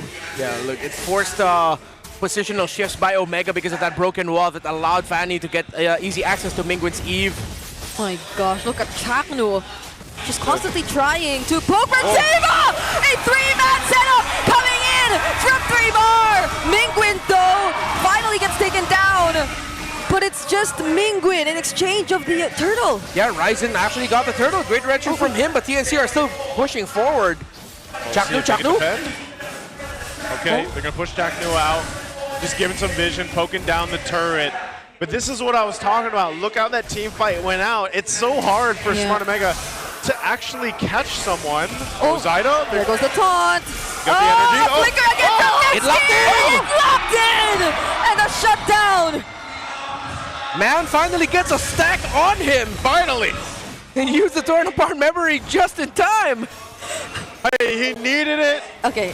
He got it. Yeah, unfortunate for Zyda. I think he wanted to cable, get the a Cyclone, but the thing is, I think he missed through the Cyclone. Oh. And so his cable, he bumped into the wall, had to walk back a bit to pick up the Cyclone, and then he goes through, but then at that point, Ryzen is already lashed onto him. I mean, look how much gold Netsky does have. He has been farming up for the majority of this game. Yeah. And now the gold difference doesn't really matter. Some of these key items are coming into place defensively for Omega. But I think in that case too, Netsky still, what you're seeing is a bit of a difficulty in terms of the team fights and the space. Yeah. Perksiva, he's got antique harass, man. He's gonna have to go ahead and have a better time, but he's not too far behind Chakto. It's just more so of what he's actually capable of doing. Yeah, that's true. I'm actually surprised he's not that far behind. No bravest fighter available for James. Uses the flicker though. Doesn't land the land shaker. Oh, but look at those recalls. Great understanding of the limits of his hero. He used the bravest fighter right away and flicker to get under tower. He was able to get a shield up with Storm Sword, and then he just threw out the land shaker to stop TNC from trying to dive him. Great play by James, man. You see the damage meters over there, man? That's 4 members right now. That's just how much TNC hurts. But Omega is slowly getting back into this game, and also because of the Fredrin, they control the objective right now. Even though they were behind earlier on, again, the economy, not too bad. It's not too bad at all. Malefic Roar now picked up for Netsky.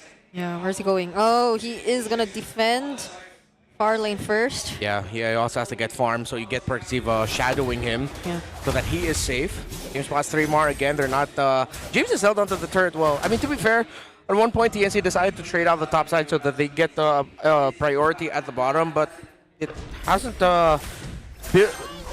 turned into a massive lead for Benny Cutie. In fact, Netsky has the lead over Benny, 500 gold ahead. Yeah. Okay, looking at this, yeah.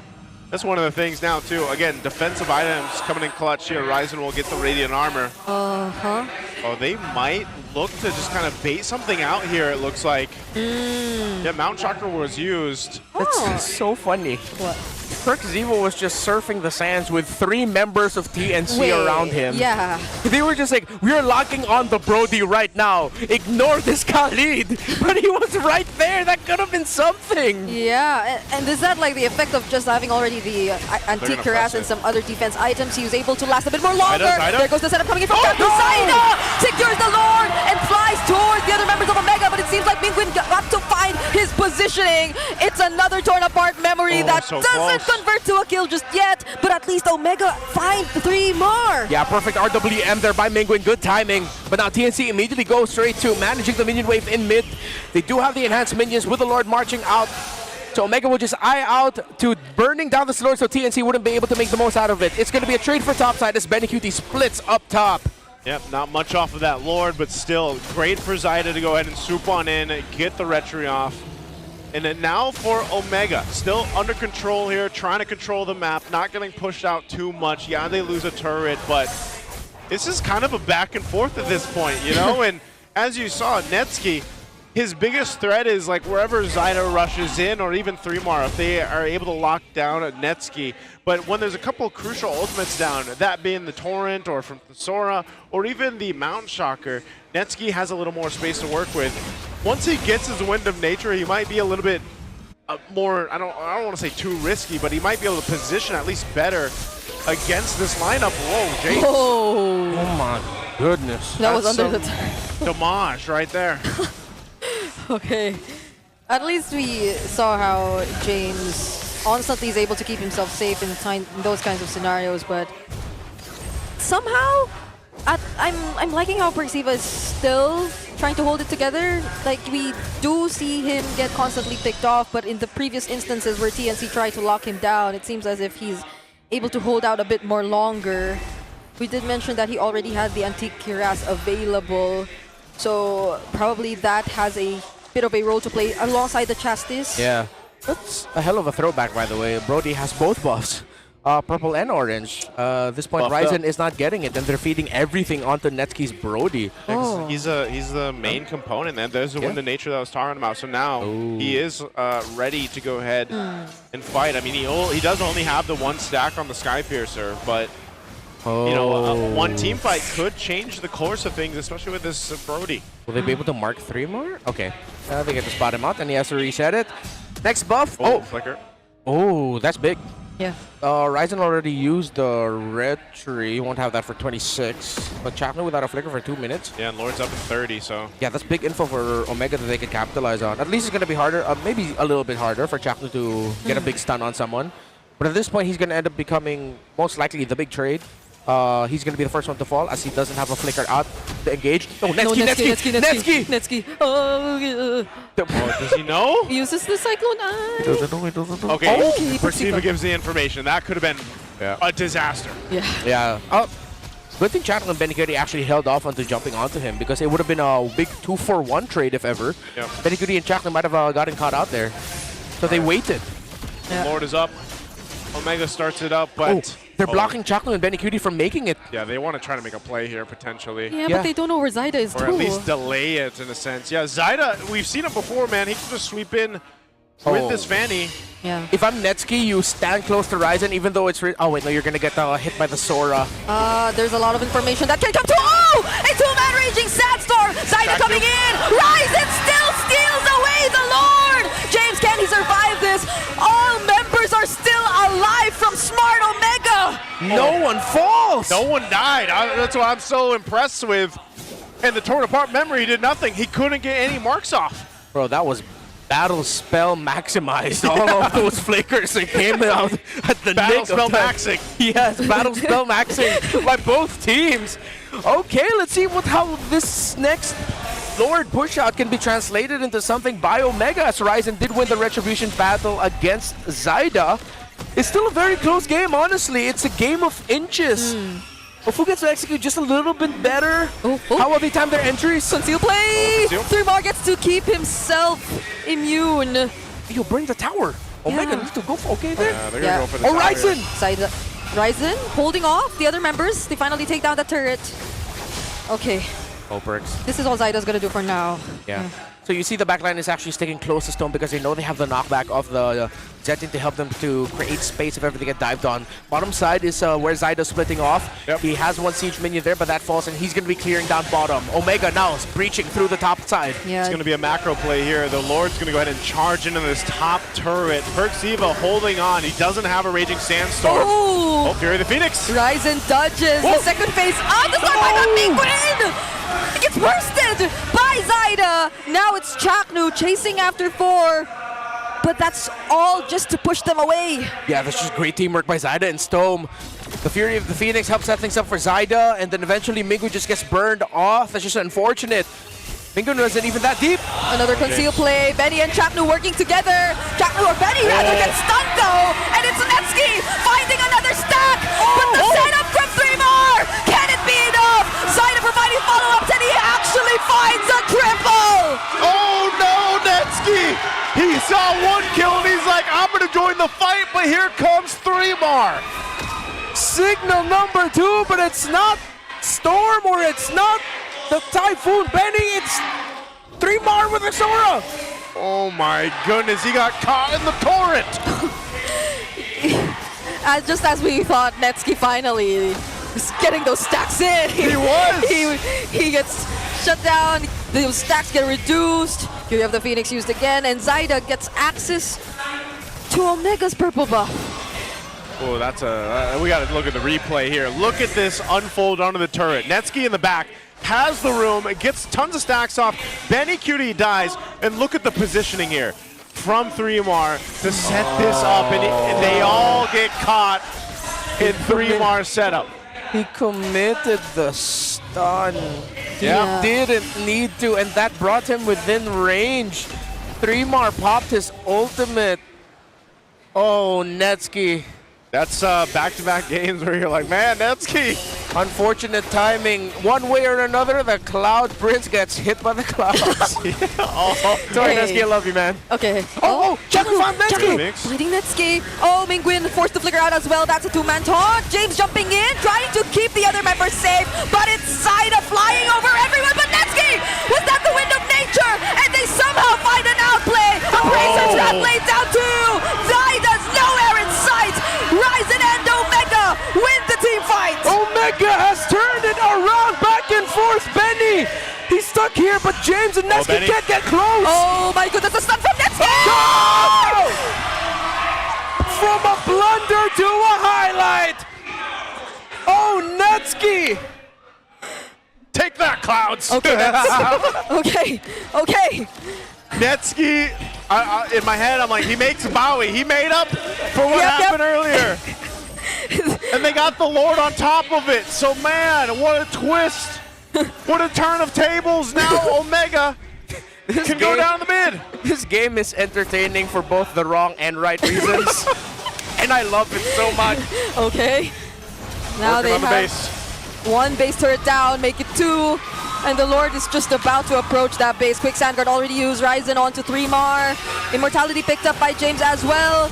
Ulti are available, but Chaknu finding Netsky. There's the stun, but Netsky judges. The Fury of the Phoenix. Zaida forces out the Winter Crown, but somehow TNC actually take down Mingwin, so it might be a no-go. And there you go. TNC finds some life, defends successfully, and will bring themselves another chance to get this game in their favor to go to a game 3, because, man, Smart Man was knocking on the door. Zaida still ended up with a purple buff taken away from the Omega side of the jungle. So for TNC, they were very preoccupied for making sure that the Lord would be marching forward. Ryzen was now playing the role of the roamer, going with the Lord, staying forward, keeping 3mar away from the rest of the team. The thing is, Chapnu committed the conceal from the spawn point, circled everyone and made a beeline straight for Netsky, timed with Stone's Fury of the Phoenix. However, Netsky was able to use the dash from his stun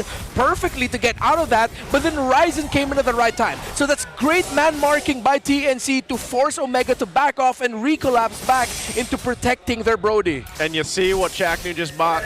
He got a Blade of Hepsies now. He's like, I need a little more damage so I can get Netsky. And so this is going to bring us to, once again, another fight for a Lord.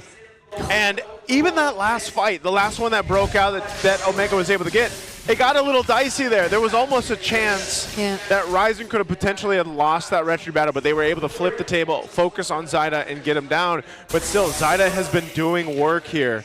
So we'll see. Now, because now at this point in the game, 20+ minutes, you've got Immortalities to worry about.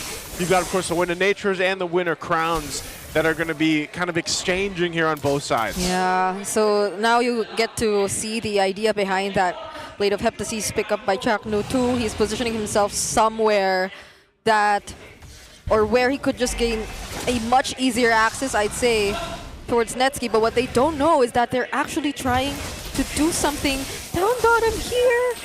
And Zaida spots them, okay.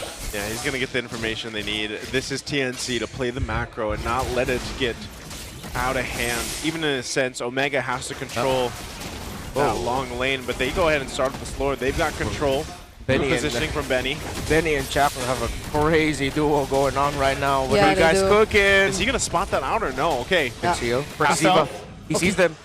Okay. He sees Chakno. They might just reset this. Yeah, they have to.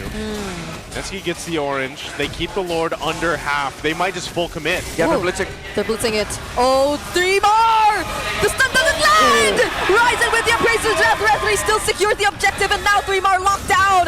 Will they have enough damage to work with him? Chapno trying to take down Netsky, and still no one again going down for Smart Omega. Netsky conserved everything at the right time. By the time Zaida swept in after Chapman tried to go for after him, it was the Wind of Nature. Now he decides to sell that item and swaps it out for an Immortality with its base push. And also, great micro delay by Omega for that Lord. Here they come. Can they sweep TNC? Here we go. Lord are in the base. Omega going for the play here. There's no flicker available for 3mar and Benny Cutie. Zaida just flying all over this defense. 3mar going into the setup. Fury of the Phoenix landing on multiple members as well, but they're so tanky. Benny Cutie going in an attempt to take down both Netsky or maybe even James. Zaida might just find it here. Multiple members are very low on HP. Can Zaida actually go for the cleanup? Omega will not risk it. It's too much of a threat for Omega when they have such low health. With a Fanny across from them, they'll respect it, and it's a defense for TNC. What a crazy game. Omega keep taking way too much. The impact of the Fury of the Phoenix every team fight means that Omega barely has enough time to try and make sure that the members of TNC are low. You also have to credit Zyda's timing on this Fanny. He is making the most out of it. Oh, Mingwin! That's the immortality already, Pop! My goodness, look at Zyda. Oh, they're gonna hunt him down. I mean, he's trying to get out. He should. Oh, Fury used. All right. He's okay. That's worth. He gets immortality at least on cooldown there for Mingwin. The Zyda, the man that you are, he popped the immortality of that Eve, and it is not going to be back for the next Lord, folks. That is going to be one of the biggest conditions of the next team fight. Yeah. How fast will TNC be able to take down this Eve, a major source of headache for Omega? But Stome and Zyda, as the game goes on, their impact undeniable. The Fury of the Phoenix timing from Stome has stopped Omega time and time again. Zyda's patience is what's stopping Omega from trying to finish it when they're all so low. All right, Lord is up. This has been a slugfest in the past 10 minutes. And so far, it has been Omega that has had control around the objective. Will that change this time? Mingwin will have Flicker, at least. That's about what he has in terms of defensive. Netsky as well. Zyda's going to go ahead and work on this orange buff. They might not want to take too long. Right now, 3 Mars giving the information. Chaknu and Benny Cutie are doing a different, this time, different angle. They might try to attempt this and go for a Hail Mary play here. Right now, Lord, quarter of the health. Oh, Benny bursted down. That's the conceal. Oh, and 3 more actually catches Netsky. And Benny Cutie might just get the job done, but he gets stunned by Perceiver right there. And still, Swan Omega have only lost Netsky, but now Zyda decides to go in. They're trying to run away. Will they still go for the play? It's a no. They're okay with just Netsky being the casualty. This game extends. Omega still got the Lord. And TNC. What a play by Benny and by Chapno and Benny, but in the end, it was still the clean, a sharp red tree of Ryzen that wins it out. I think they just want to maybe try to buy time for Netsky to come up. He's got 20 seconds. This is a pretty beefed up Lord, so they just want to keep TNC off of these waves in this Lord. Yeah, Omega are not clearing any minion waves. They're allowing it to naturally go out, but it's 20 seconds. This game is going to go on longer again. Oh, Chaknu! Wait, he's in between. He's up against 4, Cyclone Eye. Yeah, I don't think they can kill Chaknu. He's tanky enough. They don't have the damage. Oh, but there might be a cutoff here. Benny gonna do it? Benny Cutie! Tried to go after Mingwin, possibly. And the flicker from Chapnu! But will they have enough damage? Okay, if they don't, then Zyda might just do it! But the clutch RWM and energy eruption! They're still trying to keep every single member of Omega safe! Mingwin got to use the RWM shield to keep himself alive, and that keeps TNC at bay! Because Stone cannot handle the minion waves! This is not over yet! Brilliant move after brilliant move from both TNC and Omega! Whoa. What is this game? Captain Mingwin! Captain Mingwin! Captain Mingwin and his calls! No, because imagine just how much of a pressure you're going through as an Eve. There's a Yisun Shin who's not afraid to jump on to 3 members just to take you out. There's a Hilda flickering in, and there's a Fanny flying. Yeah, so that's crazy. You saw the sequence by Chaknu, Benny, and Stoneman was so clean. Benny was behind enemy lines. He decided to stun Mingwin. The Fury of the Phoenix comes down. Chaknu comes running. Flicker, he commits the power of wildness. Mingwin brought low. He gets the sidestep. Then RWM pops up the shield, forcing TNC back because Netsky was on the way back to the fight. 27 minutes in, and Lord comes up now. Once again, and Netsky used the flicker to try to get the pop off of the torn apart memory. So now he doesn't have that available for this Lord dance. He does have, I believe, did he keep the winter crown or did he go for the... He has the Wind of Nature. He sells his Wind of Nature for his immortality. Well, whichever is on cooldown, that's what he swaps out. Man, who is gonna give first? Right now, though, Omega, it's easier for them considering that they have the advantage with the minion waves, with only one base turret standing for TNC in the bottom lane. But the thing is, whoever wins the fight pretty much wins the game already. Yep. If Omega lose Netsky and they win a fight, but there are still members of TNC to defend, it can't end. So this has to be some god-tier level micro-mechanics and from every member of Omega to make sure Netsky survives long enough so that they can just slowly win the fight with Netsky being able to free hit after, of course, as expected, he's going to get popped with a nature, immortality. He's going to have to use all his utilities just to survive because it's easy for TNC to just dive this Brody. On the other side for TNC, it's a Zayda not dying that's giving the biggest headache for Omega because this Fanny, when members of Omega are all down to below 50%, Zayda can clean up house. Yeah, honestly speaking of not dying, the mid duo of TNC has not died at all.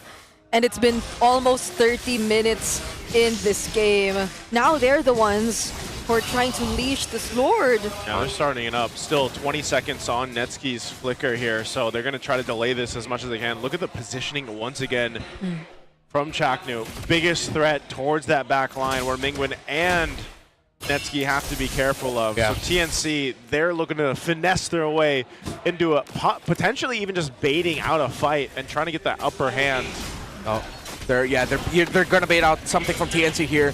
They want TNC to react to the fact that Ryzen and the rest of Omega are starting to go fast with this Lord. Zayda is clearing minion waves up top. Yeah, and Netsky has so much room here on this backside too. We'll see. It does reset though. They decided to give it a reset. Yeah, he left it though. Yeah. Okay, now it's only Stone. Very good discipline by these two. Yeah. TNC know that if they overcommitted and overreacted there, Omega, that would have been playing under their condition. It was them trying to force a reaction out, but Ryzen has been taking a lot of damage from this Lord. Ooh. Hey. Persiva gets an eye on Zayda.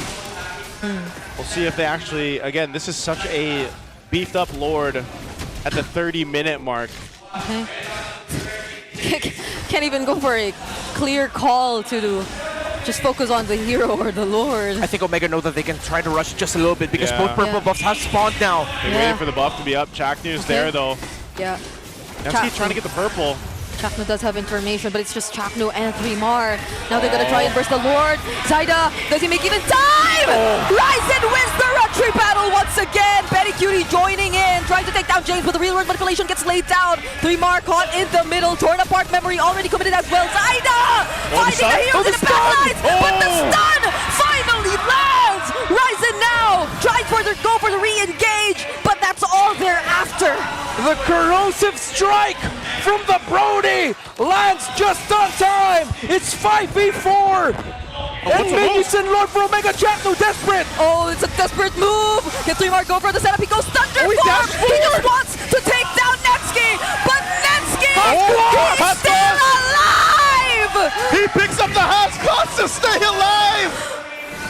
Oh, Chaknu. Oh!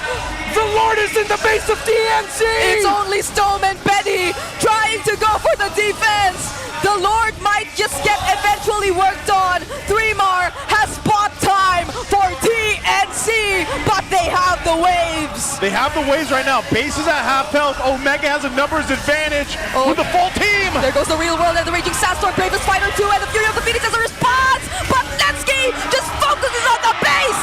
And it's a sweep by the Barangay! This is what it means to fight in the home of champions! Even if it takes 30+ minutes to finally secure their game-winning set, they will lock in! There are no more winless teams here! It's all W's around! Woo, what a match! Going the distance here. It almost felt like we went 3 games because my goodness, there was so much that happened in that game too. Of course here, fist bumps across the board for both these teams, man, because honestly, game 2 could have gone either way, it felt like. I've never seen Netsky bought and sold the Haas Claws. Haas Claws in the middle of the fight. It was his defensive item. I can't recall if it was the Wind of Nature he decided to sell. Because he had used it against Zyda. Against Zyda, he popped it, Abysm Strike, Corrosive Strike, and then once he was getting chased by 3-Mar and Chaknu, he sold that, got Haas Claws, and that little extra basic attack heal that he got from that kept him at a healthy percentage to not get taken out. He even popped the regen for just a little bit of heal. I just have to say, Netsky has made it up for everything that we saw in the early game. I do not recall any flicker in. I do not recall any dash-ins that happened. All we'll remember, Netsky, is that play right there. That Haas Claws. That Haas Claws right there. Bro, clip that. Clip that, keep it up, don't delete it. Hey, man. What an amazing game there. What an amazing series, and congratulations to him. I can't wait to hear about a winner interview on stage with Smart Omega. Oh my gosh, hey! Hindi makapigil na hininga. Longest match of the season, beating the previous mark na 30 minutes, 39 seconds. Ngayon, Barangay Omega claims their very first win! And I wanna ask, Netsky, unang panalo nyo, gaano kahalaga yon para sa natitira nyo pang games? Para sa amin, sobrang halaga ng game na to kasi next week wala nang MPL wala ka nang chance bumawi para sa next week. Nakayari kami sa mga boss namin pag 0-3 agad kami sa season na to. Tsaka maganda yung Holy Week namin. Tsaka lang, may talo, may panalo. Okay lang ganun. Huwag lang lose streak. Pangit ng Holy Week nun.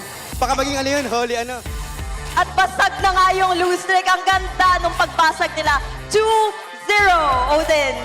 Parang good vibes lagi si Netsky, no? Kahit ano makita nating match, laging nakasmile. Pero mukhang pinawisan ang team na to dahil napakahaba ng game na yon. Mingguin! Kapitana, Mingguin! Wow! Ang dami wagag fans, ha? Paghay ka naman sa fans mo. Yeah. Mingguin, unique itong iyong posisyon sa team dahil bago ka dito, rookie ka ng MPL, pero kapitan ka agad. Siyempre, captain ka rin naman noon sa MDL team nyo. Pero ano yung pakiramdam mo ngayon na ganitong posisyon ang hinahawakan mo sa barangay? Medyo mahirap nung una. Kasi siyempre, mas may experience sa akin yung mga kakampi ko eh. Kahit naging captain ako sa MDL, mga previous team ko, dito kasi iba yung nagagawa ng experience. So, yung pagiging captain ko talaga, dinala ko muna sa outside. Alam mo yun, kasi inside, sure ako, mas marami sila matutulong sa akin. And sa outside, dun ko sila tinutulungan kung paano yung tamang composure namin, kung paano namin na-approach yung kada talo, and kung paano kami babawi. And syempre, with the help of my coaches na rin, sa pag-alalay nila sa akin dito sa MPL, medyo habang tumatagal naman, okay naman yung process sa pagpasok ko dito sa MPL. You know what? We love to hear that side from you, Mingguin. Kasi pag kapitan, akala natin talagang ikaw lang yung nagli-lead sa lahat. Pero binabalanse mo yung experience at yung kaya mong ibigay sa team. Alam mo, Mingguin, ano ba yung masasabi mo sa mga sinabi sa'yo ng teammates mo? Kasi kahapon, hininga natin sila ng statement kung paano ka as a teammate. Ano bang mensahe mo sa kanila? Kasi parang ang gaganda ng mga sinabi nila sa'yo eh. Sobrang grateful ko sa mga kampi ko. Kahit yun, first time namin naging magkakampi talaga. And alam nila na mas may experience sila sa akin dito sa MPL. Yun, nire-respeto pa rin nila yung pagiging leader ko. And yun lang, masaya ako kasi mga nakikita ko lang dati sila sa pro scene ngayon. Kampi ko na sila at the same time, nire-respeto nila ako. Wow, I'm sure sobrang proud nyo sa isa't isa as teammates. Pero ngayon, maraming salamat, Mingguin. Merong isa dito, Thea, na hindi maretrihan. Grabe, talagang on this side, nakapigil hininga, hawak sa upuan, pero hindi ka makuhanan ng Lord, right? And we wanna ask, sabi mo kanina sa interview, bagong Omega yung makikita nila ngayon. Ano yung mga adjustments na ginawa nyo para makuha yung 2-0 sweep ngayon? Tingin ko yung para makuha namin yung 2-0 Kasi yung mga nakarang laban namin parang di namin nilalaro yung laro namin. parang nag-overthink kami na sa mga galaw ng kalaban. Ngayon kasi inisip namin yung galaw namin. Kaya ayun, naging maganda naman. And of course, we should expect more from them. Ito na ang start ng streak ba ng barangay. But we'll see as we reveal the MVP of this match. Sino sa tingin nyo? Halo-halo. Pero sino nga ba ang ating match MVP? It's you, Ryzen! Ryzen! Ikaw ang MVP ng match na to. Grabe, sobrang worth it ng yung long game especially. Hindi ka talaga na-retrihan. Ano ba ang gusto mong sabihin sa buong barangay na nandito ngayon? Sa mga fans namin, bibigyan lagi kami ng magandang laban. Salamat sa mga pumunta ngayon sa venue. Tapos, shoutout kay Ate May tsaka happy birthday sa mami ni Ate May. Shoutout sa jowa ko, kay Shinoa. Tsaka sa family ko. Shoutout. May buff naman pala. Oo. Yan. Grabing buff yun, no? Oo, grabing buff yan. Once again, give it up for your match winner, Smart Omega! You may now take your victory walk. What a sweet victory indeed for Smart Omega. It is their first match win, 2-0 sweep, and record-breaking sa long game ng match na yun. And we'll further see kung paano ba nangyari yung record-breaking na 30-plus minutes as we throw this back to the casters. There you have it. Congratulations to Smart Omega there. One of the longest games, the longest game that we've had so far. And great to hear some insights there. Man, even from Mingwin, so grateful for his teammates to be in there. Netsky getting the MVP here. Rising getting the match MVP. And man, I mean, this game alone, there was so much to talk about. Hey, during the panel, I was saying, where's Netsky, man? Yeah. I want Netsky to show up, and in the game where they needed him the most, he didn't vanish. He was there. He stayed. He didn't disappear for 100 years like Aang. He stayed and fought the Fire Nation. He flickered in A couple times. A couple times. to show up. To show up and then max again. You pick up the Brody in this scenario after the Fatty showed up because you want to maximize the corrosive strike, stun, and it's also a repositioning tool because it allows you to dash. Now, as the fights were going on, I was seeing TNC were trying to layer. Okay, we're gonna enter, and then we're gonna get stunned, but then we're gonna use the Fury of the Phoenix. Majority of the jump aways that the Brody was doing after committing the stun, it actually dodged the Fury of the Phoenix, so he would stay alive. And it was tough for Stone to time that time and time again because, come on, that's way too demanding to ask him to keep looking at the Brody somehow and then only use Fury of the Phoenix after he's rolled away after the Abysm Strike. And then, of course, going back to him getting the Haas-Claws there in the end. He was also saved by the Rose Gold Meteor. I was looking back. The shield definitely kept him alive. But the extra buy on the Haas-Claws made sure that he didn't go down. Yeah, just really great play on both sides, honestly. Both sides here. For TNC, definitely could have taken themselves to a Game 3, but Smart Omega really just came together for this and played their hearts out in this game too. And like I was saying, man, there was just a time. Think how much punishment Perxiva dealt with in the early game. Of course. Okay.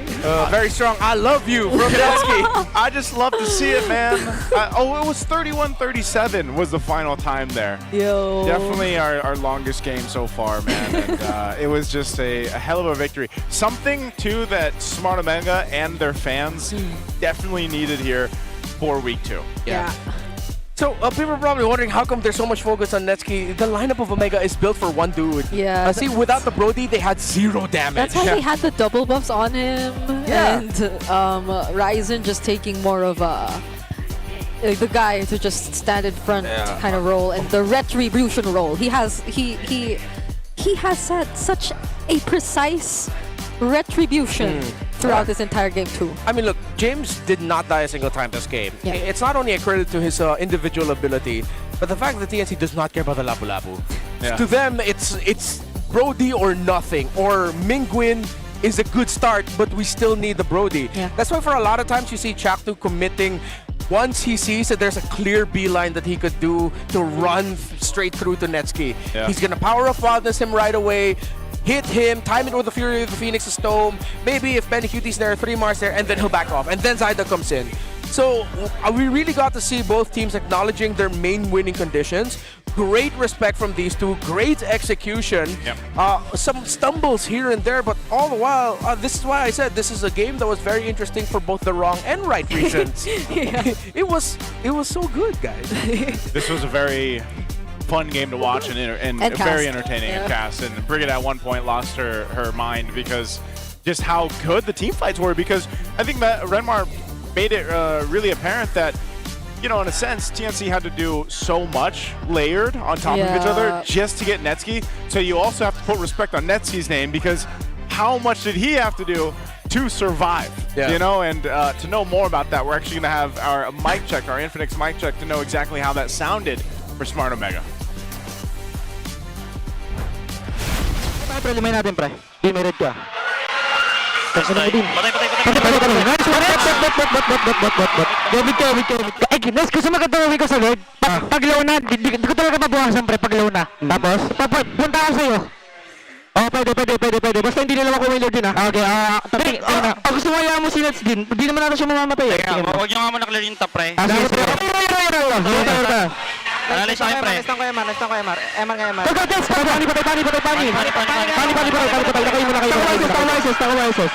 Hero.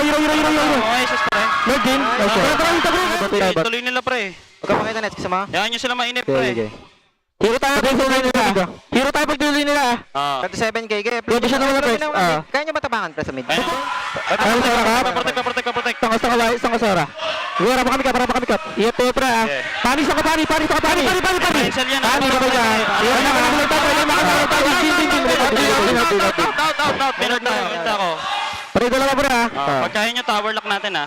Para nga, makapalmit natin, pre. Para matawal lang ako. Papapligirin ko na yung set yung pre. Papapligirin ko na. Tawalak.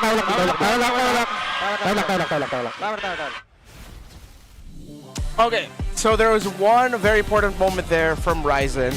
He laid down the game plan for Omega, which was, so here's what I'm gonna do. I am gonna bring this Lord down, and then I'm gonna go back to you. Mingwin asks, why? Because they're gonna go to you. So they kept baiting TNC into the fights over and over again. That's why we saw them rushing Lords, because they know the reaction would be, it jumps onto Mingwin, it jumps onto Netsky, and then they go for the counter. What a call by Ryzen! Great communication there from Smart Omega. That's what we had to see adapt over time. They made it work here. It's been us, the 3 of us, still me, Naisu, Brigida, Renmar. We have one more match later on, but before we even go to break, we got to throw it over for a little side interview. Let's go ahead and see what they have to say. Maraming salamat, caster, sa paghatid sa atin ng makapigil hiningang match sa pagitan ng TNC Pro Team and Smart Omega. Talaga naman nagkaisa ang buong barangay para masugpo ang kaharapin nilang Signal number 2, getting their first match win of the season. And with everything that is happening here in the Philippines, this is your very own Odin reporting on the side to give you an update on what's happening in MPL Indonesia. Kahapon nga ay nasimulan na ang MPL ID Season 17 at sa unang araw din na iyon ay nagkaroon agad ng panalo sina Coach Wynot, Andoryu at Okira para sa Navi laban sa RRQ with a 2-0 sweep. Nanalo rin naman sina Coach Panda at Eman para sa Bigatron by Vitality kontra sa M7 runners-up na Alter Ego with a 2-1 result. Samantala, ang kupunan naman ni Baloyski na Geek Fam ID ay hindi inaasahan ang naging resulta matapos nilang kaharapin ang Evos with a 2-0 sweep. And right now, ongoing ang match na debut ni Kelra na ating gold standard. Kasama ang Onyx at kalaban naman nila ngayon ang Alter Ego. And that's it for MPL Indonesia Season 17. Balik muna tayo dito sa Pilipinas. Alam kong naging napakahaba na ng ating araw. And that's just a match 2 of the day. Meron pa tayong isang match na hinihintay ngayong araw, and that's Twisted Minds versus Aurora Gaming. Kaya super fans, huwag kayong aalis dahil magbabalik ang MPL Philippines Season 17.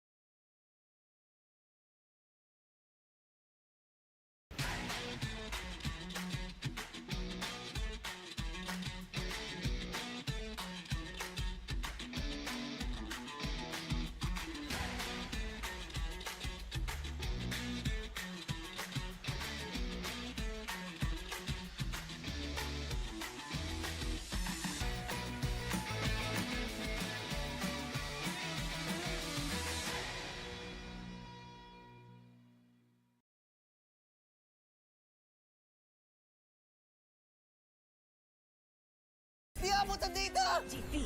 GG bro!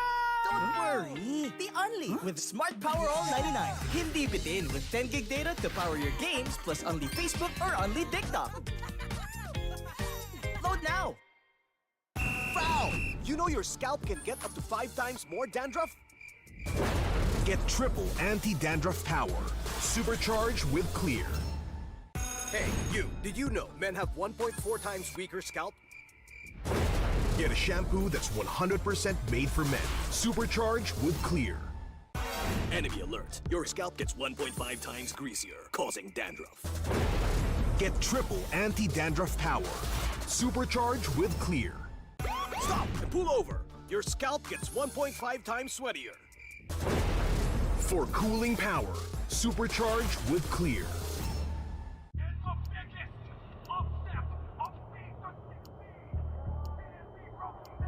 Paano ko kaya sila masusuportahan ngayon ng mas maayos? Kailangan ko ba magpalit ng strategies? Nagagampanan ko kaya ng maayos ang role ko? Will I be able to meet their expectations? We have to prove them all wrong.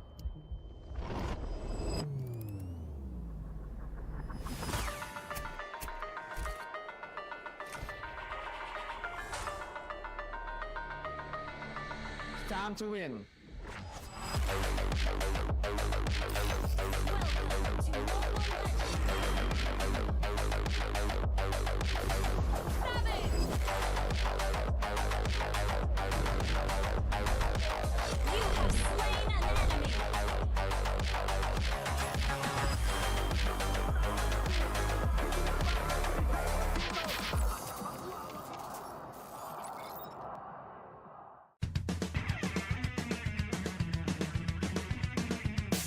Usapang Meta for today's class. Excited na ako! Meta? May itatagos kaya? Good morning, teacher! Hello class! So matanong ko lang, sa Scream, sino yung madalas nagsastruggle? Ako po, ma'am. Nahihirapan po kasi ako sa shot call kasi isa lang po yung gusto ko tumatawag sa akin. Oh, shit! Teka class, tama! Importante ang comms, mapa in-game o relationship, di ba? Relate ka, ma'am? Secret. Anyway, next question tayo guys. Tingnan nyo itong draft. Sino dito yung nag-overcommit sa top lane? Uy, naku! Parang support na tayo, ma'am. Ay nako, bagsak ka sa counterplay. Huwag ka kasi clash ng clash kapag hindi ka pa crush. Ay, para iwas crash! Oh, shit! Plus 5 points ka sa hugot, ma'am. Okay. That's all, class. See you tomorrow. Oh yeah.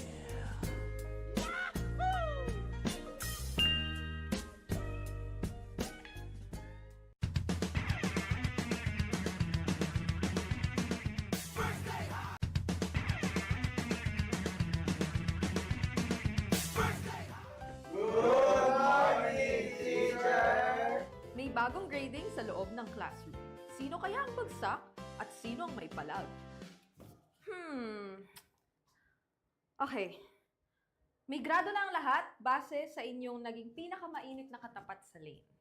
Now, class, ano sa tingin nyo ang palag ni Demon Kite kay Carl T? Ako! Si Cartesi Goat! Si Demon Kite, celebrity!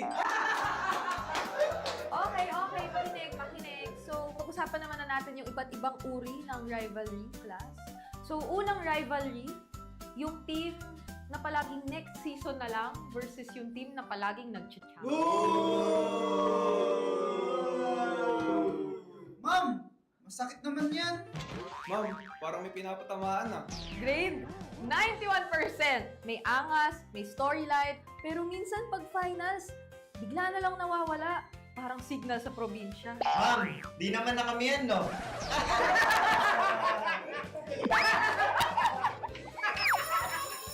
That's all, class. Don't forget to study your rivals kasi next week ay graded recitation na sa stage. Goodbye and thank you, teacher!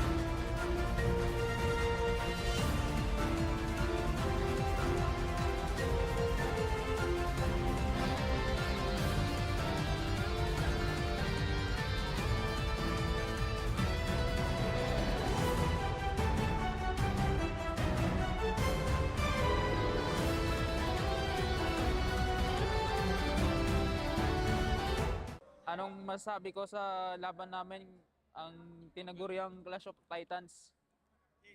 Masaya. Bigyan namin kayo ng magandang laban. Tsaka babawi kami sa kanila kasi tinalo nila kami Sibol. Tsaka pasabi ko pala kay Teddy Cutie, good luck sa amin.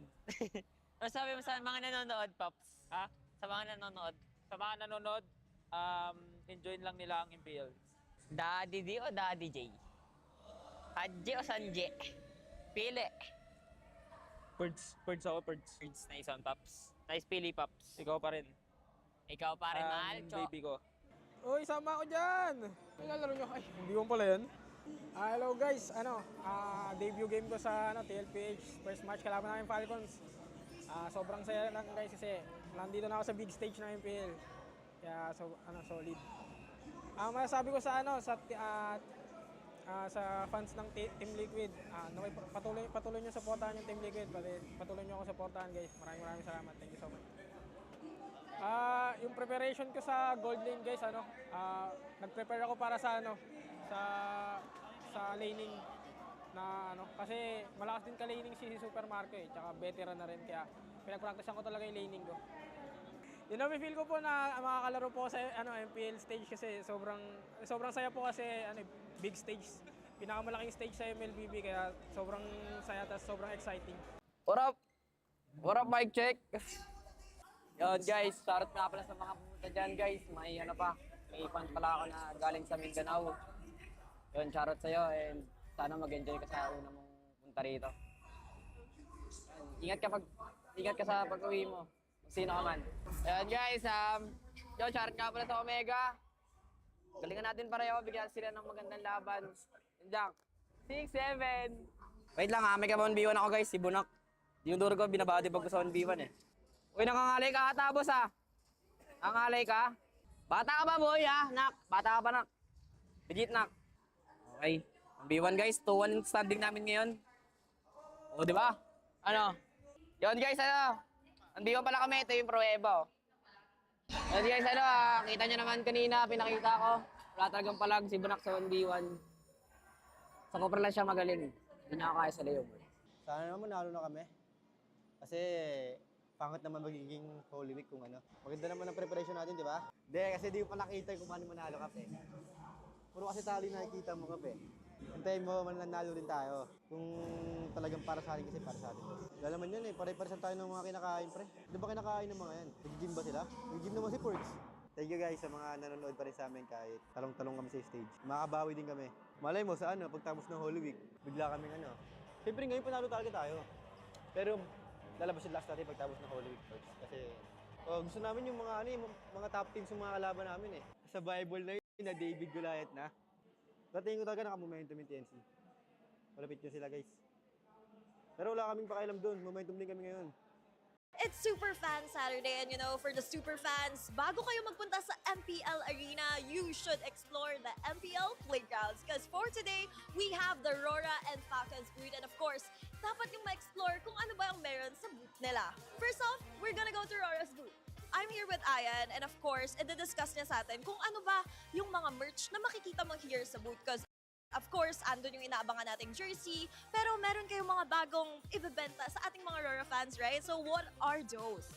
Meron po kami nung doodle shirt, which is yung fan merch ng RORA, and then tote bag, at saka lanyard, and then yung desk mat din po. Three designs po. So of course, nabalitaan ko Ayan na naka-sale din daw kayo right now. So ano yung mga naka-sale na bagay? Naka-sale po yung basketball jersey namin, which is $849 po siya na dating $899. And no, I heard na meron pang isang gagawin here sa RORA's booth because when you buy one jersey and you follow them on Facebook, you get the chance to spin the wheel and get another merch. So parang ganito. Right? So, spin the wheel. After nyong bumili ng jersey, makakakuha ka dito ng keychain, ng stickers, and of course, the photo cards of our RORA players. And next up, of course, nandito tayo sa Falcons booth with... I'm Lauren. So, Lauren, ano ba yung makikita ng Falcon fans here sa booth nyo? We have our new release Falcon shirts. We have white and black. And we also have our our hoodie. All of our clothes have size variants from extra small to 3XL. And also we have our new Falcons cap, this one. And our player stickers. We have sticker packs that contains every player and our logo. And of course, kung fans kayo ng Falcons, these are a must-have. Mamili na lang kayo kung cap, sticker, lanyard, shirt, or hoodie. And of course, there's still a lot to explore here at the MPL Playground. So while you're waiting for the drafting or the game, come visit us here.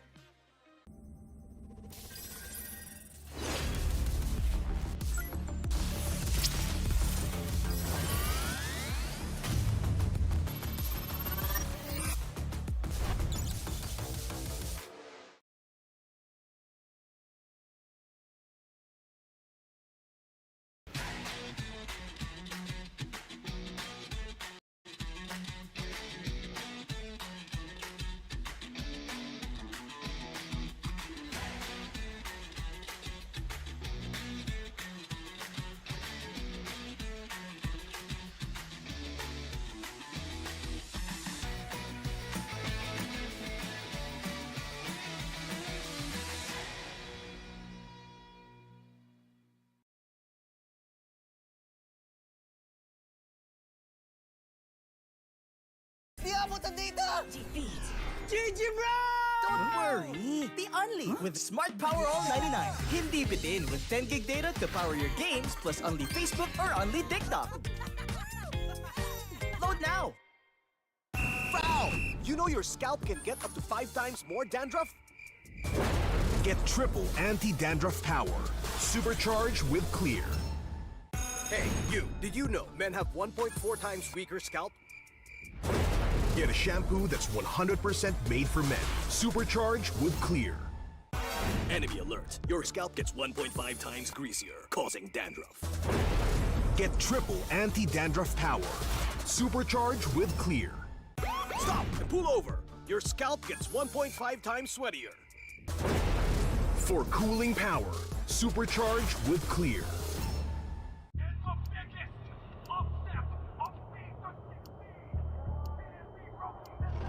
Paano ko kaya sila masusuportahan ngayon ng mas maayos? Kailangan ko ba magpalit ng strategies? Nagagampanan ko kaya ng maayos ang role ko? Will I be able to meet their expectations? We have to prove them all wrong.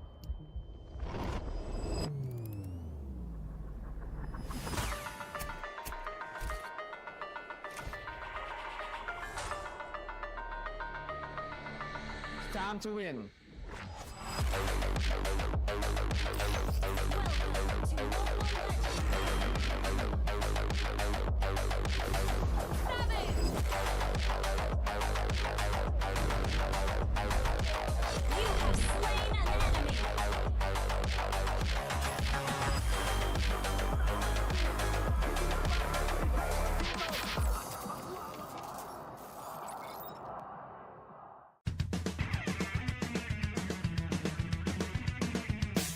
Usapang meta for today's class.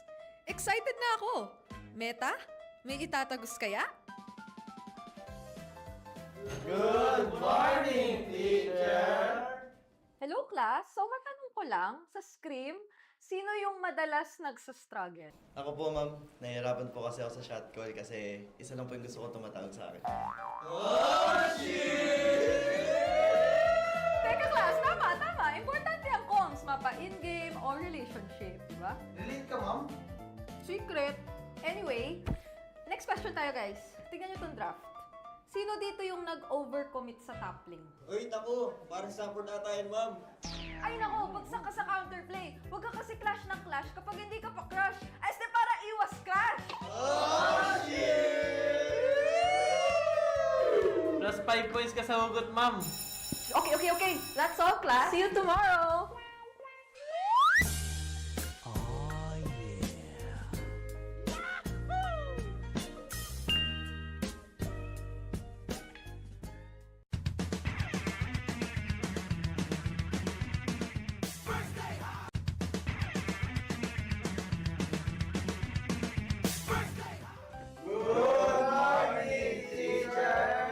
May bagong grading sa loob ng classroom.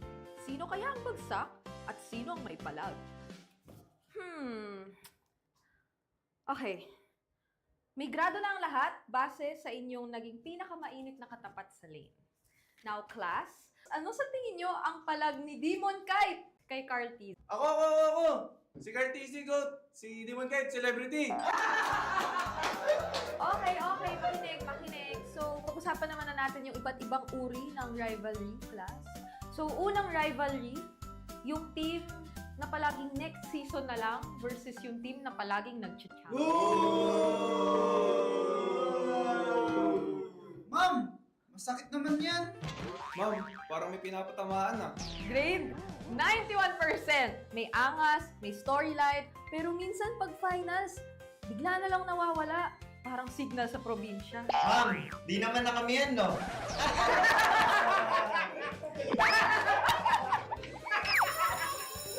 That's all, class. Don't forget to study your rivals kasi next week I graded recitation math sa stage. Goodbye and thank you, teacher!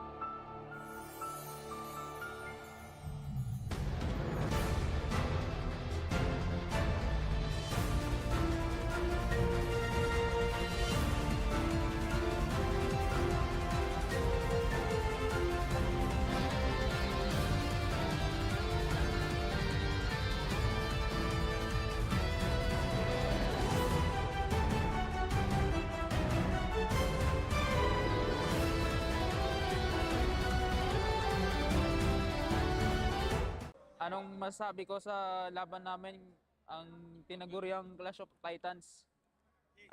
Masaya. Bigyan namin kayo ng magandang laban. Tsaka babawi kami sa kanila kasi tinalo nila kami simple. Tsaka pasabi ko pala kay Teddy Cutie, good luck sa amin. Masabi mo sa mga nanonood, Pops? Ha? Sa mga nanonood? Sa mga nanonood, enjoy lang nila ang MPL. Daddy D o Daddy J? Hadje o Sanje? Pili. Birds ako, birds. Birds, nice one, Pops. Nice pili, Pops. Ikaw pa rin. Ikaw pa rin, mahal, Cho. Baby ko. Uy, sama ako dyan! Nilalaro nyo. Ay, hindi mo pala yan. Hello guys, debut game ko sa TLPH. First match kalaban namin Falcons. Sobrang saya lang guys kasi nandito na ako sa big stage ng MPL. Kaya solid. Masasabi ko sa sa fans ng Team Liquid, patuloy nyo supportahan yung Team Liquid, patuloy nyo ako supportahan guys. Maraming salamat. Thank you so much. Yung preparation ko sa gold lane guys, nag-prepare ako para sa laning na kasi malakas din ka-laning si Super Marco tsaka veteran na rin kaya pinag-practicean ko talaga yung laning ko. Yun na, feel ko po na makakalaro po sa MPL stage kasi sobrang saya po kasi big stage. Pinakamalaking stage sa MLBB kaya sobrang saya at sobrang exciting. What up? What up, mic check? Yun guys, shoutout nga pala sa mga pumunta dyan guys. May fan pala ako na galing sa Mindanao. Yun, shoutout sa'yo and sana mag-enjoy ka sa una mong punta rito. Ingat ka sa pag-uwi mo. Sino ka man. Ayan guys, yun, shoutout nga pala sa Omega. Galingan natin pareho, bigyan sila ng magandang laban. Jack, 6-7. Wait lang may ka 1v1 ako guys, si Bunak. Yung duro ko, binabati pag sa 1v1 eh. Uy, nakangalay ka ata, boss Nakangalay ka? Bata ka ba, boy Nak? Bata ka pa, Nak? Legit, Nak. Okay. 1v1 guys, 2-1 standing namin ngayon. O, di ba? Yun guys, 1v1 pala kami, ito yung pruweba, Yun guys, kita nyo naman kanina, pinakita ko. Wala talagang palag si Bunak sa 1v1. Sa Copper lang siya magaling. Hindi niya kaya sa layover. Sana naman manalo na kami. Kasi pangit naman magiging Holy Week kung ano. Maganda naman ang preparation natin, di ba? Hindi, kasi di ko pa nakita kung paano manalo kap eh. Puro kasi tali nakikita mo kap eh. Hintayin mo, mananalo rin tayo. Kung talagang para sa atin kasi para sa atin. Dahil naman yun eh, pare-paresan tayo ng mga kinakain pre. Di ba kinakain ng mga yan? Nag-gym ba sila? Nag-gym naman si Porks. Thank you guys sa mga nanonood pa rin sa amin kahit talong-talong kami sa stage. Makakabawi din kami. Malay mo sa ano, pagtapos ng Holy Week, bigla kaming ano. Siyempre ngayon panalo talaga tayo. Pero lalabas yung last natin pagtapos ng Holy Week first. Kasi gusto namin yung mga ano, yung mga top teams yung mga kalaban namin eh. Sa Bible na yun na David Goliath na. Tingin ko talaga naka-momentum yung TNC. Malapit yun sila guys. Pero wala kaming pakialam doon. Momentum din kami ngayon. It's Superfan Saturday, and you know, for the Superfans, bago kayo magpunta sa MPL Arena, you should explore the MPL playgrounds. Because for today, we have the RORA and Falcons booth, and of course, dapat yung ma-explore kung ano ba yung meron sa booth nila. First off, we're gonna go to RORA's booth. I'm here with Ayan, and of course, i-discuss niya sa atin kung ano ba yung mga merch na makikita mo here sa booth. Because of course, andun yung inaabangan nating jersey, pero meron kayong mga bagong ibebenta sa ating mga RORA fans, right? So what are those? Meron po kami nung doodle shirt, which is yung fan merch ng RORA, and then tote bag, at saka lanyard, and then yung desk mat din po. Free designs po. So of course, nabalitaan ko Ayan na naka-sale din daw kayo right now. So ano yung mga naka-sale na bagay? Naka-sale po yung basketball jersey namin, which is $849 po siya, na dating $899. And no, I heard na meron pang isang gagawin here sa RORA's booth because when you buy one jersey and you follow them on Facebook, you get the chance to spin the wheel and get another merch. So parang ganito. Right? So spin the wheel, after nyong bumili ng jersey, makakakuha ka dito ng keychain, ng stickers, and of course, the photo cards of our RORA players. And next up, of course, nandito tayo sa Falcons booth with... I'm Lauren. So Lauren, ano ba yung makikita ng Falcon fans here sa booth nyo? We have our new release of Falcon shirts. We have white and black. And we also have our hoodie. All of our clothes have size variants from extra small to 3XL. And also, we have our new Falcons cap, this one, and our player stickers. We have sticker packs that contains every player and our logo. And of course, kung fans kayo ng Falcons, these are a must-have. Mamili na lang kayo kung cap, sticker, lanyard, shirt, or hoodie. And of course, there's still a lot to explore here at the MPL playground. So, while you're waiting for the drafting or the game, come visit us here.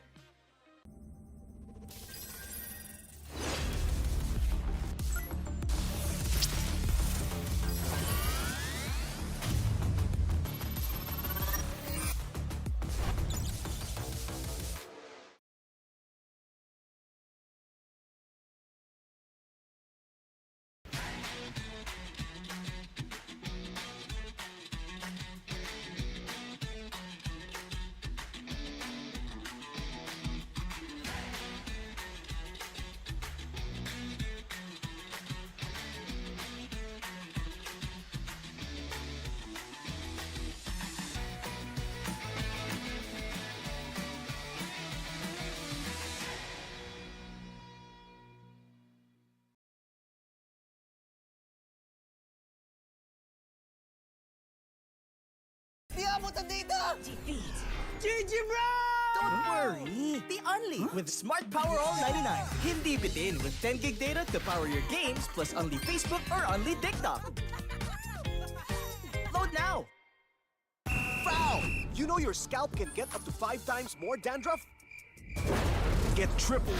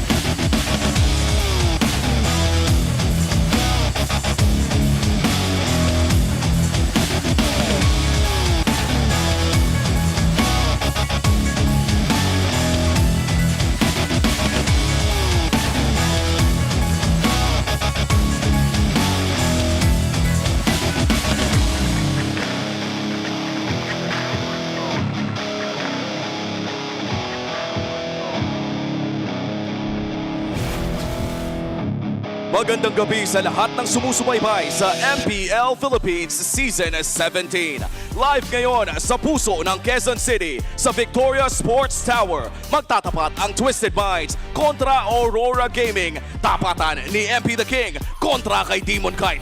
Pupunta na naman tayo sa Dark Continent. Ano naman ba ang ating makikita sa ating mga manlalaro ngayong gabi?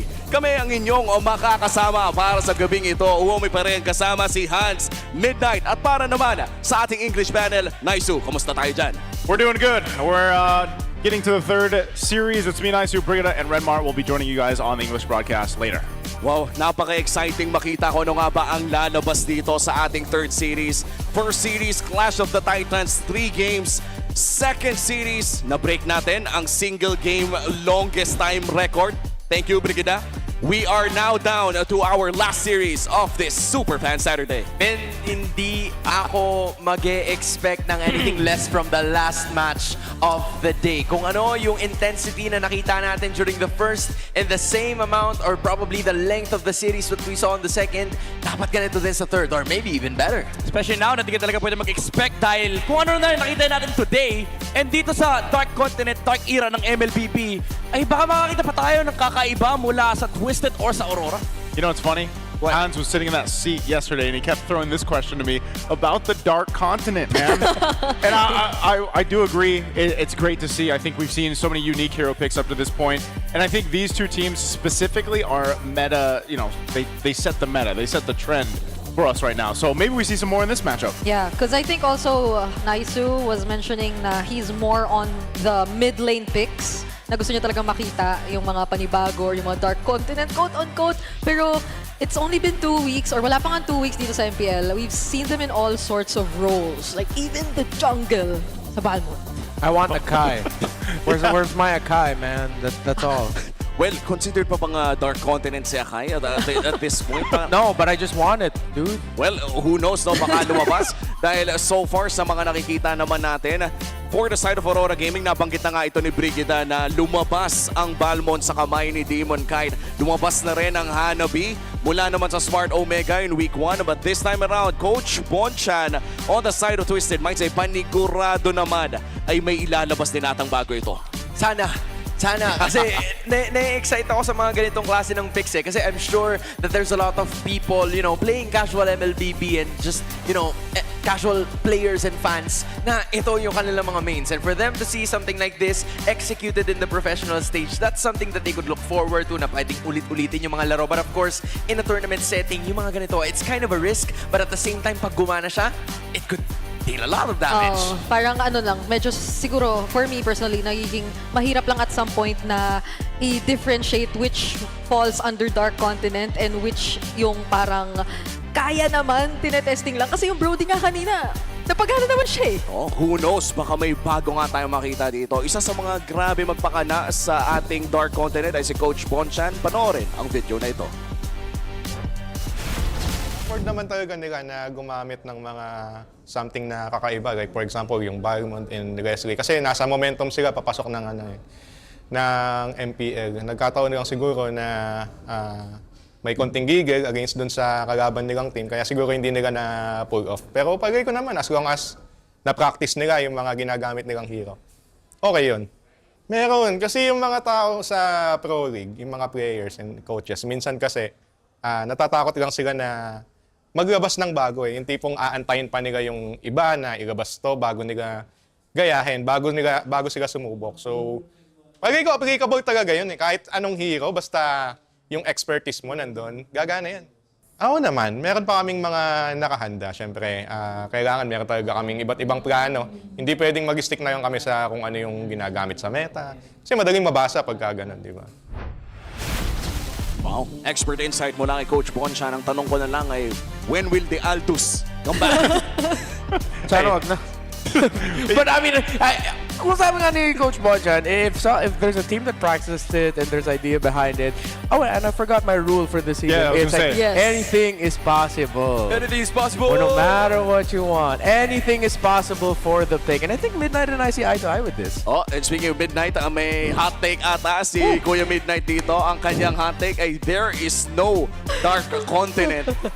Midnight, you have to defend yourself for this. Ikaw na to. I mean, we've seen so many things over the few years. And I think today was an example kung bakit totoo to. Kasi nag-throwback na tayo. Inangat na natin yung mga Fredrin backshot, binalik natin yung Brody. And even week number 1, nakakita tayo ng iba't ibang strategy. Suyu Skypiercer. Diba? Hanabi. And I think in this patch, MLBB has evolved to a point that gameplay is everything. Anything fits, any gameplay, whatever you want to throw it.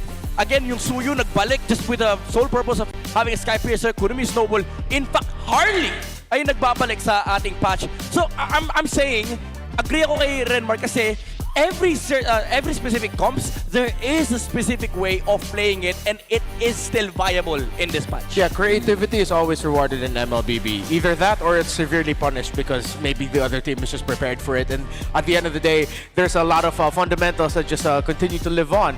But come on, man, we went through an era of a star-spangled saber that almost won a world championship in M3. So I really think that there is a lot of room for creativity in this. And I'm sorry, I'm going to start this off, all right? Yeah, go for Let's start with Inflix Keys to Victory. For Twisted Minds, Hyperactive MP the King. He has to be everywhere in this map. Unleash him, open him up in the river so that he can make an impact in the opposing jungle, in the side lanes, and in the center of the map. And of course, unleash the Lansu. Twisted Minds, you have a very good EXP laner with you that has been one of the best in terms of playing the heroes that thrive with stress. Don't give him low cortisol, give him high cortisol, high impact. Sa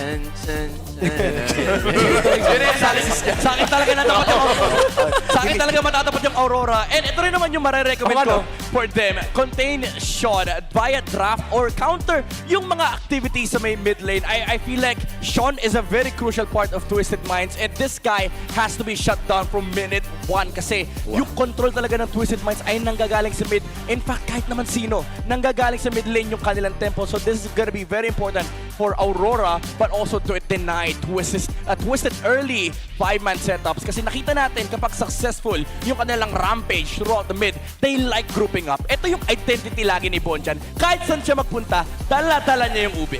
At nakakatuwa makita yun, no, with younger hands sa kamay ng Twisted Minds na, by the way, ay super rookies last season at sophomores. Bakit may mali ba tayong nasabi doon, sir? Hindi, wala. Sinabi mo kasi younger hands. Nag-haya ko. Bri, kita, wag ka nang mahiya. Kumaway ka na rin, Bri. Bri, younger. So yan, bawal na. Malaman tayo. Mga Thunders. It's alright. It's alright. And nakakatuwa makita na rin at this point si Sean, our former rookie of the season, na talagang grabe ang importansya sa loob ng Twisted Minds. Before we wrap up the conversation here, are you guys expecting this to hit the 3K mark? It has to be. Yeah. We're all looking at Brigida for a reason. Am I supposed to answer this? Or It's either like... 3 games or we get 2 games again, and one of them is like 30 minutes plus. Yeah, let's beat our longest game record in one day. In one day. Or in less than 1 day. All right, let's go. Truer words have never been spoken. Huh? Truer words have never been spoken. Couldn't hear you from over here. Sabi ko ha. Grabe yung connection nyo, Hans, sa Brigida. And pretty sure, no, kapag nakita na rin natin kung ano nga bang ilalabas ng ating mga coaches. Drafting will be starting at around 6 minutes pa naman. In terms of the Dark Continent setups, after what happened last week, I don't think the Balmond will be coming back unless may Alice na sobrang taba. Maybe, pero ako I'm looking forward to sa mga return ng mga past junglers like Alpha maybe sa kamay ni Demon Kite. Alpha with a Skypiercer. That's true. We never know. Nakikita ko sa RGN. X siya with a Skypiercer. In fact, kahit sinong hero na may Skypiercer, wag lang Ling. Alam mo kaya nga nag-build up yung fact na sinabi ni Midnight kanina or yung hot take na sinabi niya kanina na parang wala naman talagang Dark Continent.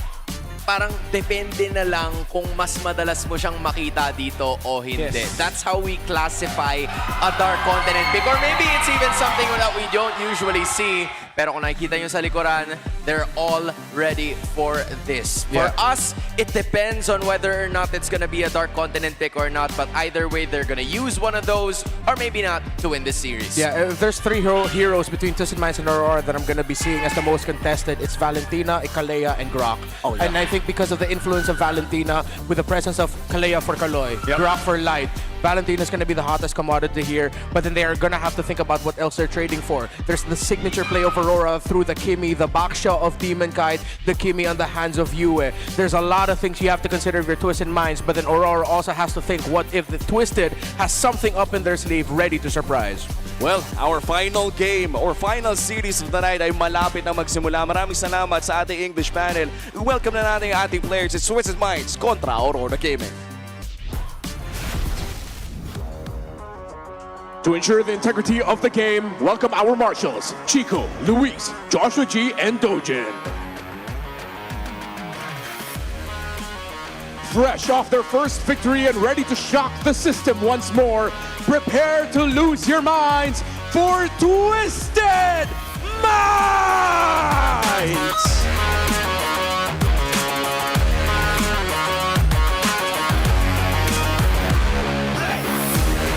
They are here to shine their light on the Dark Continent. Make way for the reigning champions of the world, Aurora!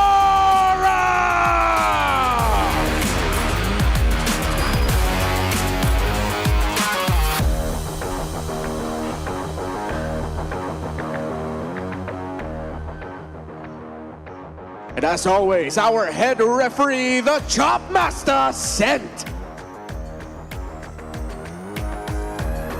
And the coaches representing the two teams for Twisted Minds, it's Coach Eson. For Aurora Gaming, it's Coach Dexstar. MPL Superfans, ito na ang last match sa ating Superfan Saturday. Maingay!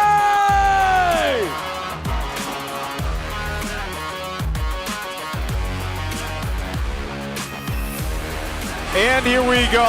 Let's go ahead and take us through first Twisted Minds for the matchup here at Brigada. Okay, before that, I love that small bit of them or the coaches doing a rock, paper, scissors during the fist bump. But yeah, we definitely have to pay a bit more attention here. Looking at Lansu, it was already highlighted in the keys to victory, but even just looking at their performance yesterday, him on the Fovius, always setting things up, that is something that's terrifying if they get to enable every single one. Yeah, for Aurora, we always have to go back to the row mid trio. You can slot in Edward with any pick. Domikite has a surprisingly wide pool, but it is the deep ocean of picks for Light, Yue, and Demon Kite that determine whether or not you're gonna be winning or losing the draft against them. There's a lot Twisted Minds needs to consider. But just because Aurora gets her comfort doesn't mean that they are unbeatable. Gods can still do bleed. Twisted Minds just needs to make sure they're ready for it. Yeah, not only that, but also I think one of the things we want to go ahead and look at too with this matchup is the gold lane there specifically for Owl and Domikite, because like we saw from the graphic earlier on today, Domikite currently the gold laner in the second and third spot for the highest GPM right now, currently up to this point. And so that is something, again, there's been a lot of talk about Domikite being one of the best, if not the best, gold laners right now. Currently, this is a step up that I feel like Owl will need to go ahead and do in this matchup, but not just there, because right now, the current meta, the way the gold lane is working is, like Redmar said, you guys go do your thing, we'll see you by maybe Turtle 3, maybe Turtle 2 if that ends up happening. And maybe there is a room for a different gold laner. Maybe. I don't know. We'll talk more about that later. We already saw the Brody, but first, let's go ahead and take a look at the Smart 5G ping test for our matchup here today. Message lang namin ni Coach Eson sa Aurora. Sana galingan nila kasi alam namin gagalingan namin. At gagalingan ko para sa inyo. May message pala si Kaloy kay Light. Kahit sang anggulo daw tignan, si Kaloy ang lamang. May sinabi rin si Lansu para kay Edward. Ang ML ay hindi labanan ng muka, kundi labanan ng kamay. May message din pala si Al para kay Domikite. Huwag daw sa ML na laban sa muka daw. Mas sabi ko kayo, ay, tropa si Kuya Eoy. Lagi ako nag-send ng heart me dyan sa TikTok kay Kuya Yue. Supportado ako dyan. Si Kaloy, guys, yung trash talk niya palagi sa Mega. Hindi niya minura yan, guys. Na-hype lang siya kasi first panalo namin this season. Guys. Message ko rin pala sa Aurora, congratulations sa mga winning sa buhay. Kami naman ang sunod. Shoutout sa mga dyan, lalo na sa mga ka-twist natin dyan. Sali na kayo sa The Minds Community Group and follow nyo na ako sa IG. Uwe, ano daw, kaya-kaya na tayo ng Twisted Saturday. Hindi naman makakasin, ano? Confident ka sila na, tama yun. Kaya para sa Twisted, may the best team winner. Malalakas kampi ko, kaya ako buhatin.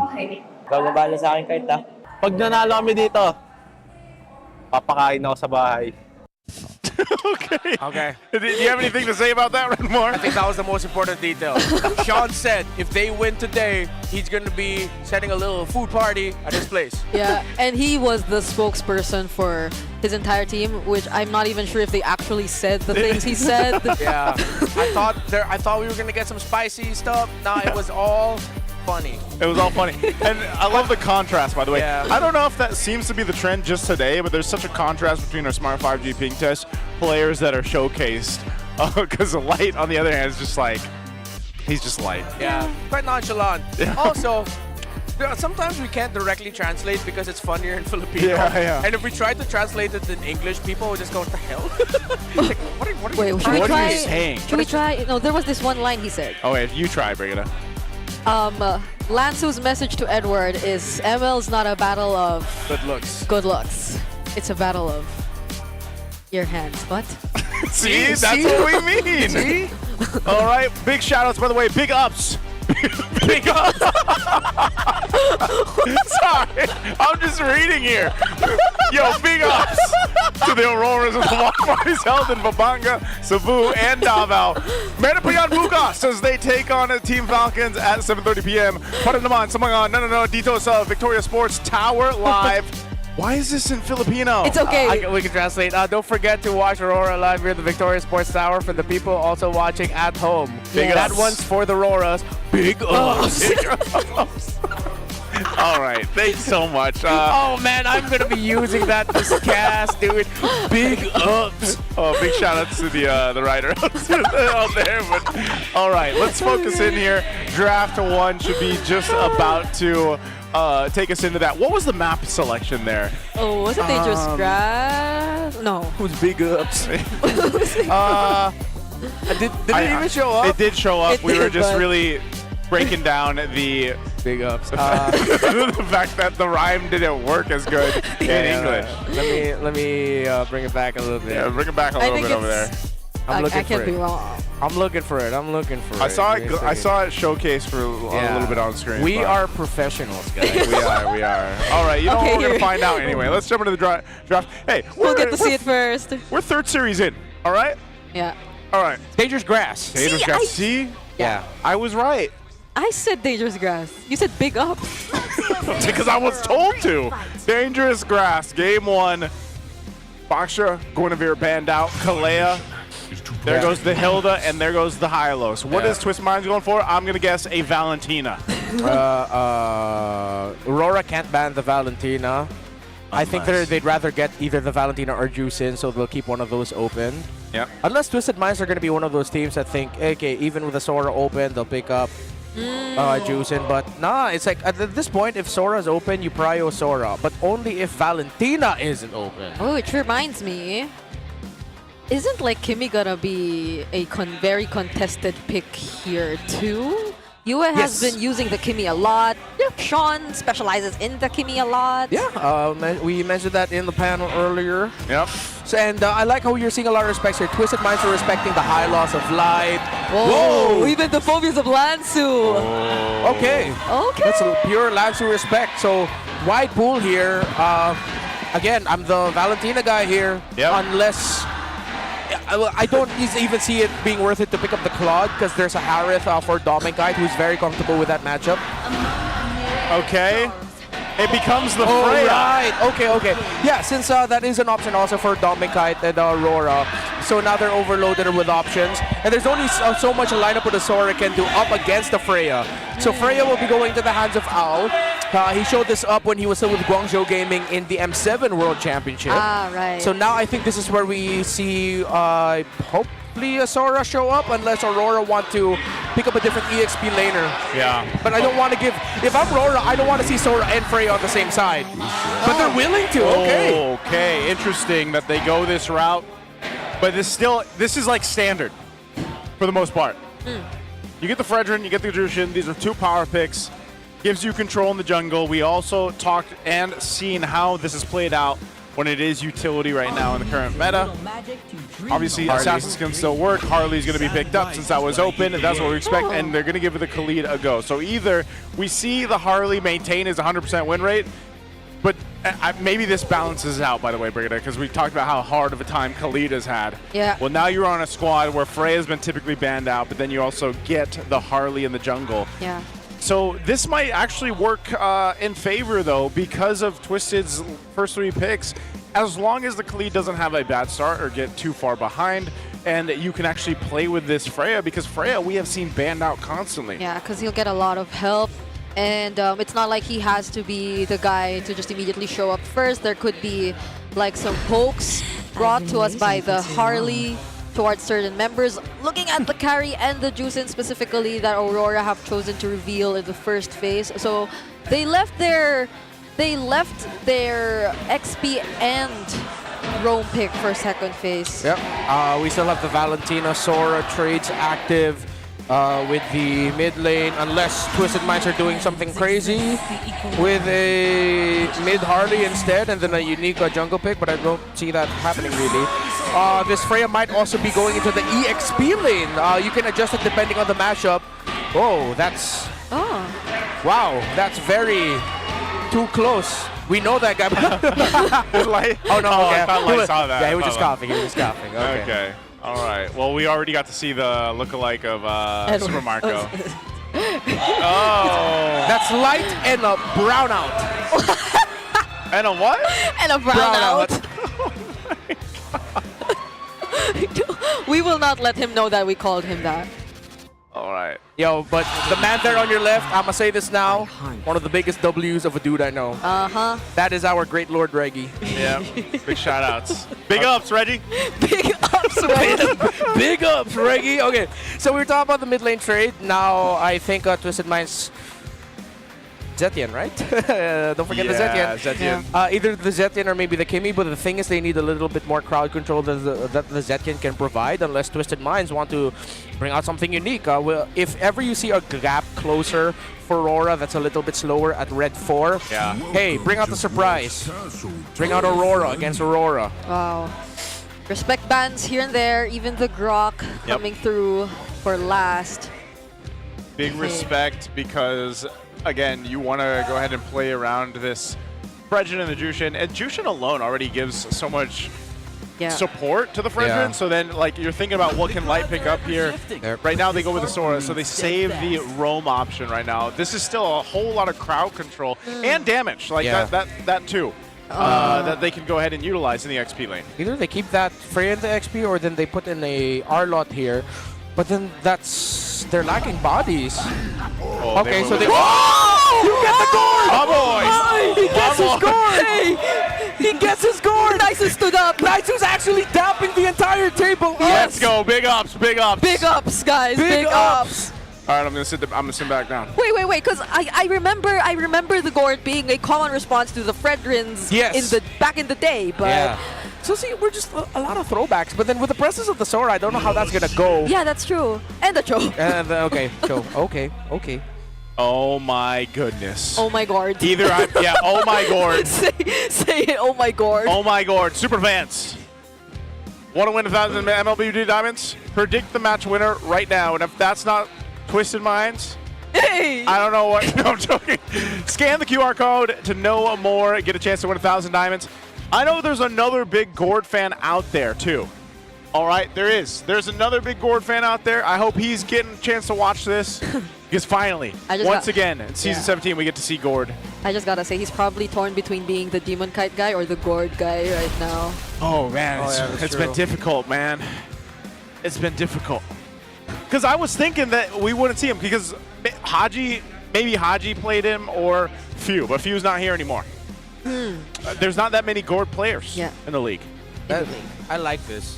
True damage, Twisted Minds. They needed something sturdy and they explained glue. Yep. You know what? I see the vision here, Twisted. Yeah. And it's not just because of the lineup rating. I appreciate the creativity. Let's see how they can make this work. Creativity gets rewarded, as they say. Dude, this is not the dark continent. This is the right continent. All right, welcome. Because here's one thing I will say about this, and I have done this in practice. Whoa, Kaloy. Okay, he should be fine. Typical start for Khalid. That's fine. But MP the King on the Harley and the Gourd actually will work synergistically really well together, because you even heard it from Carl TZ earlier on with a winning interview that Genius One alone on the Harley is so good. So you already go ahead and get that first item. It allows Sean to actually pop off more damage because of that Genius One build on the Harley. So unless that's stopped, they might have a difficult time dealing with that kind of overload damage for this lineup from Twisted. Yeah, and it's the athletic Gourd with the flicker. Kaloy taking way too much. Yeah, good thing for Kaloy is that the long time readjustment for the juice in. You can't just continuously putting stacks on people. If that was any different, then it would have been more difficult. But in the end, it is going to be difficult to handle the mid lane trading for the Khalid. You're just going to have to, you know, hunker down if you're Twisted Minds. You're not going to be able to get a lot of aggressive plays unless MP the King finds a good angle to Deadly Magic someone, either Light or you early on. 20 seconds before the next turtle spawns. Tough boots already for Kaloy should help him survive a little bit of the trades. Let's look at which EXP laner is going to hit level 4 first. Looks like it might be Edward, actually. But now in the bottom lane, Owl cutting behind the carry, because this is what Alter Ego loves to do. They'll cut this, and then they're going to ask Owl, most likely, to join the turtle fight. But let's see if he's just going to temper it and play it slow in the lane. Oh, I think Sean had a bit of a there he is. swap in terms of the items he prioritized. He didn't seem to be picking up the boots earlier, but now we see almost all members right here across the turtle pit. Factory Descent coming in from Appraiser's Rat also committed, but it's MP who actually secures the turtle. And Sean with the Mystic Gush picking up first blood. Edward flickering out, still brought back. MP the King takes him down. I just want to say, first blood, Gourd, over to Sean. Yeah, it's not just the Gourd with a Mystic Gush. Nice, who's gushing too. With excitement. Seeing his signature pick here, but again, we saw it from the cut of Owl. We knew that he was going to go to the turtle. He joined that. That was 5v4. That's just simple maths. You know, 5v4. Oh, Win that. Our camera's giving us the zoom in on the Patrick. Right there. They're doing that on purpose, right? Yeah, no, but I get your point here too, Renmar, and that's one of the things. Imagine if the timing was a little bit different on that too. He didn't have the level 4 either for that turtle fight to break out, but he had it right at the end. Oh, wow, Kaloy makes a call, and MP's there to follow. That's a flicker from Sean, just to extend the range of the Mystic Gush. They're still trying to go after Demon Kite. Another flicker burned, and that might just get punished here. Kaloy will try to get out of this. He does not get knocked up. He jumps back in, but Demon Kite will pick up the kill. That's how you get punished if you get a little overzealous there, Kaloy. Yeah, unfortunately also for Kaloy, the stun from Sean did not land, which is a little bit off to the right of Yue. Hence why the punish onto the Khalid. So, again, you pointed it out, that Gourd Harley damage is disgusting. Yeah, and imagine he doesn't even have the Genius Wand yet. Now he does. Okay, now he does. Yeah, and yeah, they set up for each other. It's like, again, a throwback to having a magic damage jungler and then strong mage in the mid lane. They set up for one another depending who builds the Genius Wands first, usually the jungler, because that also applies to any magic damage that gets dealt with a reduction of the magic defense. So cool. Yeah. Okay, so and then he goes going on first to help with some of that sustainability that comes up with this lineup. So now we're going to see this fight, this time maybe be set up a little bit different around this turtle here. We'll see if gold laners decide to join this. It does look like Owl's coming up. Oh, Owl might. Oh, that's the Way of the Dragon already used. Edward zoning out some other members, but Kaloy is still alive! Demon Kite this time, though, gets the objective, but it's Owl trying to go for the chase, and Demon Kite does not get out of this. Okay, turtle secured, though, and that's a whole lot of gold to Demon Kite. Oh. That is going to be the trade here. The RORA are not going to be calling up their carry to join the Turtles. They just want gold for Doming. And this is as expected with the Freya carry matchup or any matchup in the gold lane that is Freya versus a marksman. Freya will leave lane, sacrificing the gold that he could be getting in the lane because they want to get that through the kills and objectives. The fortunate thing for RORA in the last one is that it was actually Demon Kite who won the Retribution battle, as the early use of the Deadly Magics was not enough to take down Edward, meaning Edward was still disruptive to the sequence presence of Twisted Minds. So Twisted also just need to mark some conditions properly here, because in the last one, it was RORA who were able to do that. However, the difficult thing about the lineup that they're going up against is that they'll keep feeling the presence of the Freya. So far, especially as we've seen from the last one, Aurora are managing their flickers and their dashaways pretty well. The last time we saw this was in the grand finals of Season 13. 671. I'm not saying it days ago. It was few against Team Liquid Philippines. That's what I said, man. Few, one of the few players, pun intended, to pick up the gourd. And there is a reason for it. I mean, right now, we definitely have been talking about how it works well with the Harley. And it might be just the only composition where he actually fits into this, but it's really difficult in the current meta. Dominkite. Oh, already flickering out, but the other members of Aurora are going to help. Raging Sandstorm used to get out, and so will be the Valkyrie Descent. Edward could have went for a setup there, but at least Twisted Minds are still okay. Yeah, and no kick committal by Light. I thought he'd be looking for an angle. Same. Because of Aurora trying to bait Owl into getting taken out, good thing Aloy was there for Twisted Minds to cover him. MP the King actually gets a tower up top. So with a lot of the mobility on the side of Twisted, the map presence of the jungler and gold laner being felt, Aurora are slowly losing the map control. But they might be able to fight this better because Owl was brought low by Dominkite, excuse me. Oh, Kaloy. Does he really want to fight against Dominkite? A miscalculation on Twisted Mind's side, and Aurora will secure this last turtle. I think Kaloy forgot how much a carry hurts. Yeah. And Dominkite's just been farming up, so Dominkite is in a great position to just fight even a 1v1. Yeah, even if you say that was Kaloy trying to buy time maybe for the rest of the team, that was definitely not worth it. You gave a kill onto Domeng. And now Twisted Minds have lost their early game window to dominate. They're going to have to play 50-50s all throughout. Oh, everyone, they just poured all of their resources, and there's a flicker too. Sean is still going to be okay. No one's going to connect with the Way of the Dragon, but it doesn't matter for Aurora. They're already able to take down Kaloy, and they have access to this tier 1 in mid. Great positioning from Light to decide to go towards the backside. He actually forced Sean to use the flicker, and then he was a threat enough, even on MP, as he kicked him, buying enough time for Aurora just to go ahead and win that team fight. Yeah, big errors are now getting capitalized on by Aurora. Although for the last fight initiated by Twisted Minds, that wasn't an error in their part. That was a good call. But you just really have to admit that Aurora played that much better. Demonkite was calm, even though Lancer was the one able to pounce on him. Aurora separated that glue from the rest of the team. Even though Lancer was able to get away, Twisted Minds could not get any result that they wanted to get. Yeah. It's twisted all over the map now. You can't go for your surprise plays anymore. It's Aurora that are first to show up. Yeah. So quickly how this game turned around. Owl just up to 2 items. Dominkite with an EXP advantage to him. And he is almost up to the Trinity, already up to the Golden Staff and the Corrosion Scythe. So now it's just going to be up to Twisted to see how they can manage the team fights against Aurora better, because so far Dominkite has a lot of space. Yeah.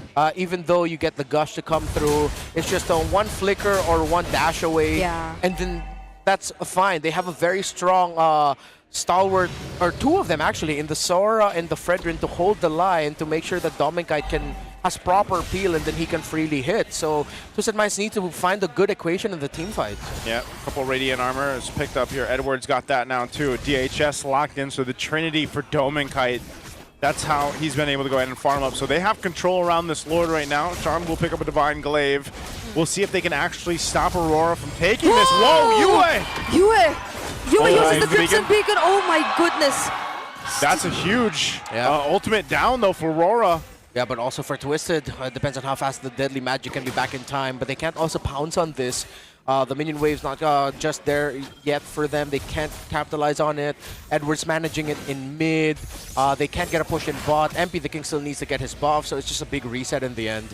That's what we were talking about in our last series, or the first series of the day when we saw the Harley come through. Like, just a Deadly Magic alone is enough to go ahead and stop some teams in their tracks. And you saw it just there. Also, UA will pick up a Sky Piercer now after having that first item, that glowing wand. Yeah, similar to how it was the Brody for Omega earlier, now it's the carry for Aurora. But at the same time, because of, as you just mentioned, the Sky Piercer for Yue, they also have to be careful not to get stacks on this juice in. So Aurora actually secretly has two options, even though their lineup looks like it's only playing for one. Oh, they want to commit. Conceal from Light. He catches MP the King, but MP the King is going to be okay with the spaces. Edward with a 3-man setup. Kaloy falls down next. MP the King. He's on one hit the away. other side. He could not contest. And Demon Kite finds him, but can he escape? Yue shuts him down. Yue knew where he was going. There's no tricks here. That is now stacks for that juice in. And Twisted did everything right, but they just could not get Dom and Kite. And of course, the beautiful entry by Edward. Should be frustrating for Twisted after that initial start. They've lost every major sequence since then. Yep, this is looking grim here for Twisted. They do have a pretty good clear with this base defense, but right now Aurora waiting for that lore to march in. They deal with the Holy Defense Shields already. Let's see what they decide to do. Light, just trying to test in the waters. The Lord will run and charge down to the bottom side. Demon Kai also jumps in, but a Mystic Gush will clear things out, and they should deal with the Lord here before the turret falls. Okay, so actually when it comes to trying to end the game, because of the Gord, it might be difficult for Twisted Minds in the long run. They might be able to drag this out a lot if they have good numbers. Okay, well, it's another conceal from Light. They should be aware. Light has no flicker. Yeah. Yeah, that's one of the hard parts too. Like, your Domenkai is your range, and he just doesn't have that much range on the carry. So they can't continue to get that turret. Yeah, he is going for the last... actually, no, he's not going to be his last item. He's rushing the Malefic Gun for 4th. So that he does get the range that we have pointed out he is lacking. For Twisted, they just completely lost their early to mid-game window a long time ago. They're just really playing through the defense.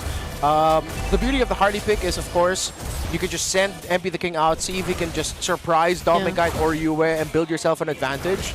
Might not have enough to completely take down Edward, who might be the next in terms of priority. Even Light cannot be single-handedly taken down by MP the King. He will need help from the rest of Twisted Minds. Just listing down here some potential turnaround conditions for Twisted through the Harley. It's going to be tough if it's another similar situation to what we saw from TNC earlier, wherein you have a certain setup or sequence that you should follow. And in this lineup of Twisted Minds, it seems to be the supposedly connection between the two mages of MP the King and Sean. But even before they're able to accomplish that, they have to worry about the setups again from Edward, or Light just suddenly comes going in, and I think it's tough for Twisted Minds to pull off a similar play, because Kaloy, well, there is a flicker reaching Sandstorm setup, but then how could the others just confidently follow up? Because that'll expose a lot of the backlines. Exactly. Yeah, this was also one of those games for Twisted. If that was 3 turtles to none, it would have looked completely different at Lord 1. But they just didn't get that. And then this is why earlier it still holds true. Twisted Minds have this great lineup for burst. They have great damage, but there's just so much tankiness on the side of Aurora that they have to find a way somehow to break this formation that's just so good, whether it's tight or split up. Oh, the Lord's getting bursted down already. Dominkite secures it for the team. Light's already low, but look at Yue! He tries to take down Sean. Successfully does, but he will go down too. And beat the King, outplaying Light, and Owl White just gets to survive. But no! Demon Kite still had the Appraiser's Wrath. Bonked down by the Fragrant and Demon Kite, letting Owl know, nice try trying to take down Edward. You don't touch a celebrity. You don't. Perfect flicker forward by Yue with the Crimson Beacon up. Sky Piercer still impact, forcing Twisted Minds to go back every time that Juicin goes forward. I loved the genius there from Yue to go ahead and just say, you know what? Here I am, here's my beacon, focus on me. That gave so much pressure to the back line where, it didn't have to just be Light or Edward to do that.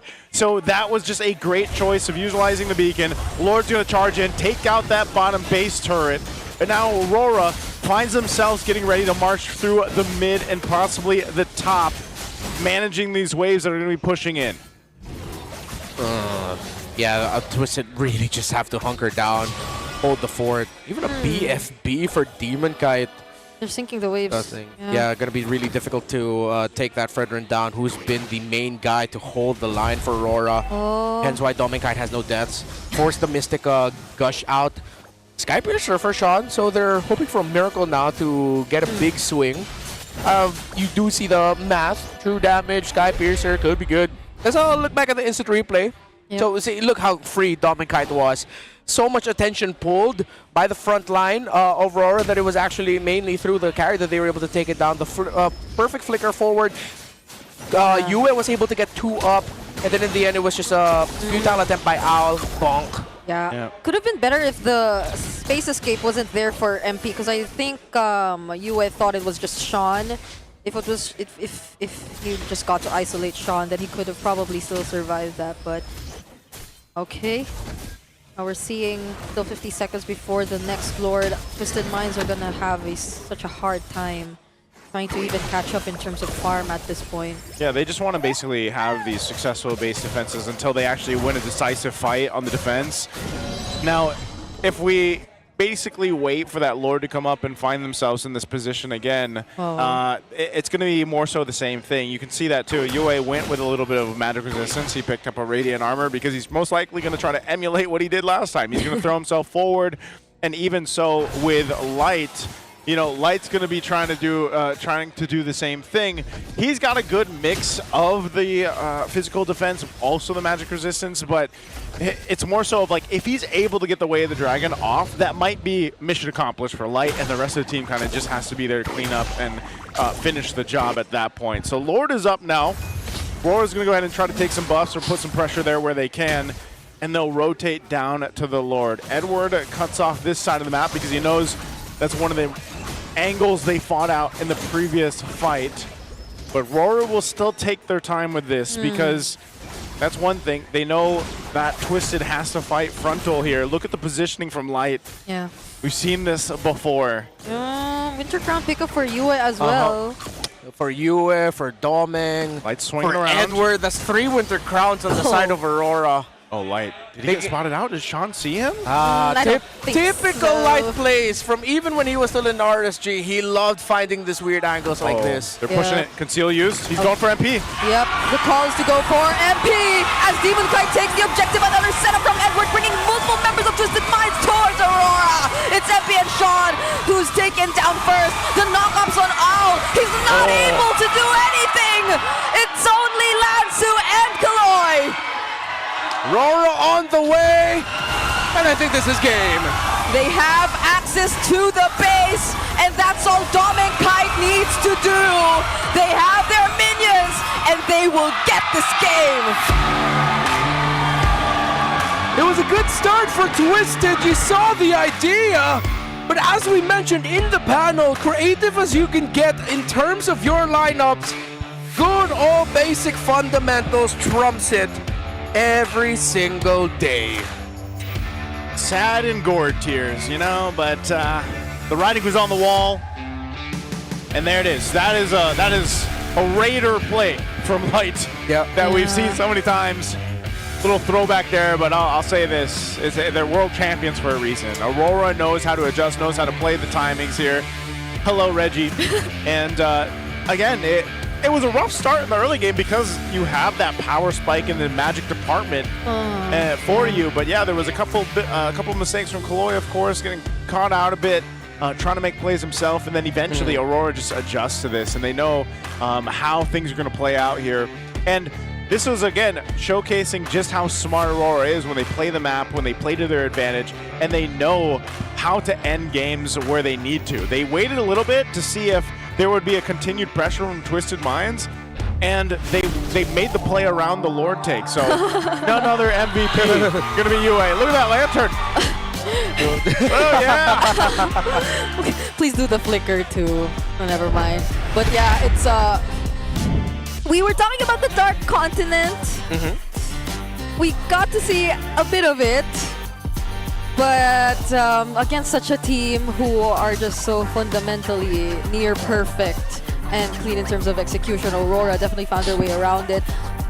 Although it like it looked like there were a lot of moments wherein Twisted did feel like they were a bit too excited, especially in terms of like what Kaloy tried to do across the map when he went for the invades, or even those gaps towards Dominkai. Yeah, clearly there were some errors as well capitalized on by RORA, as we pointed out earlier in the cast. You also have to commend RORA and how they handled the Turtle 2 onwards. Yeah. Twisted really needed to win this Turtle. I really thought that they'd win it here, but MP the King wasn't even able to get his retribution off.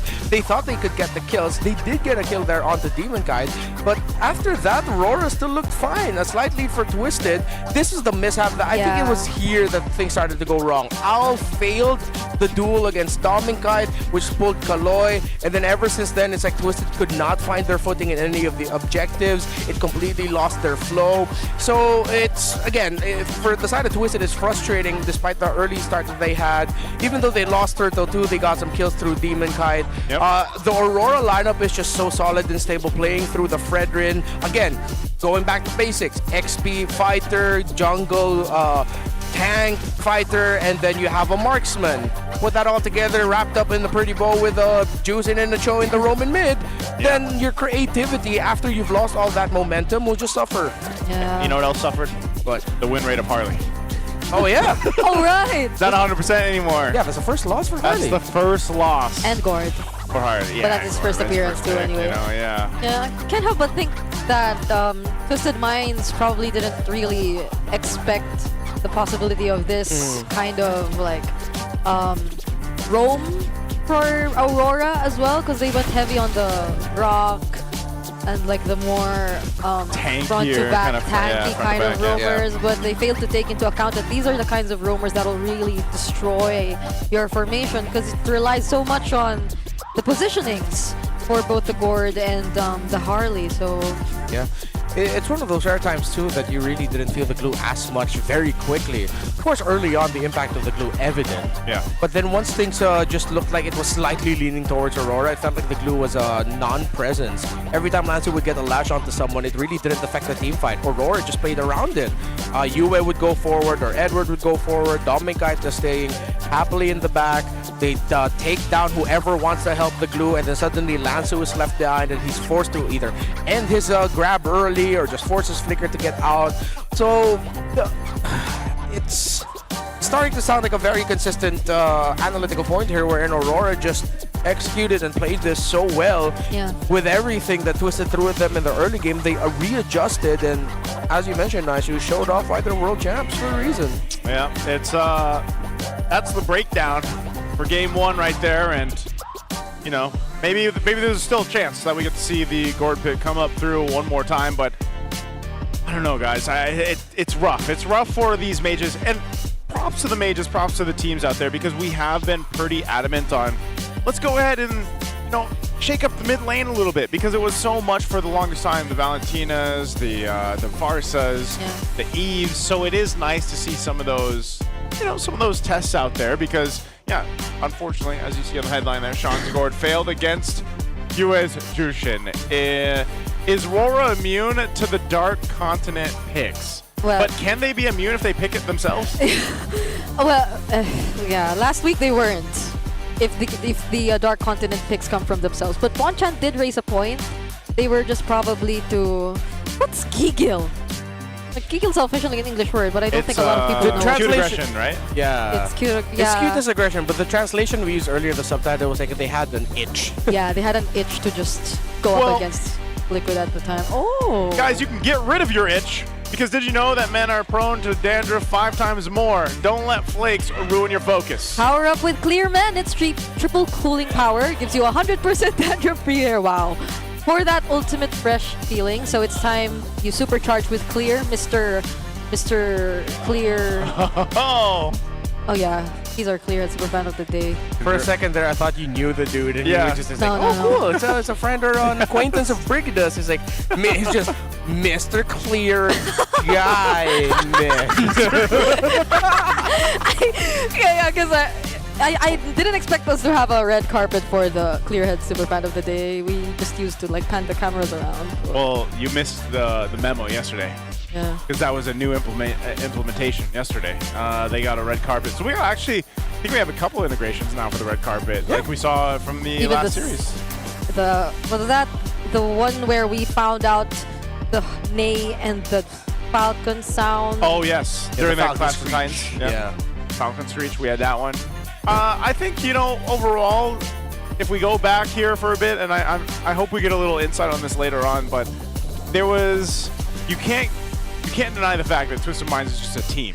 And they showed this for seasons now, that like to bend the rules of the draft, bend the rules of the meta. And I think, like we heard from the video leading into the series about from Coach Bonchan, where he was saying, you know what, and you guys, you and Midnight agree on this, that any hero is possible. It just really depends on the strategy of the team, the way they implement it, the way they execute or not. And it worked for a little bit. There was about a little few minutes in the early game where it was working, and then it just quickly didn't. Yeah. And, you know, a traditional lineup like what we saw from RORA works really well. Yeah, that's why the meta is the meta for a reason. They are the most efficient, the Easy. easiest lineups to pull off. Yep. That, again, anything's possible, but some picks are really just more difficult to make work in the pro scene. And sometimes, as simple as it is, the simpler, more efficient lineups is just easier to win with. Yeah, it seems like a very high risk, high reward situation. Yeah. For teams who especially are still struggling to somehow get their footing, and it's I guess an expensive decision at times because they're going up against Aurora, defending champions of the world. But we saw the vision, and I'm okay with seeing more of that. Hopefully we do, but first let's take a look at this. Battle Trips, what do you guys got for us? It's the Auroras shining bright para sa ating Game 1 ng ating Match 3. Pero syempre dahil Superfan Saturday, we are putting a spotlight sa ating MPL Battle Trips. Hello guys! Kumusta? Ayun, napakasaya po manood dito sa MPL. First time? Yes, first time. Wow! How about you, John? First time din po, so napakasaya po ng Pirate Net dito ngayon. And you know, sila ang mga super fans na kasama natin for the battle trips.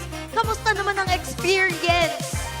Dahil nga po first time, ang ganda po ng experience, and dahil nga po first time nga to, sabi nga po nila, napaka-lasting po ng effect ng first impression na to para sa akin po. And napaka-live po ng crowd ngayon, lalo na po sa RORA side. So, yun lang po. Super fan ng RORA. And I wanna ask, Jan, ano yung mga highlight ng experience mo sa battle trips? Pwede ko po sabi po ngayon is yung kanina pong mga community managers po. Medyo malaking insight po yung mga nasabi nila sa akin dahil nga po as a student leader nga po nung campus namin sa Batangas State. So malaking tulong po yun na paano nagbibigay po sila ng idea kung paano po mag-build ng community. Not only as a group po para magsabi na parang ML players po kami, but it builds parang closeness po sa amin and camaraderie po. So yun. Very insightful ng kanyang experience dito, no? So, sa mga hindi nakakaalam, ang MPL Battle Trips, meron silang nagaganap na workshop before our broadcast starts. Pero sa iyo naman, Tigs, sino ba ang team na sinusuportahan mo ngayon? Ako, sinusuportahan ko po talaga Aurora. Aurora! Magingay naman ang Auroras dyan! Tigs, bakit Tigs ang pangalan mo? So, yes, CH Tigs po, pero Joshua Tig na po mo. Oh, okay. So, paano ba sumali sa MPL Battle Trips? So, para makasali sa MPL Battle Trips, siyempre dapat abangan natin yung mga live pages po natin, like yung MPL page, yung Community Heroes, MSL. At meron po tayong mga events doon kung saan pwede kayong magsagot ng mga katanungan at pwede kayong mapili na sumama sa Battle Trips. At libre po siya from transportation hanggang dito at marami po talaga kayong matututunan.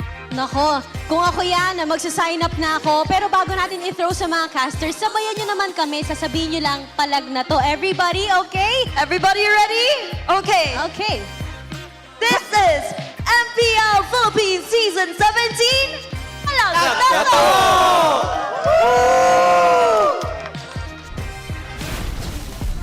Yun, ating mga estudyante mula sa Battle Trips. Nagbabalik tayo dito sa ating panel. Muli uming kasama dito si Hans Midnight and our English panel na si Nice Subrig and Renmar. After that Game 1 victory, kakaiba yung mga nakita natin ngayong araw na to. Sa tingin nyo ba ay down to the distance? Ba't parang nababad trip ka? Oh, doon yung Nice, ayusin mo naman. Tutok mo muna doon, pare. 0-1 eh. It's tough, man. It's tough. It's tough. I was hoping for a win for the Gord, but that might be the last time we see him. Maybe another 600. What was it? 671 days. 671. Oh, you ended up saying Ganun it. siya ka-down, bro. Okay, so just so you guys know the context, when the gourd was picked, it looked like a guy just celebrating the announcement of the birth of his first son. That's what everyone was dapping up Naisu. It was like, hey, yo, your gourd finally got picked. It's going nuts. Man, he was laying down some gourd analysis. I have to put context. Yeah, okay. Former global #1. Hey! I'm sorry. Exactly, yeah. Because some people don't understand why I play Gord. Okay. Yeah, former top global gourd. And then even he was the one saying it's like, the Harley gourd combo, bro. Yeah. It's this Genius good. Swan, this bro. Genius Swan, bro. He Yeah, was bro. pointing that out. So how was he after the game? Devastated. Devastated. 671 days. Yeah, it's not nice anymore. That was bad too. Glue got a victory. Fanny got a victory. Benedetta got a victory. Gord. Hey. You can't say the same. I'm sorry, brother. Glue, Benny, Fanny, let's go. But it is what it is, and goodbye. I feel like we will be saying goodbye at this point. Goodbye, Gord. See you next time. See you later. Get out of here. Okay. Back to the Dark Continent. All right, that's fine. Wow, I didn't realize that. So wait, who would your guys' here? Yours would be Akai. Oh yeah, what's your pick? Brigida is. Before I thought it was Savior, but apparently that's changed. Is it Julian? It now? used to Wait, be... before you answer, chat, what do you think Brigida's main hero is? Okay, let's keep it there. All right, Yeah. leave it there for a bit. Yeah. Type. Okay, 3, 2, 1, who? Okay. It used to be 1-1. Used to be. Yeah. I don't Okay. know what it is now because I play Rome. How, okay, you play Rome now, so how about now? Who's your hero? If you could pick, It's- your go-to. It's more gut thought. Oh. That is not what I expected. Yeah, why? Why? Oh, Wait, no. Meyer. No, What were you wait. expecting? Words of Steel. Let me change it. Okay. It's Hylos now. I see. That's more expected. Hey. Yeah. But I What's he trying to say? I don't When you're playing with our friends from Liquid, do they just tell you, say, hey, JP plays and play the high low? Yeah. Oh, exactly. That's how it goes. See, that's insider info for the chat right there. By the way, when you say Hylos, I think rock hard. So let's jump into the draft for game 2. I'm not gonna know. Wait. Hold it in, Renmar. I know what you're thinking. I don't. Yeah, just leave it there. All right. Let's just... Expanding Rivers for game 2. If you know, you know. Analysis. Big ups. All right. So, wow, RORA, despite everything that happened in game 1, are still respecting the Lansu Phobius pickup. It just goes to show the impact that, again, it was acknowledged in the Keys to Victory. You want Lansu to play those heroes that are high cortisol, a lot of things that putting you through stress. So now Twisted Minds take away the juice it, meaning that there's a Valentina, Kimmy, Farsa option for you. Lately though, it's been more Valentina or Kimmy because they're still open to play through tanky fighter jungler if ever, and if ever that's a Fredrin Kimmy, then Twisted Minds need to answer that. Grok is still open, Valen's still open. They'll go Valen first. If that's a Valen Grok for the side of Aurora, this is going to be a tough game for Twisted. Yeah, even without seeing what they're gonna pick, just by knowing that Life on his hands on the Grok, and he has the Valentina. So almost, do you think they just have to take it? Like, does Twisted Minds take it here? The thing is, they're also just going to end up giving... What the heck? What's happening on the other side? Filipino broadcaster just you shout the Yue all at the same time.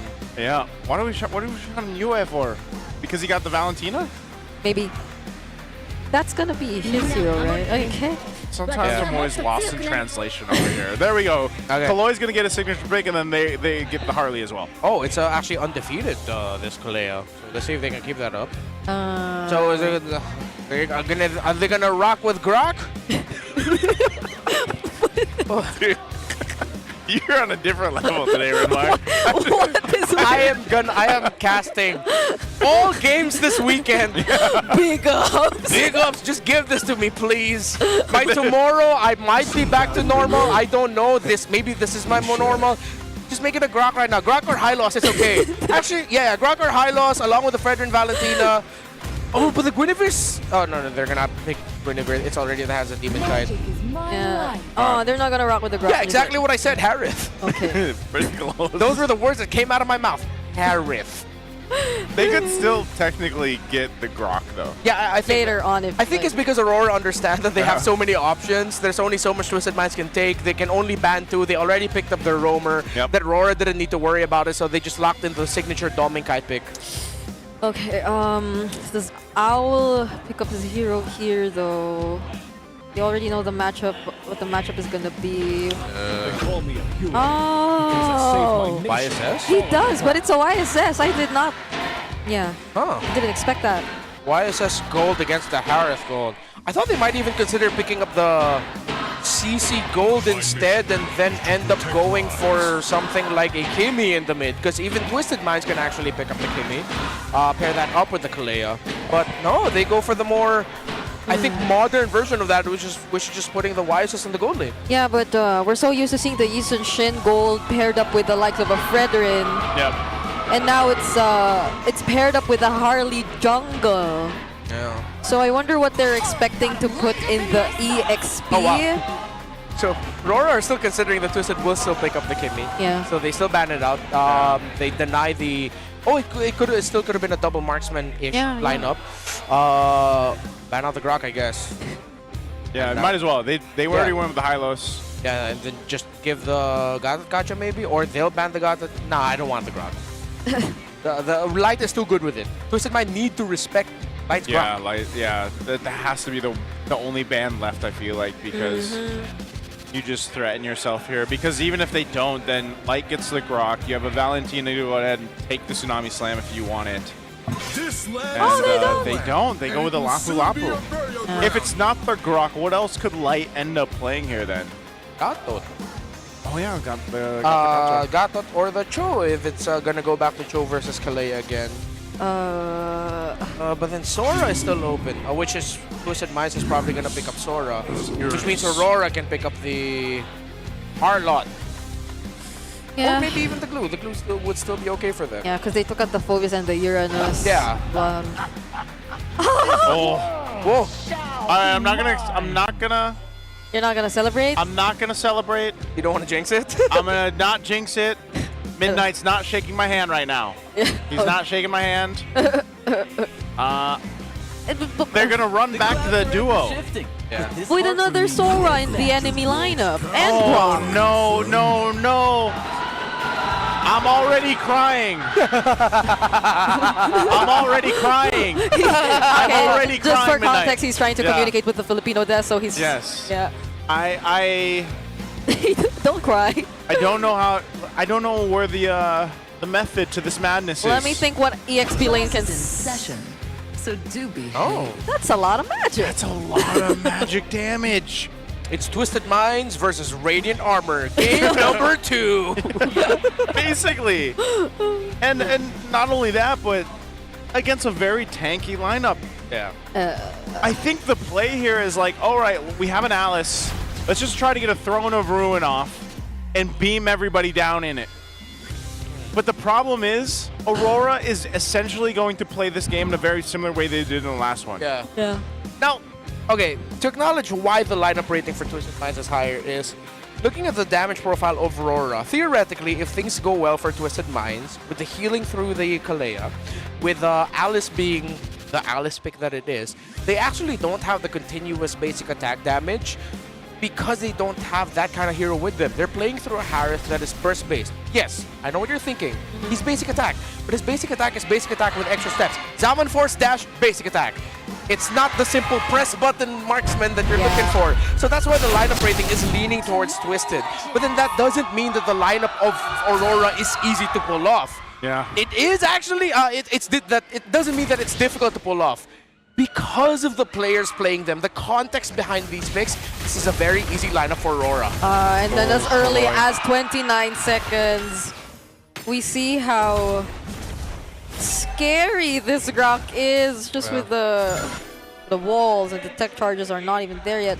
Yeah, but at least Twisted Minds know what to expect a bit more. It's not like Light's on the show that could just suddenly appear. And I think we're also just looking at how Lansu's going to be handling the laning up against Edward.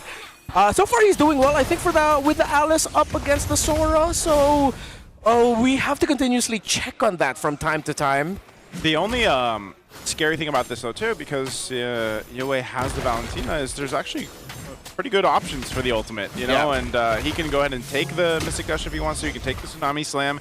And even if he went with the Tsunami Slam, it's like, it's just another piece of crowd control to this already crowd control dominant lineup composition that RORA has. And I'm really wondering how Twisted Minds will deal with that through the course of the game, because even if they do manage to give themselves a lead in the early game, the late game could be troublesome for them. Exactly what you mentioned, where magic resistance is just built by RORA by that time. So they gotta, I feel like they have to make a lead happen early on. Which is why, if Twisted Minds ends up winning this game to force a game number 3, it's gonna be impressive. Yeah. They're gonna throw them all the flowers you got in your garden. They're gonna deserve all of it. All right, first turtle up.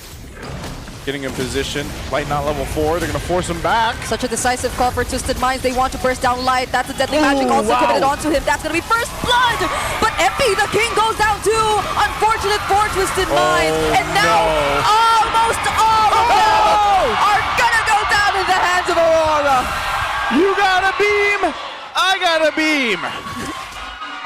We hate to say we told you so, but that's exactly why everything we've said so far about the analysis, you saw it in action. It literally unfolded the way we said it would. It was, I mean, hey man, they crossed beams at that point. Yeah. And then Light comes through and he didn't even need the tech charge in the early portion of the fight. Nope. He got it right there towards the end to go ahead and capitalize on that. And so they find themselves now being in a position to go ahead and secure this turtle. I don't think Kaloi is going to want to do anything with this. He's still level 3. Okay. Yep, that's a turtle over to Aurora. Twisted Minds couldn't even contest nor do anything about it anymore. And Demon Kite's just gonna steal away a lot of their camps. Of course, ever since you joined, Valentina's always been one of the mid laners widely available every time. 42% game win rate. Majority losses, but of course it's just because he's been played so much. Yeah. And a lot of the times in the majority of the recent history of MPL Philippines, Valentina needed to be answered. Wow. So you would pick it, but then it forces reactions out of the opposing team, which is why she dipped out a little bit up until, well, this season. Yeah. It's because she was eventually answered, but then she found a home again in this meta because of just great ultimates you could steal that had way too much value. Yeah. Kaloi just got his level 4 a couple seconds ago. That's what I was saying. Yeah. He was gapped. Yeah, heading into that, Light had a significant EXP lead over Kaloi. So whether that was from rotations, I might have missed out. It's not like he picked up the Encourage on the roam boots late. He picked that up right from the very beginning. Was it a rotation? Did he end up getting the EXP crabs? I might have to revisit that later. Yeah, it might have just been the rotation here, but nonetheless, now that Kaloi does have the Tsunami Slam, maybe Twisted Minds can go ahead and make a play happen here. Because, you know, this early on, you see this kind of gap in terms of the economy, almost 3K ahead for Aurora. Twisted's want to go do something. So they do pick up the Genius Wand now for MP. This is usually the signal for the Harley to start to make some moves. But again, it's a Fredrin across from you, taken near jungle, and you might be forced to fight. You might be forced to rely on the team to go ahead and help you set something up like this. Okay, it's Edward who they choose, but Edward might just get on for an outplay. Heaven's Wrath already committed. That's going to be the Throne of Ruin. He finally does go down though, but Lansu will survive. Light coming here to join as well. Demon Kite, the Bracer's Wrath! And Yue finishes off the kill on Lansu. Yeah, with the Shadow Strike from the Valentina. I think Twisted Two-man tech charge! What can Sean do all alone? Hey man, this is why I was putting so much importance on the Grok. Yep. It's Light. At that point, really, it's obvious. You have to respect it. He's rocking with it, man. He's making it happen, and this is every single time. Oh my goodness. It doesn't matter if they're playing in the region or internationally. Yeah. We say the same thing. Even our caster friends around the world say the same thing. You have to respect Light on the Grok here. And I feel like at this point, too, he just he's having fun with it because he doesn't really have to be the one to always set things up with a tech charge. Yeah, I saw a lot of them smiling earlier, honestly. Oh, okay, they're gonna commit on to Light. Does Light actually want to go for a setup? He does not anymore. Dom and Kite 2 will have to move away. Sorry about that, Light. Yeah, it's one of those moments, we just cursed him. Twisted Minds finally, all right, respect? You want respect? All right, here's your respect. I think Light, it's one of those head scratch moments like, oh. Oh yeah, sorry guys, I didn't expect that. Yeah, funny because he has a Radiant armor too, right? But they still did commit quite a bit to kill him. Edward. Edward, it's gonna be tough for him to get out of that. Okay, we're getting some outplays from Twisted Minds here. RORA getting a little bit too overzealous. Making some mistakes. Yeah, making some mistakes. So slowly Twisted Minds are getting back into this, but they're still losing a lot of control in the map. Owl is still trying to catch up with farm. It's still a 4,000 gold lead for RORA, but hey, if you give Twisted Minds an opening, they're not going to hesitate to just jump. Yeah, good maneuvers from Twisted Minds here. Let's see if they can actually contest the turtle when it comes up in about 38. And at this point, too, what this has allowed for their golden kite, for Dome and Kite, for the gold laner, is to farm up. I mean, look at this. He is nearly 1,000 gold right now ahead of Owl. So he's already got the Feather of Heaven. He's working on his next. He does just pick up the Starlamp Scythe. So now he's got that, and you can expect Dominic to join these fights if he wants to. Sean's going to pick up an earlier Sky Piercer this time around, so a bit different this time. Went Glowing Wand and then Sky Piercer this time. Yeah. 3.5. I thought I'd be able to see the items up on the big screen here in the arena, but... oh, wait, that was a flicker. That's a whiff! Yup, Kaloy did not want that to happen! Light once again on the drop, followed up by Edward, and now it's Dom and Kite using the 7 Force as well. Only Owl will live, but maybe not even unless... it's a triple for Edward! Edward got the Sora, Light got the Grog. The link up was clean, and Twisted get punished. 4-man knockup, man. Under the turret. Light, he felt that death earlier. He's like, I'm going to do it. Let's take a look at the Infinix replay here. Look at this. The setup. There's Light. Boom. 3-man knockup. Almost a 4-man. Great use of the Rampart, too. And Edward, the target acquisition on this Sora needs to be respected as well. This feels bad for Kaloy, who's been the guy to consistently make the calls and go for the setups, because they always get outplayed. Going again. They're doing it again, but this time might just be a bit more successful because it's Light who they actually get to pick off first. But look at Yue, he has a Tsunami's Lab of his own. He's gonna use it onto Kaloy, and now Kaloy falls next. Heaven's Wrath by Edward, but they get the job done. Yeah, no more ultimates here for Twisted Minds. Still an Appraiser's Wrath for Demon Kite. Might be a little dicey to actually commit to the lore, though, so they do back off, waiting for Light to come back up. So both roamers down. They'll go ahead and reset. Yeah.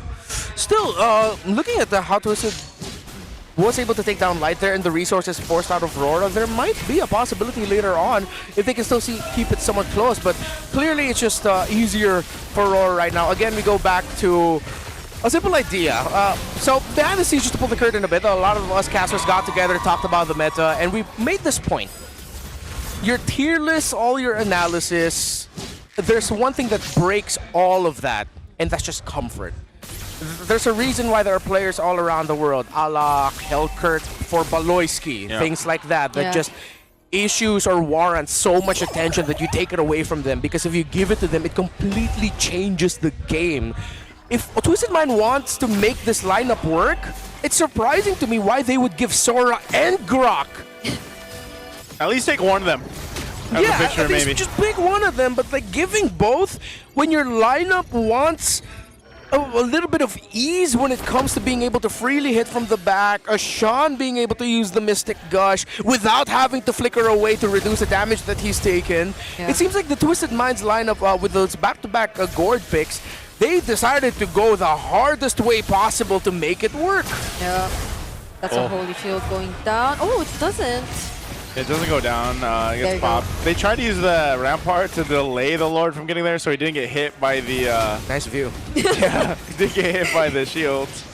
view there, but Oh, wait, no. He does that all the time. I like but the can view. Twisted Minds actually punish it this time? They do, but Edward too Turret's still finds up. a setup of his own, but the turret's still up. RORA do not want this, but yet Lansu still gets taken out. Hello, turret. Hello, light.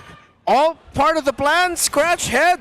I'm pretty sure Light and Aurora did not want that to go the way that it did. Why is it every time we, try to make a good point about a player, it's just something bad happens? Earlier with the triple knockup, he's like, let me do it again.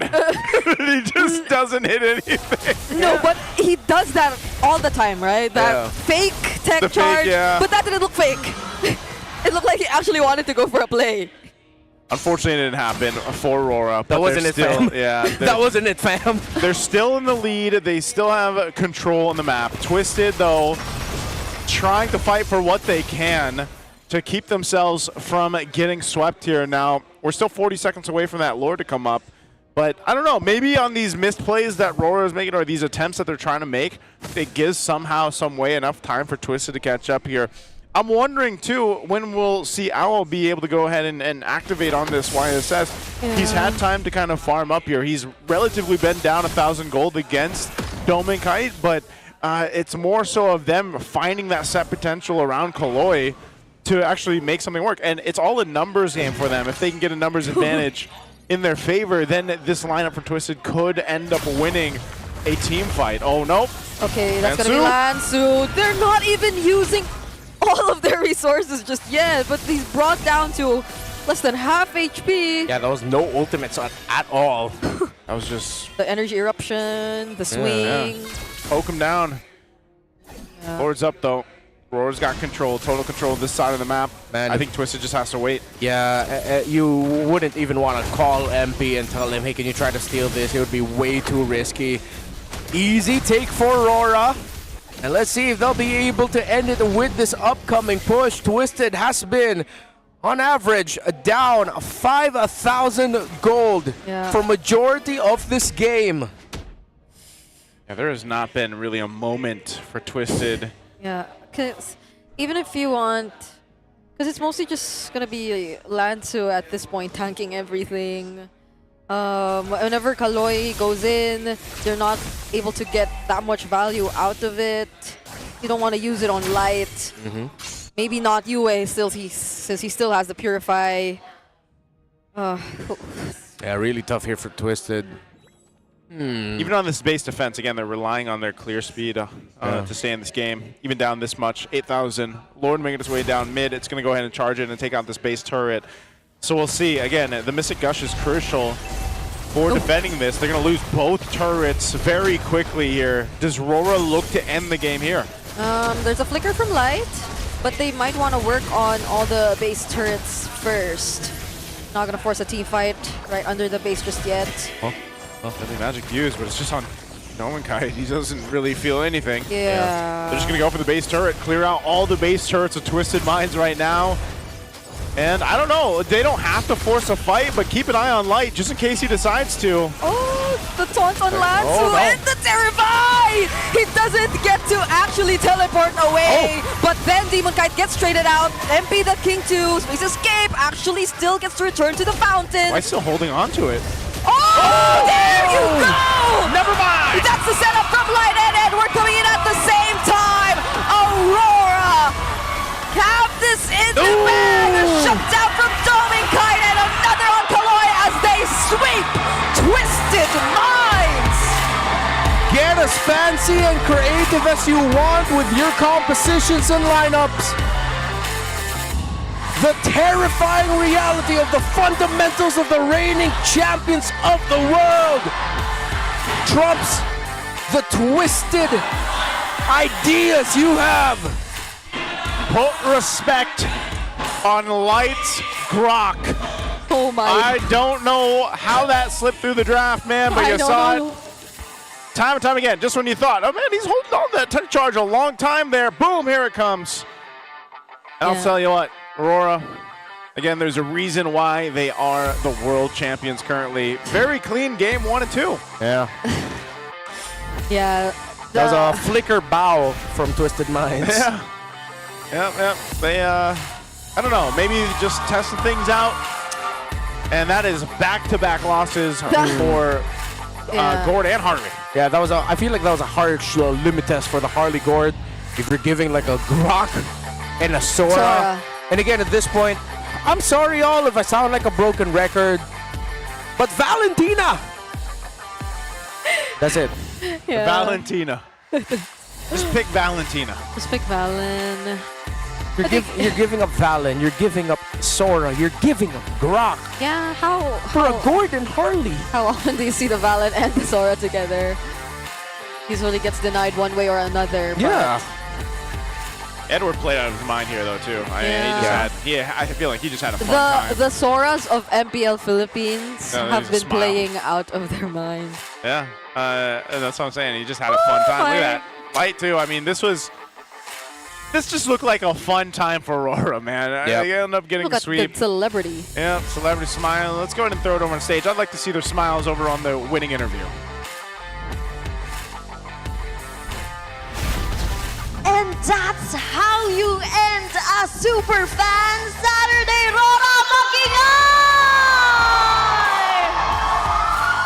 2-0 Odin!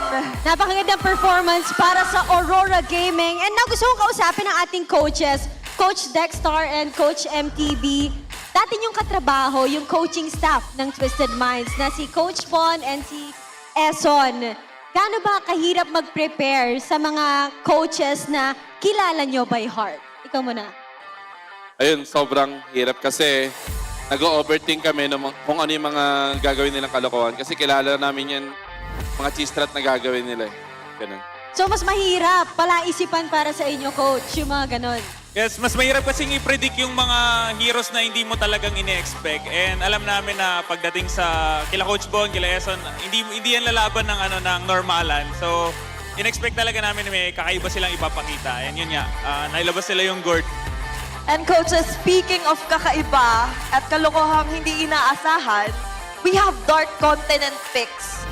Kanina may lumabas na Gord. Paano kayo nagpre-prepare sa mga ganong unexpected heroes na mamamatch pala sa inyo?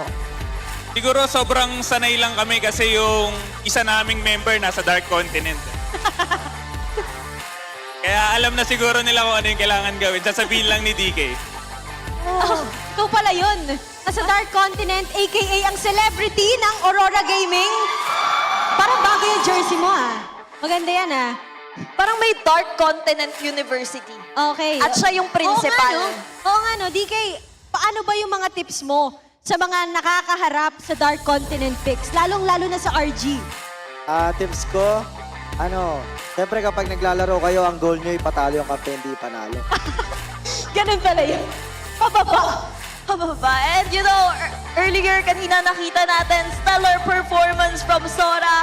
Edward, we wanna know, after that performance, ano yung plano nyo? Paano mo nyo i-continue yung momentum from this match? Ayun. Magre-review for game and magpe-prepare para sa Falcon bukas. Ayan, nabanggit na rin nila na may Team Falcons silang kakaharapin bukas. Light. Hello, Light. Hello. Ayan, maganda rin ang pinakita kanina ng Team Falcons na kakaharapin nyo bukas. Ano ba yung mga preparations na ginagawa nyo kapag ganitong klaseng laban ang nakaabang sa inyo? Same lang for everyone. Nagre-review, ganun. Tapos nire-review din yung possible na ginagawa nila sa game and then para aware kami heading to the match. Okay, mukhang prepared silang papasok bukas para sa ating Day 3. And to wrap up our Day 2, let's see kung sino ba ang nag-match MVP. RORA, sino sa tingin nyo ang MVP?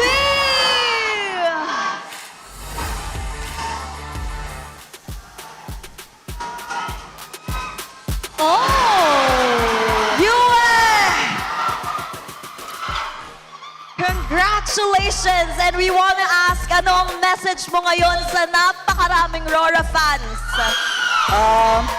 Thank you so much sa pag-effort nyo na pumunta sa mismong venue. Tsaka thank you sa mga taong patuloy na sumusuporta sa amin. And that's a wrap for our Superfan Saturday. RORA, you may now take a bow and your victory walk. Wrapping up our Superfan Saturday is a 2-0 sweep para sa Aurora Gaming. Tuloy-tuloy lang nga ang kanilang pagkapanalo sa mga araw na ito di sa Season 17. And we'll see how that 2-0 sweep happened as we throw it back to the casters.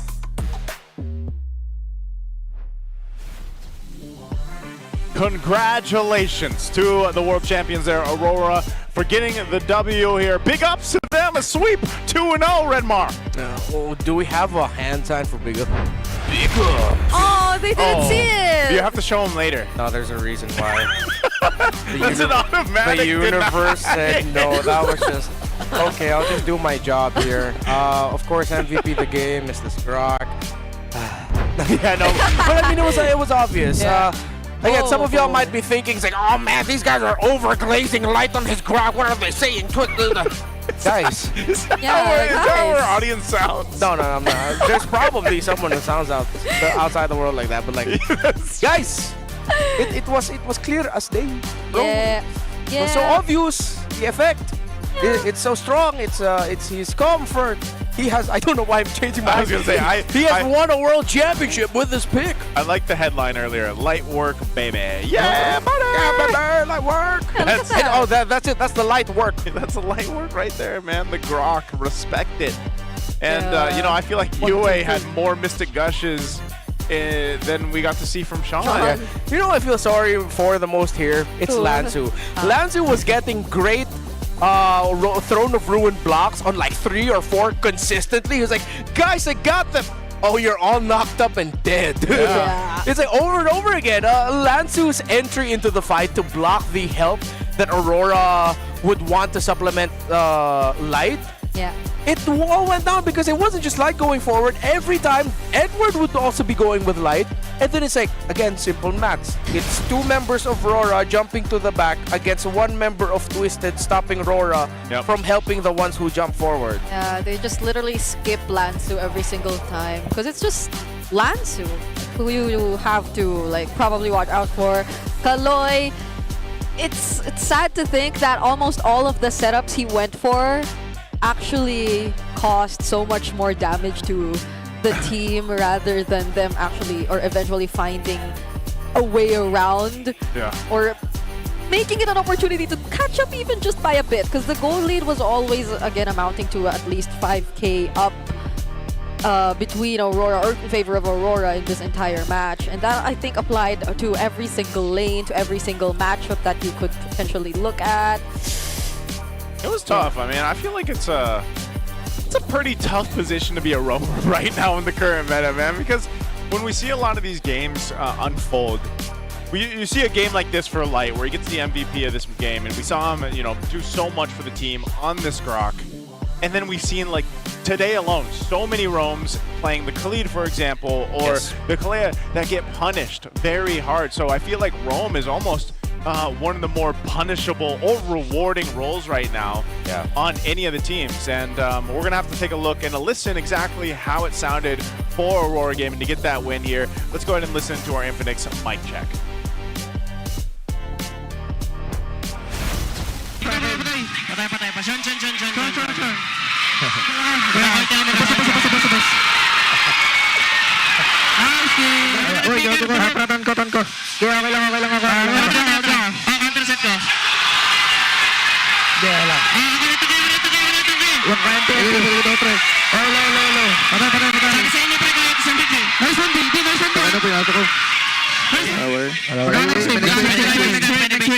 Kahit naharap ng team mo ng picker yan kahit si Lanzo. Lanzo pre, Lanzo ng picker yan. Nakap ko Lanzo pre, nakap ko ulit pre. Piro ka. Patay. Binuhat ako. Binuhat si Kite. Walang problem Kalea. Kalea. Kalma. Talalay. Inga, bubuhatin ko. Meron na. The celebrity is like, I'm done. My hands off. They secure the victory, man. I don't know any other player right now in the league too, and I've always noticed this about Light, the way he plays. You never see his face, man, in the mic checks. Yeah, he's elbows on the table ever since. I can only think of one other player internationally, but leave that up to you guys. But you guys think you have what it takes to run the show with eProject Esports for Everyone? We're giving you the power to bring the MPL energy to your own local community. That's right. Participants get exclusive access to tournament modes, free in-game items, and even diamonds. Just head over to ph-mpl.com/e-project to start your application. Visit our website for more info, scan the QR code, or type it out manually, whatever you want. It's a free world. We have free will. Be happy. I can't wait to see you on broadcast tomorrow. Same. I'm going to tune in just to see how you do, man. And also to see how you guys out there, our super fans, do. To see if you won in the MPL Philippines Superfans prediction, visit the official MPL pages. Right there, if you want to know you won some diamonds, don't forget that this happens every single day of the broadcast. So if you guys want to grab those skins, especially all the good ones that are out right now, that are coming out, get a chance to predict and win some diamonds. Also, we're also calling all our super fans right now to stay updated on all things MPL Philippines and to connect with the most passionate community, of course, here in esports.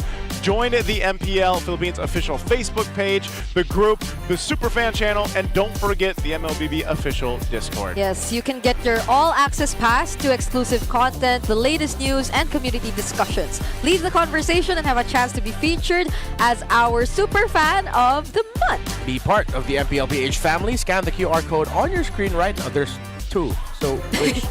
One is for the Superfan channel, the other one's for the community group. So you can scan both on your screen right now. Join the convo and see you there. We'll see you there. Also, there's something that we have to announce right here. This is big ups, big shout outs to Pia, Jeff, and Christian for being the MPL Philippines Superfans of the Month this month of March. There you go. If you guys want your photo here on broadcast like this, just join. Yeah. Be a Superfan. You have the chance to be featured next April? Next April, yeah. That's actually not that... What day is it today? It's the last week of March. Oh my goodness, it's almost April. Yeah, it's going to be April next week. 3 days away. 3 days away. Yeah. Let's look at the Infinite standings here, Renmar. All right, TLPH up top, still undefeated in series. But they're going to be going up against AP Brent tomorrow. The only series AP Brent played this week after starting 2-0. So it will determine who's actually going to end this week on top. But I think we might end up getting a tie. If ever, hypothetically, AP Brent beat TLPH and Aurora beat Falcons, then we'll get a... Oh, no, it will be AP Brent. Yep. Lording over everyone, which will be an interesting start. But yes, as mentioned earlier, after the Omega win, there are no more winless teams. You didn't have to wait long, and only happened in week 2. But here for the Fancy Klaba, the Sonics are still leading the charge alongside the Auroras, and Bees, Cavalry, Kabarangay have a 3-way tie for 3rd, while Falcons, Phoenix Army, and the Mines have a 3-way tie for 6th. Yeah, I'm trying to recall who our champion last season was. We were trying to think that like yesterday, too. I forgot to check again. I think it's a... Wasn't it the Bees? I was thinking it was the Bees. Yeah, I'm thinking it's the Bees. Oh yeah, they had a surprise win after the start of the Mines. Everyone thought it was just going to be the Mines, but then nah, it was the Bees that got it. The Bees got it in the Fancy Klaba, and we'll see where the standings end up after tomorrow on a final day. That's going to do it for us, man. It's been triple header Super Family Saturday. It's been a great day. I hope you guys also enjoyed all the matches. Again, it's me and Isu, Brigida, Redmar. We'll see you guys back here for MPL Philippines tomorrow. We'll close out the show. What an unbelievable Saturday, ML Superfans! Tatlong intense matchup ang bumuo sa Day 2 at hanggang ngayon, ramdam na ramdam pa rin ang energy dito sa arena. Totoo yan, Thea, no? Alam mo, lalong-lalo na dun sa Clash of Titans, alam mo nga, walang gustong team na mapaiwan, lalo na ngayong week 2. Nabitin pa nga ako eh. Kaya kita-kits bukas para sa last day of our week 2 action. I'm so excited for that at maraming salamat sa lahat ng Superfans. Muli, this is your very own Odin. And I'm Thea. Abangan lahat ng aksyon dito lamang sa tahanan ng pinakamalalakas. Ito ang MPL Philippines Season 17. Palag na to!